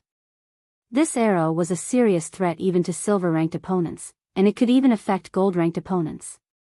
Like other magic arrows, the petrifying arrow would not lose its effectiveness over time, at least for a short period of time. Therefore, it could be stored for players, and many archer players had prepared it to store petrifying arrows. Magic arrows did not have to be shot with a bow anyway. Although the shale longbow was not bad, it was still not comparable to the loot of a level 55 boss with a perfect rating. Hence, he couldn't wait to look at Ekman's huge corpse. Even though he knew that Alaz was still by his side, as a player, it was an irresistible temptation to be able to find the equipment of his dreams from a pile of unknown loot. He put the golden apple by his feet, and pulled out a necklace from under the corpse. Star of Flame, magic, increases the capacity of the fire element pool by half, increases the fire element by 10. Brando looked at the brass-grade necklace, and could not help but laugh. It seemed that being unlucky had its benefits. This necklace was the best item for a fire elementalist. If he had gotten this necklace from a boss in the past, he would have dragged the design team of Torrential Rain out to give them a good beating. This was because whether it was a 50% increase in the capacity of the fire element pool or a 10% increase in the damage of the fire element spells, it was useless to a warrior. But it was different now. Although the latter attribute was useless to him, the 50% increase in the capacity of the fire element pool was too important for a useless elementalist like him. But the real significance of this necklace was that it opened up a new path for him. Brando had always been troubled by the fact that his elemental pool was too small, but the Star of Flame made him realize that for a useless elementalist like him, he could definitely equip the equipment of an elementalist. For example, the Star of Flame, Harsh Winter, and even the legendary Silica, Elemental Brooch. With these equipment, increasing the capacity of the elemental pool by a few times was a simple matter. No matter how bad his elemental sensing ability was, he could still be transformed into a qualified elementalist. This was the so-called lack of talent made up for by equipment. Brando kept the necklace and heard a soft sound behind him. He turned around and saw a group of people walking out from behind the bushes. Brando couldn't help but be startled when he saw them, and the phrase "enemies are destined to meet" flashed through his mind. It was none other than Makarov, Byuga, and the others who trapped him here. Of course, it wasn't just the two of them. There were 7 to 8 people following them, but they didn't look like the Grey Wolves mercenaries. Brando's gaze was focused on the old man between the two of them. He furrowed his brows and felt that he had seen this old man somewhere before. But compared to Brendel's surprise, Byuga and Makarov's surprise was even greater. It could even be said that they were stunned. In fact, they were stunned when they saw Brando. They had already recognized this young man, but Brando looked a little valiant at the moment. He held his dagger in one hand as he sat on the bloodied corpse of Ekman. His body was also covered in blood and he gave off the impression that he was a ruthless man. This young man went through a tough battle and killed the monster all by himself. Byuga and Makarov had personally experienced the battle a few days ago, and of course, they had fought Ekman as well. A level 55 boss's strength was close to a level 70 monster, and Byuga and Makarov were no match for it. Moreover, Ekman and Byuga's elemental field could be said to be of the same origin. The awkward thing about having the same elemental field was that once they fought, it would only depend on the difference in strength. However, the difference in strength was obvious. As a result, both sides were defeated the moment they clashed, causing the Grey Wolves mercenaries to be annihilated. That was why Byuga and Makarov's eyes couldn't help but shrink back when they saw the corpse. "This young man, it's you." Byuga was the first to speak. "Oh, it's you guys." Brando turned around to look at them and replied lazily. At the same time, he snickered inwardly. This was what they meant by karma. Lady Martha actually arranged for you to meet me here. You can only blame yourselves for being unlucky. What a joke. If he didn't pay back this time, how could he be called a veteran player?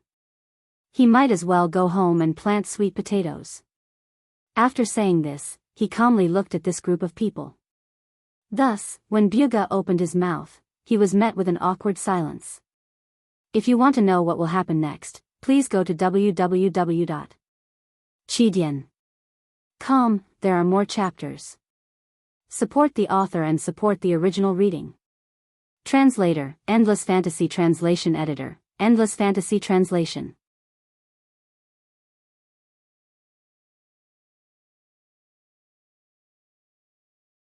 Chapter 197. After he finished speaking, he looked at the group of people with a calm and unruffled expression. The forest was silent for a moment. "Mr. Brando, are you all right?" However, Makarov was an experienced old fox after all. After calming himself down, he asked, "I didn't expect to meet you here after we got separated from each other. You old bastard, you're still trying to push the blame to Conrad?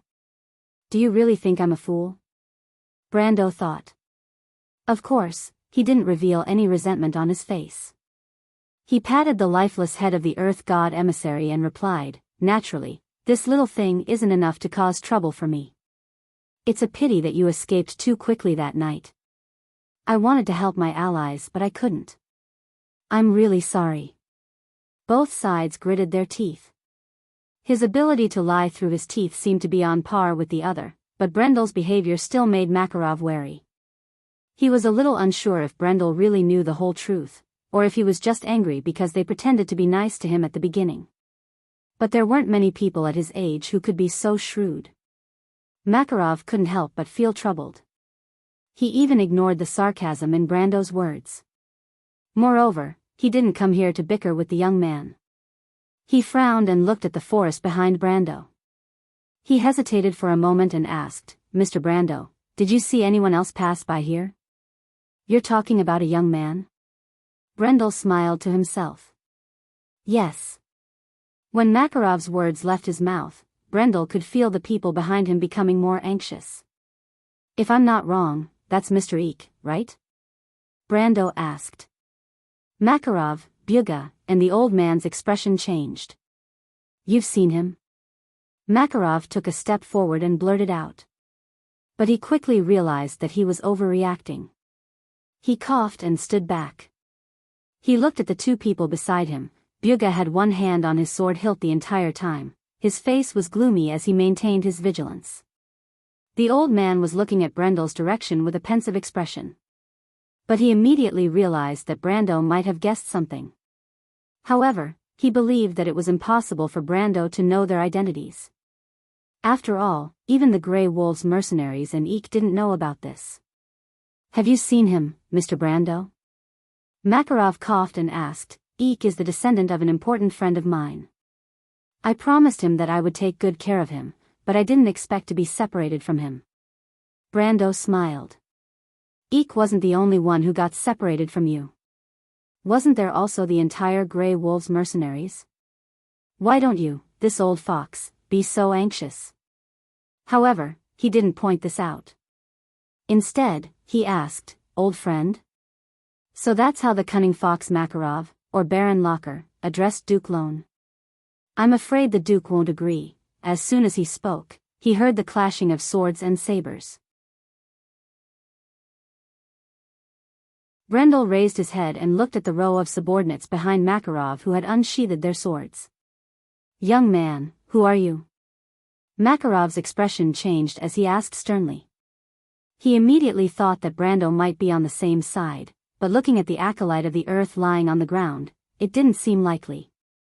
Could it be a third party? The cunning fox hesitated for a moment. Although it wasn't impossible, who else would be interested in this competition? He couldn't help but wonder if it was a foreign force. Madara or Cruz? Brando naturally didn't know that many thoughts were running through his mind, but he didn't intend to answer. He was waiting for someone to speak. It was the old man between Makarov and Byuga. Since he was standing in front of these two, it meant that he had a high status. But who was this old man who suddenly appeared? Duke Lone? No, Duke Lone was an important figure, but it didn't look like a disguise either. In Wond, disguises were a skill that players could learn, but most of the time, there would be flaws. As an old player, Brando knew this. Sure enough, after waiting for a while, the old man finally turned his gaze to him. However, the first question he asked stunned everyone. "Young man, is that a fairy's apple by your feet?" The old man asked after confirming it for a while. Shit! Brando cursed in his heart and realized that he had forgotten to keep it in his inventory. Usually, he would not have made such a low-level mistake, but on one hand, Allah's previous words had weakened his expectations of this thing, and on the other hand, because he had a strong backer behind him, he did not think too much about it, and to be honest, he did not expect this group of people to appear first. But at the same time, he finally recognized who this old man was. The chief court wizard of Erewhon, an elder who served Anson VII for 3 generations, Fleetwood? Hadwilla? Gemmer. This guy is the mentor of the current princess and the little prince. So he's here as well. I didn't expect Makarov to have such a hidden chess piece. No wonder he was so confident in leaving Eek in Chablis, as if he was leaving Eek to fend for himself. Even I was almost fooled. But in this way, this fellow's intentions were even more obvious. From the looks of it, everything that the Grey Wolves mercenaries were facing was very likely planned by this old fox. Was his goal just to not drag things out? Brendel could not help but grip the hilt of his dagger. Even though he agreed with the values of these nobles who were extremely utilitarian, but to play with the feelings of the people they interacted with day and night, or perhaps they did not even care about those people. Be it Sanford or Scarlet, everything they went through was the meaning of their lives. They fought hard for it, sacrificed for it, but to the people in front of them, it was like an abstract illusion that didn't exist. But when they no longer needed this facade, the dreams of those insignificant people in their eyes burst like bubbles. With a gentle poke, they couldn't even resist. Scarlet and the others probably didn't even understand this. Brando took a deep breath and gritted his teeth. He was determined to teach these people a lesson. It wasn't because he was a righteous person, but because he was in a bad mood right now. He was in a bad mood, and he had the ability to do so.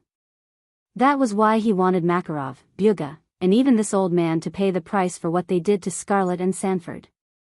Master Fleetwood, right? Brando picked up the golden apple and waved it in front of everyone.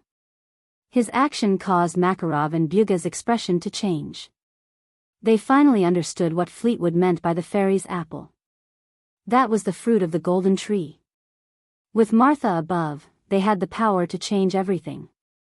The old king's body was like a candle in the wind, or the weak prince's fate. With the golden apple, everything could be changed. Was this the chance the heavens gave to Erwin? Everyone couldn't help but think so. Even someone as shrewd as Slyfox couldn't help but turn pale, and his breathing grew ragged. Even Fleetwood, who had experienced countless storms in his life, couldn't help but speak. Young man, the thing in your hand is very important to us. May I ask if you are willing to sell it to us? We can pay you any price you want, be it money or power. Brando felt two slender hands on his shoulders. A small voice asked with a smile, "Do you want to sell it to them, Mr. Brando?" "I'll allow it." Brando only smiled and looked at them coldly. He raised the golden apple and asked, "You want this?" "That's right," Makarov continued, "Mr. Brando, the thing in your hand is very important to us. It is so important that it can change the fate of many people. Trust me, we don't want to buy it out of selfishness. We are also willing to follow the principle of fair trade. As long as you give us a price, we will do our best to satisfy you. Be it money, women, or power, anything you want." Makarov's words were provocative. Brendel's mouth twitched in disdain, and he sneered, "What arrogance! What are you going to use to guarantee all of this? Why should I trust you, Mr. Makarov? With the power of the Erwin royal family behind you? You ask me what I want? Fine, I want to ask you 2 questions. 2 questions? Makarov, Byuga, and Fleetwood looked at each other. What kind of request was this? But it was a once-in-a-lifetime opportunity, so he nodded. Go ahead. The first question is something I'm curious about. I don't understand your plan. Grandmaster Fleetwood is here, so why would Mr. Makarov and Mr. Byuga risk their lives? Even the Grey Wolves mercenaries that you've been building for 10 years will be destroyed because of this. I don't understand. Makarov and Byuga didn't expect this question and were stunned. But it was Fleetwood who coughed and replied in a low voice, "Young man, this matter isn't as simple as it seems.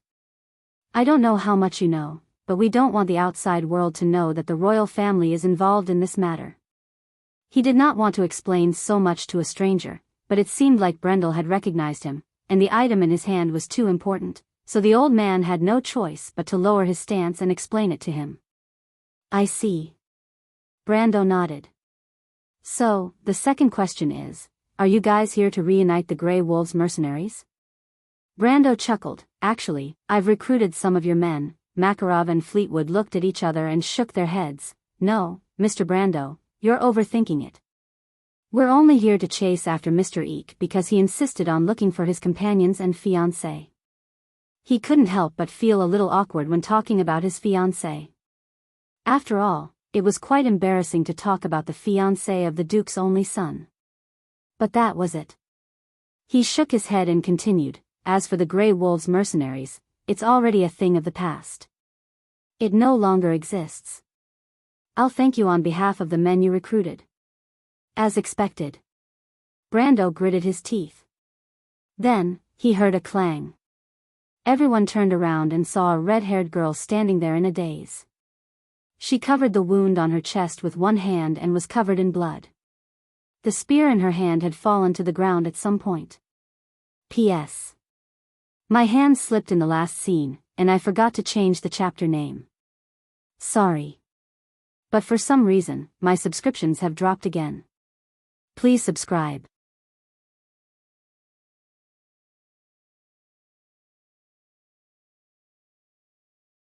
Chapter 198. Scarlet? Makarov was startled and looked at Brando bitterly. He finally understood why Brando had asked that question. But this was a crucial moment and Fleetwood would not allow him to make this young man unhappy. Even if his members were to be alienated in front of him, he could only grit his teeth and swallow his anger. However, this punch came quickly and fiercely.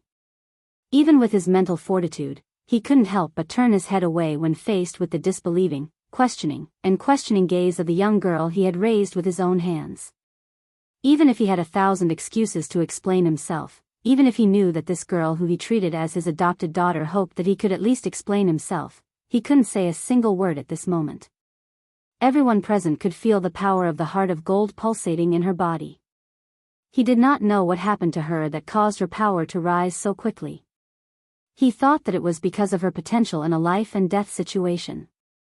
This meant that she was at least a genius that they had neglected. But on the other side, the golden tree in Brando's hand was also emitting the power of the heart of gold. That was the origin of the golden bloodline. Eating it would give one the destiny of being chosen by the heavens. Makarov's explanation was stuck in his throat, but when he opened his mouth, it became, "Scarlet, what are you?" His words seemed to drain all the strength of the young girl. She looked straight at the man who had so long occupied the place of a father in her heart, and there was not so much disappointment in her eyes as in a deep entreaty that she would believe even a single lie of happiness. She was as helpless as a foolish daughter, waiting for her heartless father to change his mind. She hoped that he would turn around and say, "Sorry, welcome back," but all she got was a tactful reply. It sounded like he was concerned, but it was as if he had distanced himself from her like a stranger. The tall figure in her memory seemed to have become distant and blurry. She clutched her chest with one hand and tears burst out of her eyes. "I'm sorry, why?" She whimpered like an injured animal. She lost the last bit of her strength and knelt on the ground. Her eyes closed and she fell forward with a loud bang. He lost consciousness. Seeing this scene, Makarov couldn't say a word. Brando looked at him coldly. He felt someone gently nudging him from behind. The young man nodded to show that he understood. If it wasn't for the dragon girl Arnaz, he wouldn't have been able to detect Scarlet's arrival. Perhaps he already knew what Makarov's answer would be, but even so, he wanted Scarlet to understand that the truth was not charity. However, he couldn't allow Makarov to continue playing chess with him. "I'm sorry." Brando sighed. He stood up, walked over to help Scarlet up and wiped the dirt off her face. The girl showed her weak side in her sleep. Her tear-stained face was a little pale, but she was as serene as an angel. The young man straightened her body and leaned her against an abies tree. Then, he turned around and looked at everyone with a condescending gaze. "Mr. Brando?" Fleetwood interrupted when he saw Makarov's unstable emotions. "Makarov." Brando interrupted. The anger in his chest was finally released, and his voice was as cold as a blade. Everyone was stunned. They didn't understand why Brando's attitude suddenly changed, but the young man shouted angrily, "Don't think that I don't know where you came from. Ever since Anson VII, Aween has been declining day by day. The light in the darkness seems to be floating up and down in the chaos. It is obscure and dim, and the time seems to be fleeting. 10 years ago, you seized every opportunity to turn defeat into victory, throwing in all the chess pieces like gamblers. The entire plan was meticulous, ruthless, and seemed logical, but all of this was nothing more than a plot to overthrow Duke Erech, who had absolute power. You deceived the world, so that the world would not think that the muddle-headed old Duke Anthony was just trying to preserve everything in the end. Who else is helping you, Sivak? Brando's words were like sharp swords that pierced into everyone's hearts. Makarov and Fleetwood's faces turned pale. They even forgot to breathe at that moment. They only had time to guess who this young man was. The young man had already pointed out the outline of their plan. They believed that this was a sacred and all-or-nothing operation. All sacrifices were worth it. If necessary, they would even give up their lives. Political conflict had become a fanatical belief. Just like what Brando said, there was only one chance. As long as they seized it and waited for the moment to turn defeat into victory, the light of dawn would sweep away all the darkness. This legendary story had a legendary ending. However, they didn't think that this plan would fall into the eyes of an unfamiliar young man. They didn't even miss a single detail. This plan was first set 10 years ago, and some of the details were unknown even to the subsequent participants. Then this young man who used the name Brando, who was he? What was he planning? The more Brando spoke, the angrier he got. He stood up straight like a sharp blade, his voice as cold as the winter. You think you can represent the righteousness of the royal family, and your swords fight for the future of this country. Unfortunately, your stupidity doesn't allow you to see the truth. If you fail, can you still send others to their deaths? Wait, Fleetwood frowned slightly. He was a little annoyed. Although this young man held something very important to them, their plan couldn't be blasphemed because it represented the glory of the royal family. What are you trying to say, Grandmaster Fleetwood? Brando asked coldly. Everything you've said is based on a hypothesis. You want to know the truth? Brando sneered. He raised his head and couldn't help but take a deep breath. At this moment, it was as if another soul was standing beside him. The young man's eyes seemed to see through the shackles of the world. Sophie's words returned to the other side of his soul. Time and space collapsed in front of him. But after everything calmed down, he saw everything in the past. Palaces and cities burned in the flames. The kingdom was overturned. Everything he was familiar with was gone. The wish of Her Royal Highness. The vow of the Valkyrie. This kingdom seemed to be reborn from the flames. Every player put in all their effort to fight for it. But in the face of the invasion of Madara's undead and the black tide of players, they were all defeated. It was as if it was a destined failure and a tragic ending. However, these nobles were still here controlling the fate of this country.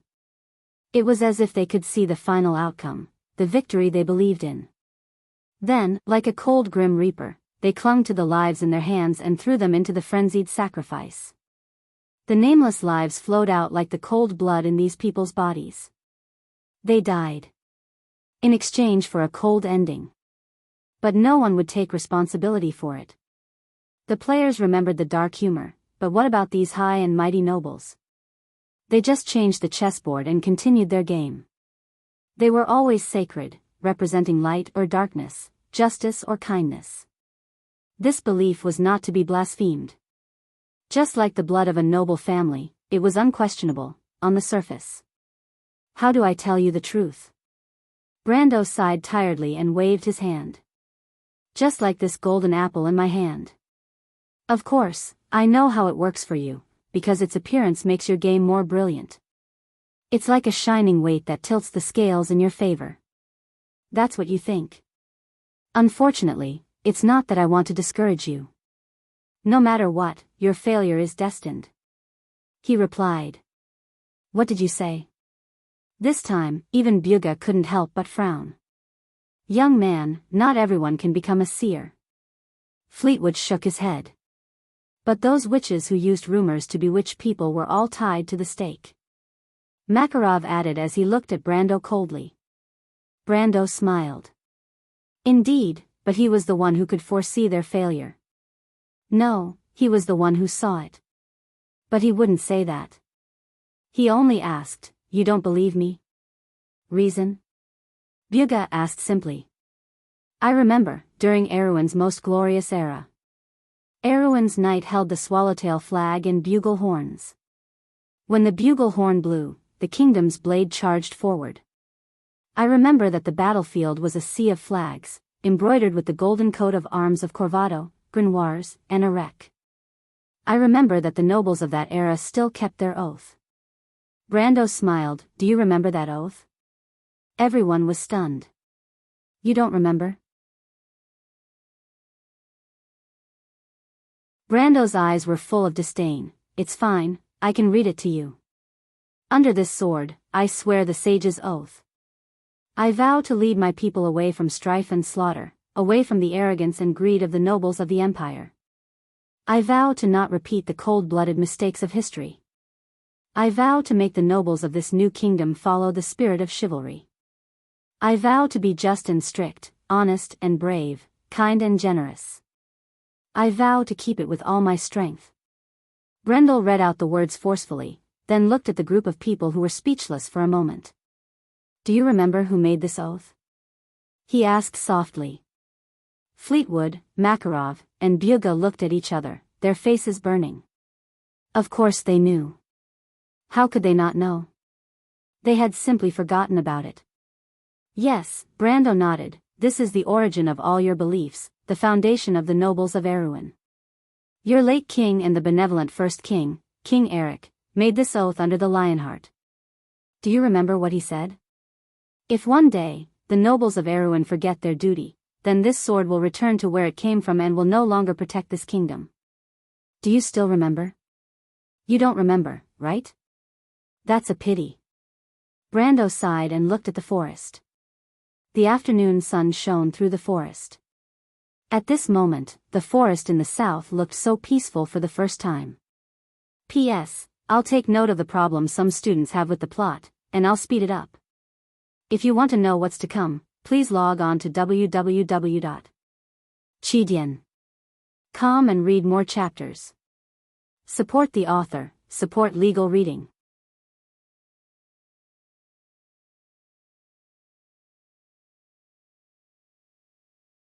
Chapter 199. The young man's words lingered for a long time. No one dared to make a sound. His words pierced into the deepest parts of their hearts, and they couldn't help but lower their heads to think, were their actions really as noble as they claimed? Even the strong-willed people like Fleetwood and Makarov couldn't help but waver for a moment.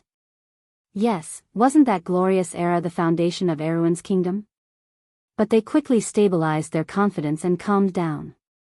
Although the late king's ideals were noble, the situation today is different, the scholarly old man sighed. In the end, we can't give up on what we should do just because of a possibility. Ideals cannot change reality. Makarov coldly replied. That's why you use the same arrogance and indifference to deal with another group of arrogant nobles. But in reality, you are no different. Brando retorted with the same cold tone, be it the royal family or the nobles, none of you can truly change Erewhon. That's why you are destined to fail. You may have defeated your opponents, but can you defeat Madara? Cut the crap. Makarov's voice sounded like he was grinding his teeth. How can a divided kingdom resist an external enemy? Furthermore, this has nothing to do with you. Now, please fulfill your promise and give us the golden apple. Brando sneered and mentioned the golden apple. This is the fairy's apple, the most precious fruit from the golden tree. Legend has it that it can change a person's fate, but it's a pity. Brando looked at Scarlet with a sad expression. It can't change a country's fate. Maybe someone can change it, but that person is definitely not you. What you acknowledge will only be an obstacle to her. That's why. Brando put the fairy's apple back into his bag in front of everyone. You won't get it. Bastard. Makarov roared. His chest was filled with anger from being toyed with. Although he had expected this outcome, the contempt in Brando's attitude towards them really ignited his anger. This cunning fox, advisor of the royal faction, had lost his rationality and regained his identity as the former leader of the Grey Wolves mercenaries. A long sword appeared in his hand. Clang! A metallic sound rang out. Brando didn't retreat a single step. His expression didn't change, and he stared at Makarov's sword without blinking. However, between Cunning Fox's blade and the tip of the young man's nose, a hexagonal shield of light appeared. Layers of mysterious spells and runes flashed in the shield and then disappeared. String magic. And it was the most ancient kind. As a court wizard, Fleetwood's expression immediately turned ugly, as if he had seen a ghost. Ancient magic. The old man almost squeezed these words out of his throat. He looked at Brando with a changing expression, not knowing what to say for a moment. In this world, there was only one race that still used such ancient magic laws. The dragon race. Brando thanked Allah in his heart, and then calmly admired Makarov's pale face. You are. Cunning Fox's throat moved. Brando was about to mock him, but at this moment, he suddenly heard Allah's telepathic voice. Mr. Brando, what you said just now seemed to have resonated with something. This power, it's so strange. I can't suppress it anymore. What, that sentence? Brando was stunned. The part where we made the vow. No, I have to release the barrier. Allah said in a hurry. Hey, wait. Brando was about to ask her to hold on for a while so that he could be mentally prepared. Suddenly, he felt a tremor from the deepest part of his heart.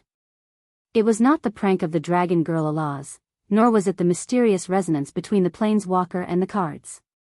It was more like a sense of recognition, as a broad mind entered his thoughts.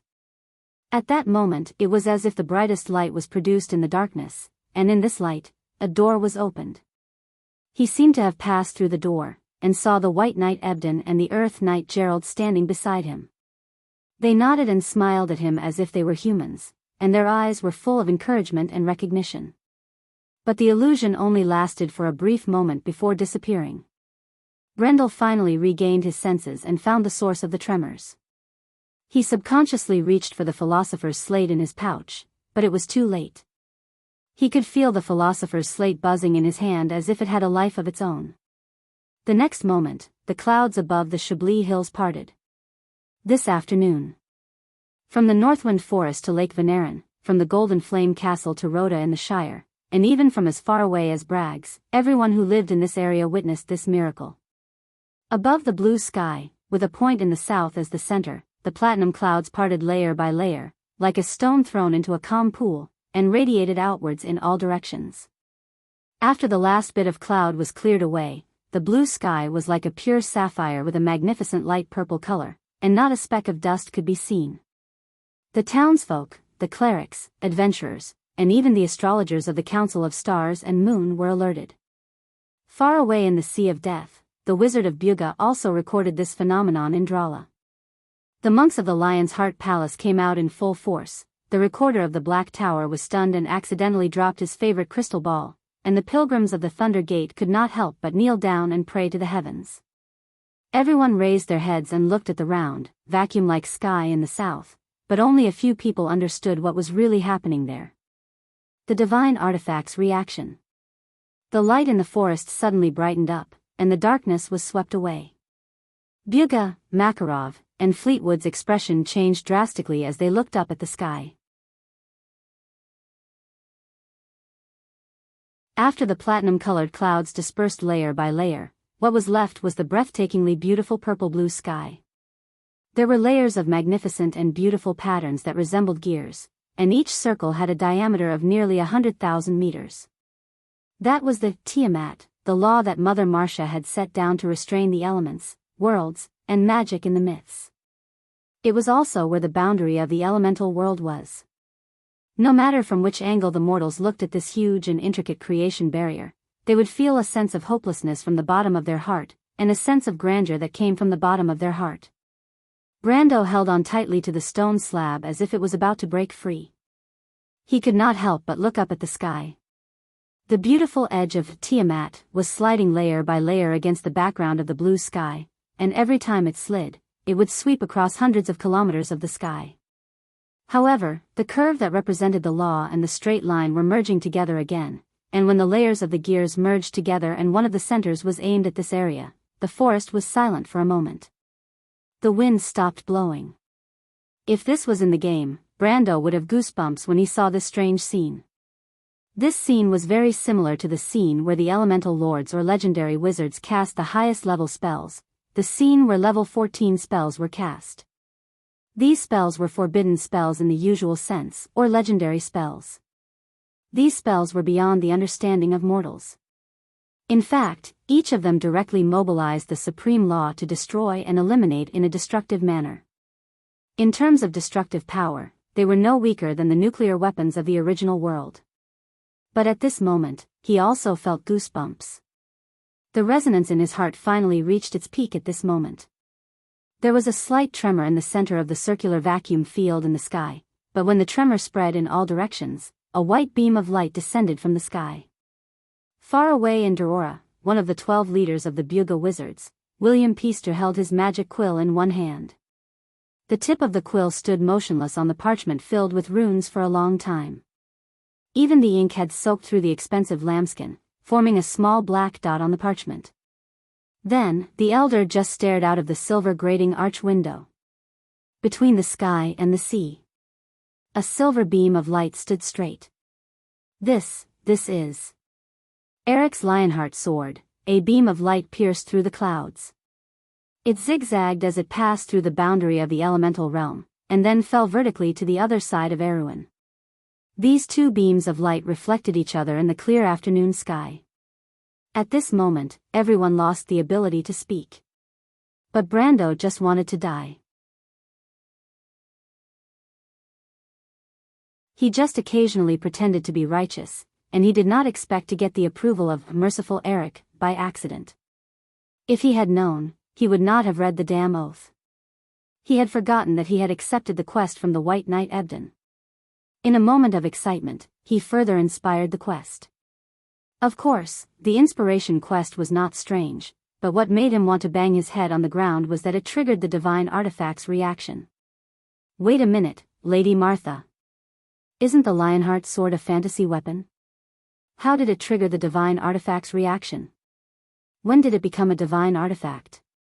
The forum said that this weapon was a gold-tier fantasy weapon, and judging from its history, it should be true. After all, it was impossible for a kingdom like Erewhon to keep a divine artifact. This thought flashed through Brando's mind. However, the strange phenomenon also flashed by. The beam of light lasted for about 3 to 5 seconds, and then gradually weakened. Brando pressed one hand on the sage slate and gradually stopped struggling. At the same time, he felt a mark in his heart, as if he could feel a direction. He knew that this meant that there was a connection between him and the Lionheart sword. A fantasy weapon had such an ability. Of course, there were advantages and disadvantages to this connection. The advantage was that he was one step closer to the legendary divine artifact. The disadvantage was that Brando looked at Fleetwood and Makarov, who were looking at him with unfathomable gazes. To be continued. If you want to know what will happen next, please go to www.chidian.com to read more chapters. Support the author, support the original reading.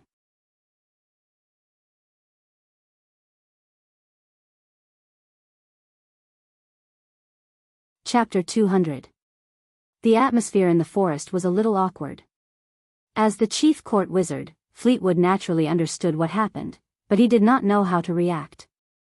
The reaction of the divine artifact, Martha above, stunned the scholarly old man.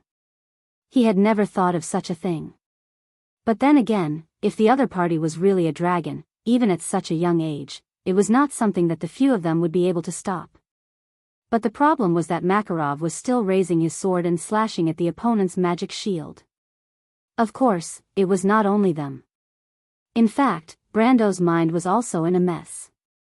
But after he sorted out his thoughts, he wanted to think of a way to scare these people away. In fact, after resonating with the divine artifact, Brando no longer had the mood to deal with these people. He knew that the real trouble did not lie with the group in front of him. With the laws here, they would not be able to stop him for the time being. But the real problem was that such a huge magic reaction had been recorded by countless people. Anyone with a brain would know that something good had appeared in this area. He thought that in less than half a month, Randner would be in chaos. The narrow mountains and hills were filled with exploration parties from all over the world. There were even adepts that no one liked. Martha above, he did not even dare to imagine how chaotic this place would be. Brando had thought more than once about how he would affect the history of this world for the first time. But he did not expect it to come so quickly and so suddenly, giving him no time to prepare. That was why he was no longer worried about the Lionheart sword. Instead, he was more worried about whether his precious territory near Count Randner would be affected. Furthermore, would Her Highness' actions be affected as well? Could it be that the butterfly of history flapped its wings and changed the course of history? Of course, that was the worst-case scenario, but Brando could not help but sweat when he thought of it. But what was the saying, if you want to avoid trouble, trouble will come knocking on your door. Just as Brando was thinking about this problem, the forest suddenly resounded with clap, clap, clap. He immediately saw Fleetwood and Makarov. Fleetwood and Makarov were stunned for a moment before a trace of joy flashed across his face. They don't come with good intentions, Brando thought. He turned around just in time to see a middle-aged man wearing a thick purple velvet coat with a white shirt inside walking out of the forest. The newcomer clapped his hands and said with a smile, "So this is the Mr. Brando that the sly fox was talking about?" Sure enough, heroes come from the young. Normal people wouldn't have thought of this plan. Elemental activation. The corner of Brando's eyes twitched. He had already recognized who this guy was. He liked to wear a purple windbreaker with a white silk shirt inside, and had a smile that hid a dagger behind it. The Earl of the Violet Autonomous Region, Bali Braun. This guy was the most capable assistant of Duke Lone. Compared to Buga, he was just a small guard captain. He was the real big fish in Lenton Island. Almost 40 years later, he should be around level 80 by then. Brando had dealt with this person a lot in the game in the past. He knew that the other party looked hypocritical, but in fact, he was a rare noble with a strong sense of justice. But later on, this person died in the battle with the tree herders, which was a great loss to Erwin. Brando looked at this person and could not help but twitch the corner of his mouth, but his tone was slightly gentler. Plan? Of course. Count Bar replied, "As far as I know, the Dragon Clan is a lone wolf in almost all situations, right? At most, they move with their mates, right? This guy knows us quite well." Brando immediately heard the voice of the dragon girl, Alaz. Brando snorted, thinking that this guy was harder to deal with than he thought. You haven't dealt with him before. But he still had the mood to bicker with Alaz, but he could not help but feel guilty. Bar? Dan Danian was different from Makarov, Buga, and even Fleetwood. He was a practical person, and he definitely wouldn't try to scare him. Since he was able to deal with him so confidently, he definitely had something up his sleeve. Moreover, even if there was only one more elemental awakened master, the situation would become a little more complicated. After all, Alaz was clearly a Lolita. Although she had the advantage of being a Lolita, against two half-activated elemental masters and a gold-tier Makarov, this Lolita dragon seemed to be unable to hold her own. He could not help but glance around the forest, and suddenly thought of another question. Bar? Danton is Duke Lone's most capable assistant, and he's a nobleman with real power. If he's here, Duke Anthony wouldn't have brought his army over, would he? Brendel looked carefully and saw shadows in the forest. Holy sh*t, he couldn't help but cry out in his heart. There were too many people. Openly mobilizing an army into another lord's territory, could it be that Duke Lone wanted to start a war with Count Randner? But wait. Brando immediately realized that something was wrong. Duke Lone did not just want to arrange for his only son to be brought back. Thinking of this, the young man's mind suddenly flashed like a bolt of lightning. He immediately thought of the small royal territory on the other side of Randner's border. Isn't that the private territory of the princess where the cavalry academy is located? Damn! The tree herders were fooled this time. Duke Anthony was going to build one path in the open, and another path in the dark. Because he was a newbie, Brando barely experienced Erwin's civil war, so although he knew the general process and the final result of the civil war, he did not know the specific process. Now it seemed that the princess had already gathered troops from all sides. No wonder she stabilized the front line from the beginning. He was wondering how the princess could hold on for so long with her original strength, until the situation changed later on. He glanced at the cunning fox in front of him, and knew who was behind this plan. Although this guy's face was a little repulsive, his personal ability was indeed first class. Brando could not help but break out in cold sweat. He thought to himself that he was lucky, or else he might have been played around by this old fox. He cursed in his heart, and then whispered to Alaz, "Miss Alaz, why didn't you warn me just now?" He meant the army that appeared later on. The magic reaction just now was so strong that it attracted all their attention. Besides, it's just some insects, what's there to pay attention to? Oh, only the one in front of you is a little stronger. Insects? Brando thought to himself that it was an army. He did not know how many there were from here, but there were at least 1,000 people. And this was probably only a part of it. Barley had always been good at using a butcher's knife to kill chickens. He personally confessed that his biggest hobby, other than playing cards, was to fight with numbers and bully the weak. Of course, although this was just a joke, it was enough to show this person's character. Plus there are 2 super masters with semi-activated elemental power. Lolita Miss Long, are you sure you're okay? Of course, but it's nothing. Alaz replied disdainfully. Brando did not believe it from the bottom of his heart. He thought to himself, do you think I've never seen a dragon? Although he was now an ordinary person, he had killed at least 80 dragons in the past, if not 100, so he was very clear about the other party's age and level. After thinking this through, Brando became careful. He waited to see what this Barley Danes had to say. What would Barley Danes say about this? So, the Violet Count continued, you're not actually a dragon, right? Huh. Brando thought to himself, how is that possible? Although he really wasn't of the dragon race, the ancient flux magic he had used before was the real deal. But his dragon magic. Makarov froze for a moment before asking. But this time, Fleetwood interrupted him and said, if I'm not wrong, that should be the effect of the scroll, right? Since Mr. Brando can get the golden apple and the divine artifact, then getting a draconic scroll should not be a problem. Brando heard this answer and could not help but twitch the corner of his mouth. He thought to himself, old Fleetwood, you're the chief wizard of the court. How can you be so old that you can't even differentiate between a draconic scroll and a draconic spell? However, he immediately remembered that Fleetwood wasn't at the age where his vision was blurry. In fact, Fleetwood hadn't even reached his peak yet. Logically speaking, he shouldn't have made such a low-level mistake. If this was not the case, then it could only be the other possibility. Brando immediately gritted his teeth and asked in his mind, Miss Alaz, the scroll you used. He immediately received a positive answer. Why? He asked. You see, that's why they dared to attack you, isn't it? Alaz smiled and said happily, I haven't beaten anyone up in a long time. Brando sighed. She was right. But the problem now was that they might not be able to beat her, miss. Thinking up to this point, he decided that this problem girl was unreliable. He took a deep breath and raised his head and said, maybe you're right, Barley Danes. Mr. Danes.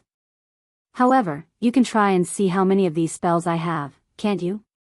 Barley smiled and shook his head, no matter how many scrolls you have, do you have the confidence to fight against an entire army? Mr. Brando, this is not wise, so please hand over the golden apple. Brando really wanted to punch this guy in the face and smash that fake smile of his into smithereens. But just as he was about to think of a way to retaliate, another group of people suddenly appeared from the forest. In fact, it was the shrubbery in the east that made the sound. Then, in front of everyone's eyes, there were more than 20 fully armored elven warriors bathed in blood. Is that so? What if we join in?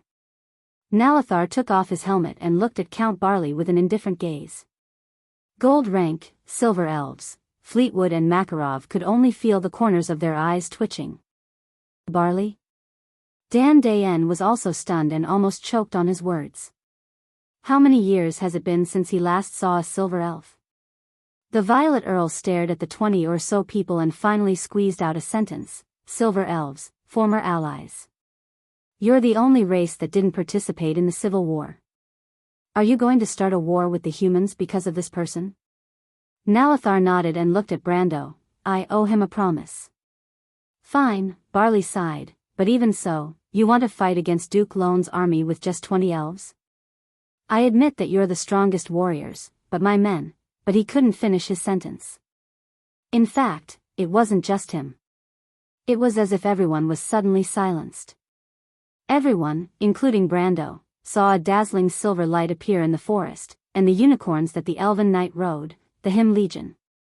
To be continued. If you want to know what will happen next, please go to www.chidian.com to read more chapters. Support the author, support the original reading.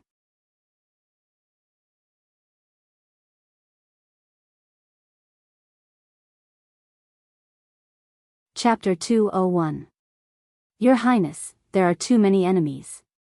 Please take shelter for a moment. Sir Benninger's earnest pleas came from outside. His voice was urgent, and the situation was not optimistic. Steel bolts hit the iron plates in the compartment of the carriage's side wall. Assassins were coming from all sides of the forest. Even Princess Griffin herself did not expect that in Graf's own territory, she would usher in the most dangerous assassination since she had fled.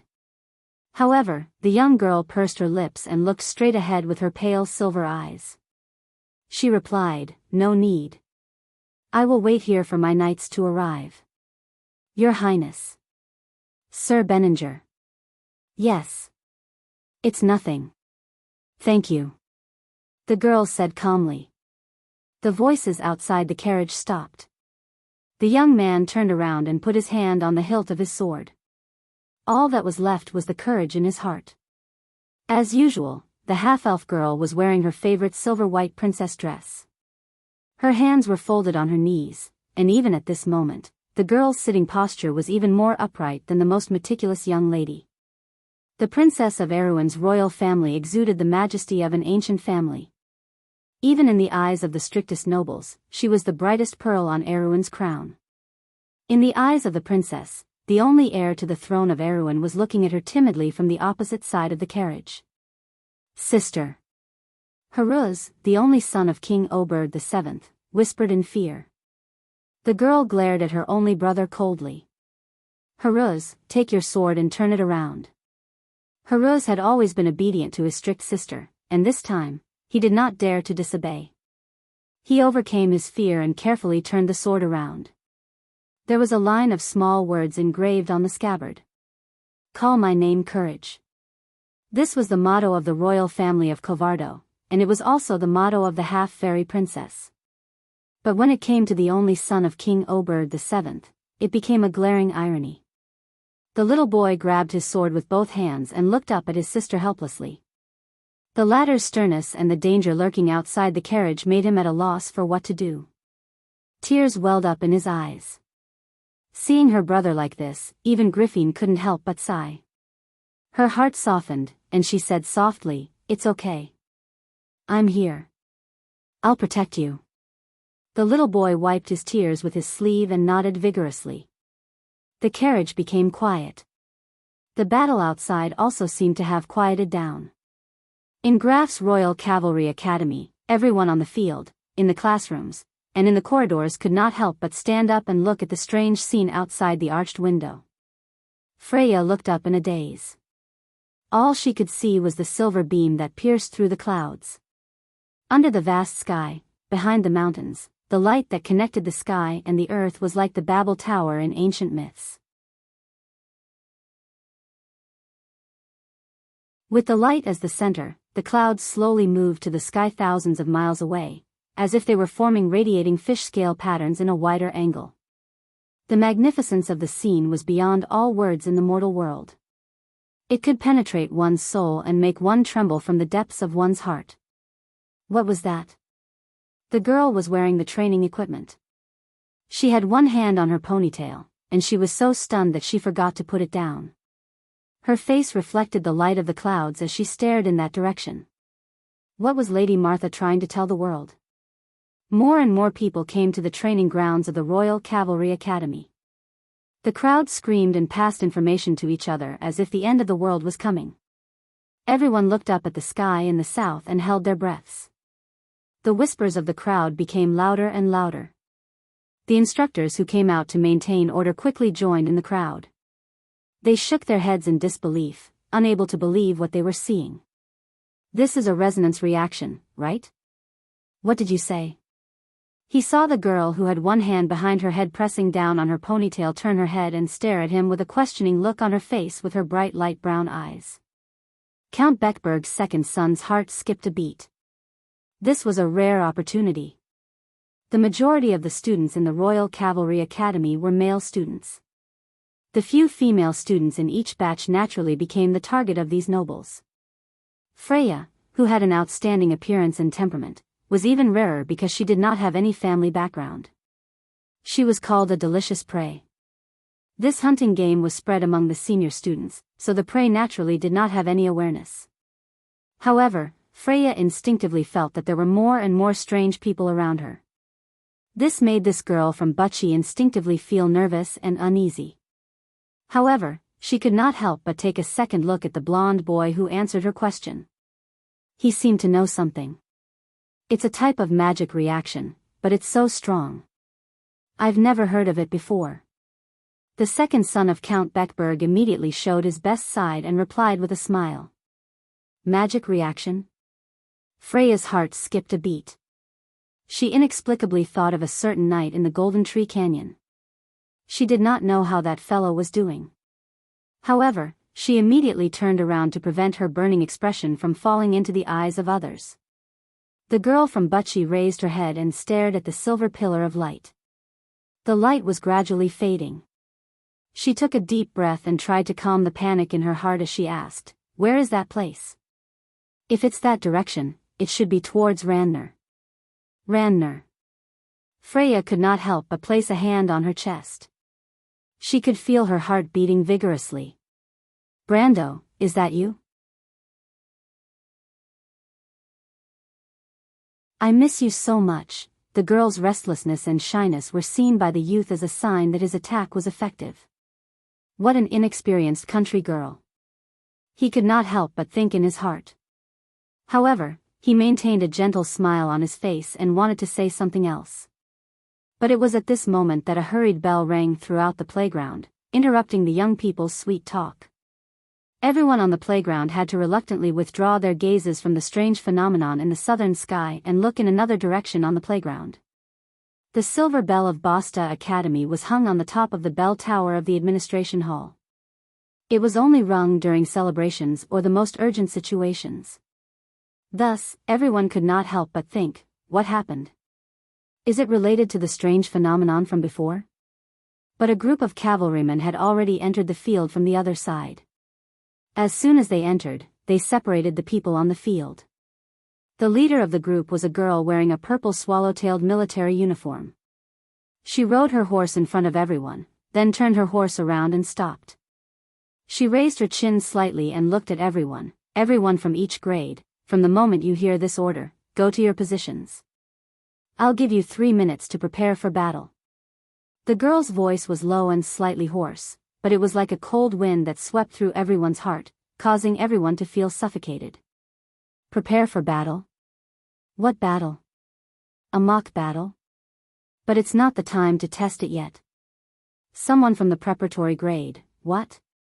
Freya looked at the female knight with black hair that reached her waist. She stood upright on her horse like a javelin and could not help but be stunned for a moment. She heard the young man mumbling subconsciously behind her, so she turned around and asked the second son of Count Beckberg. "That woman is a student from the preparatory grade." The preparatory grade is actually equivalent to the Black Cavalry or the Imperial Guard. So, although they are called students, they are actually soldiers. That woman is called Maynard.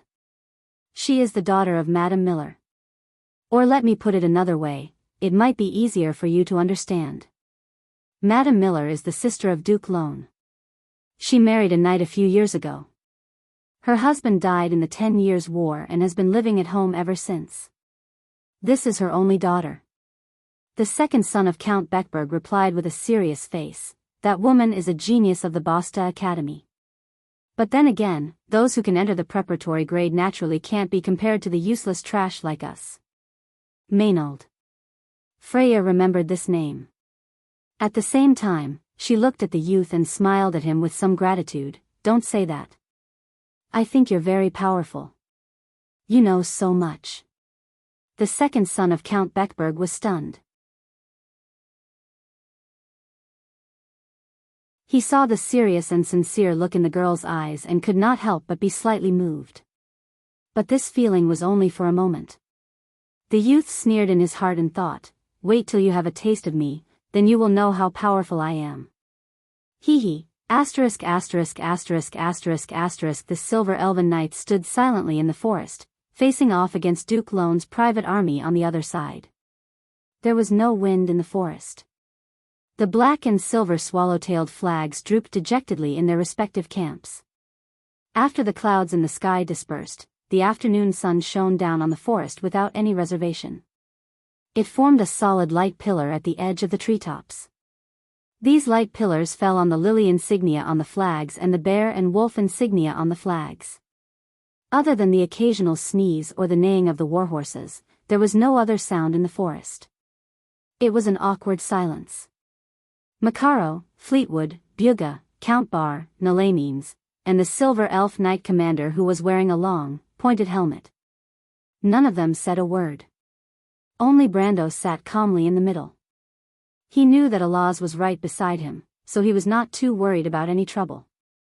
With Nalathar and this immature Lolita, the Violet Count shouldn't be able to think of any way to cause trouble for him. He stared at the rows of elven knights that seemed to be cloaked in silver light, guessing their intentions amidst the strange silence. The Silver Elves abided by an ancient prophecy and had not returned to the continent for centuries. Why would they appear this time? Even if it meant breaking their oath. P.S. Everyone's support will be engraved in my heart. This chapter is a gift to this friend. To be continued. If you want to know what will happen next, please go to www.chidian.com to read more chapters. Support the author, support the original reading.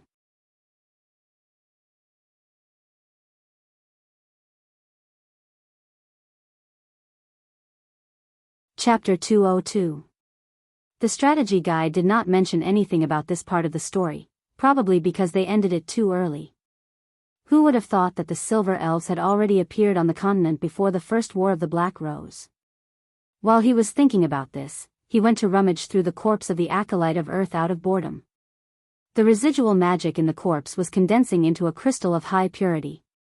This was a drop from a level 65 boss, and it also had the attribute of the blood of God. It was one of the best forging and alchemy materials of the same level, second only to the treasures of the dragon. He could not help but look at Alaz beside him.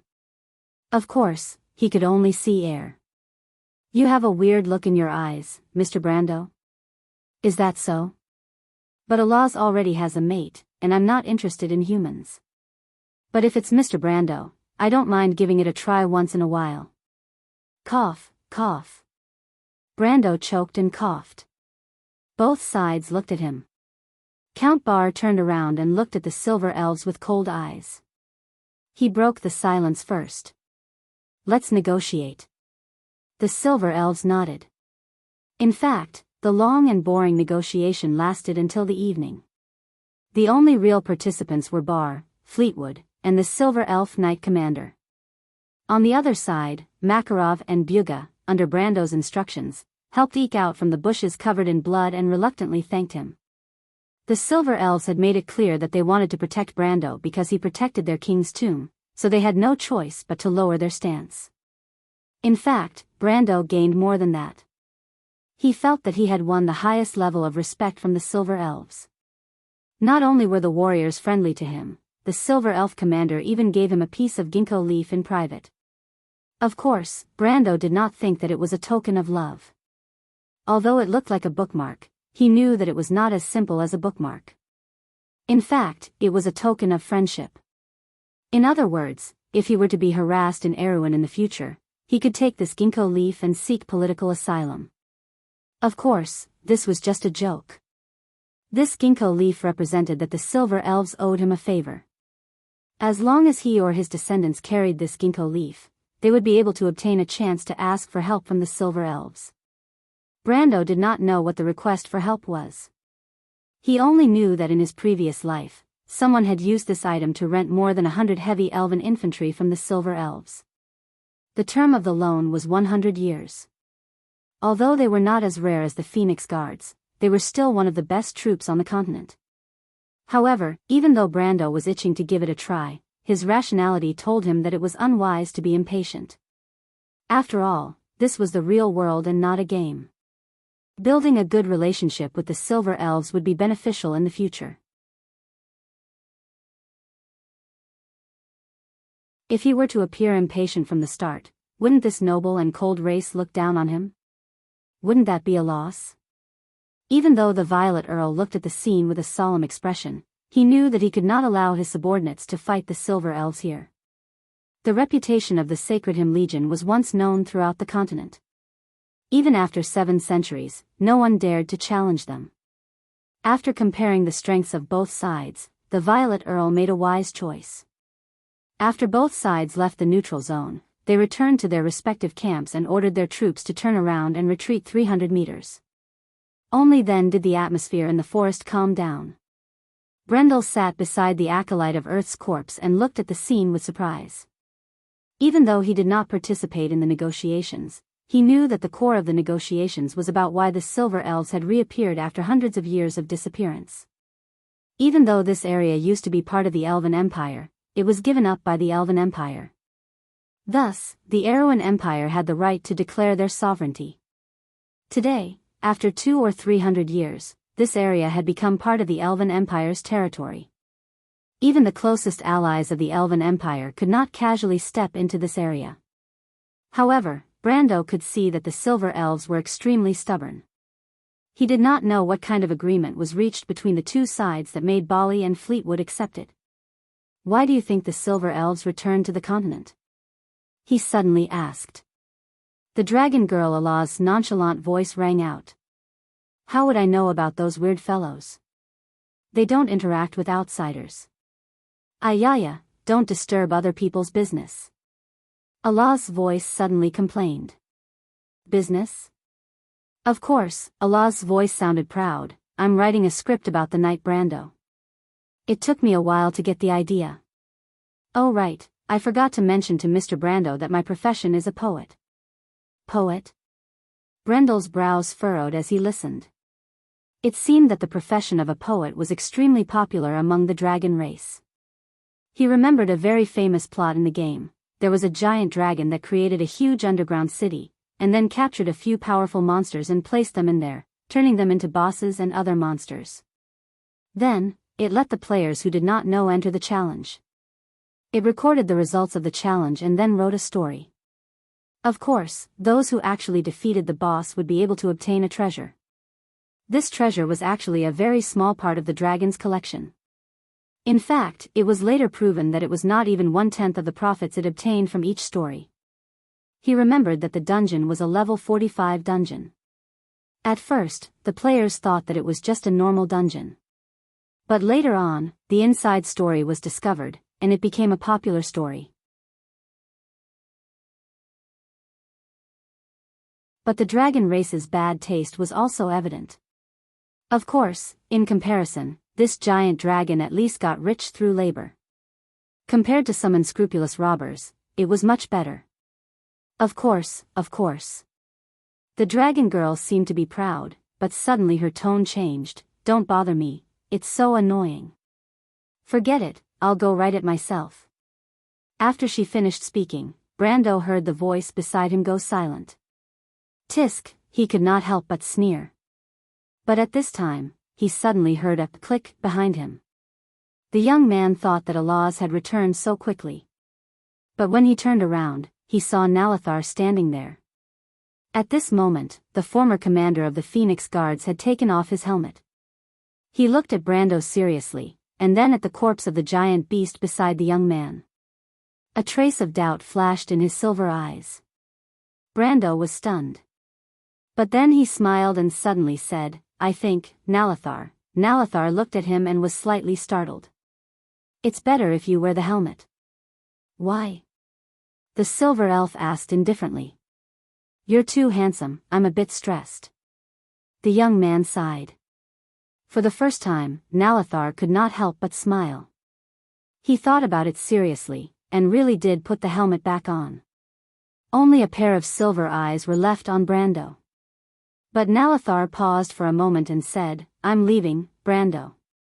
Brando was slightly startled. He had never thought about this before. But wasn't this inevitable?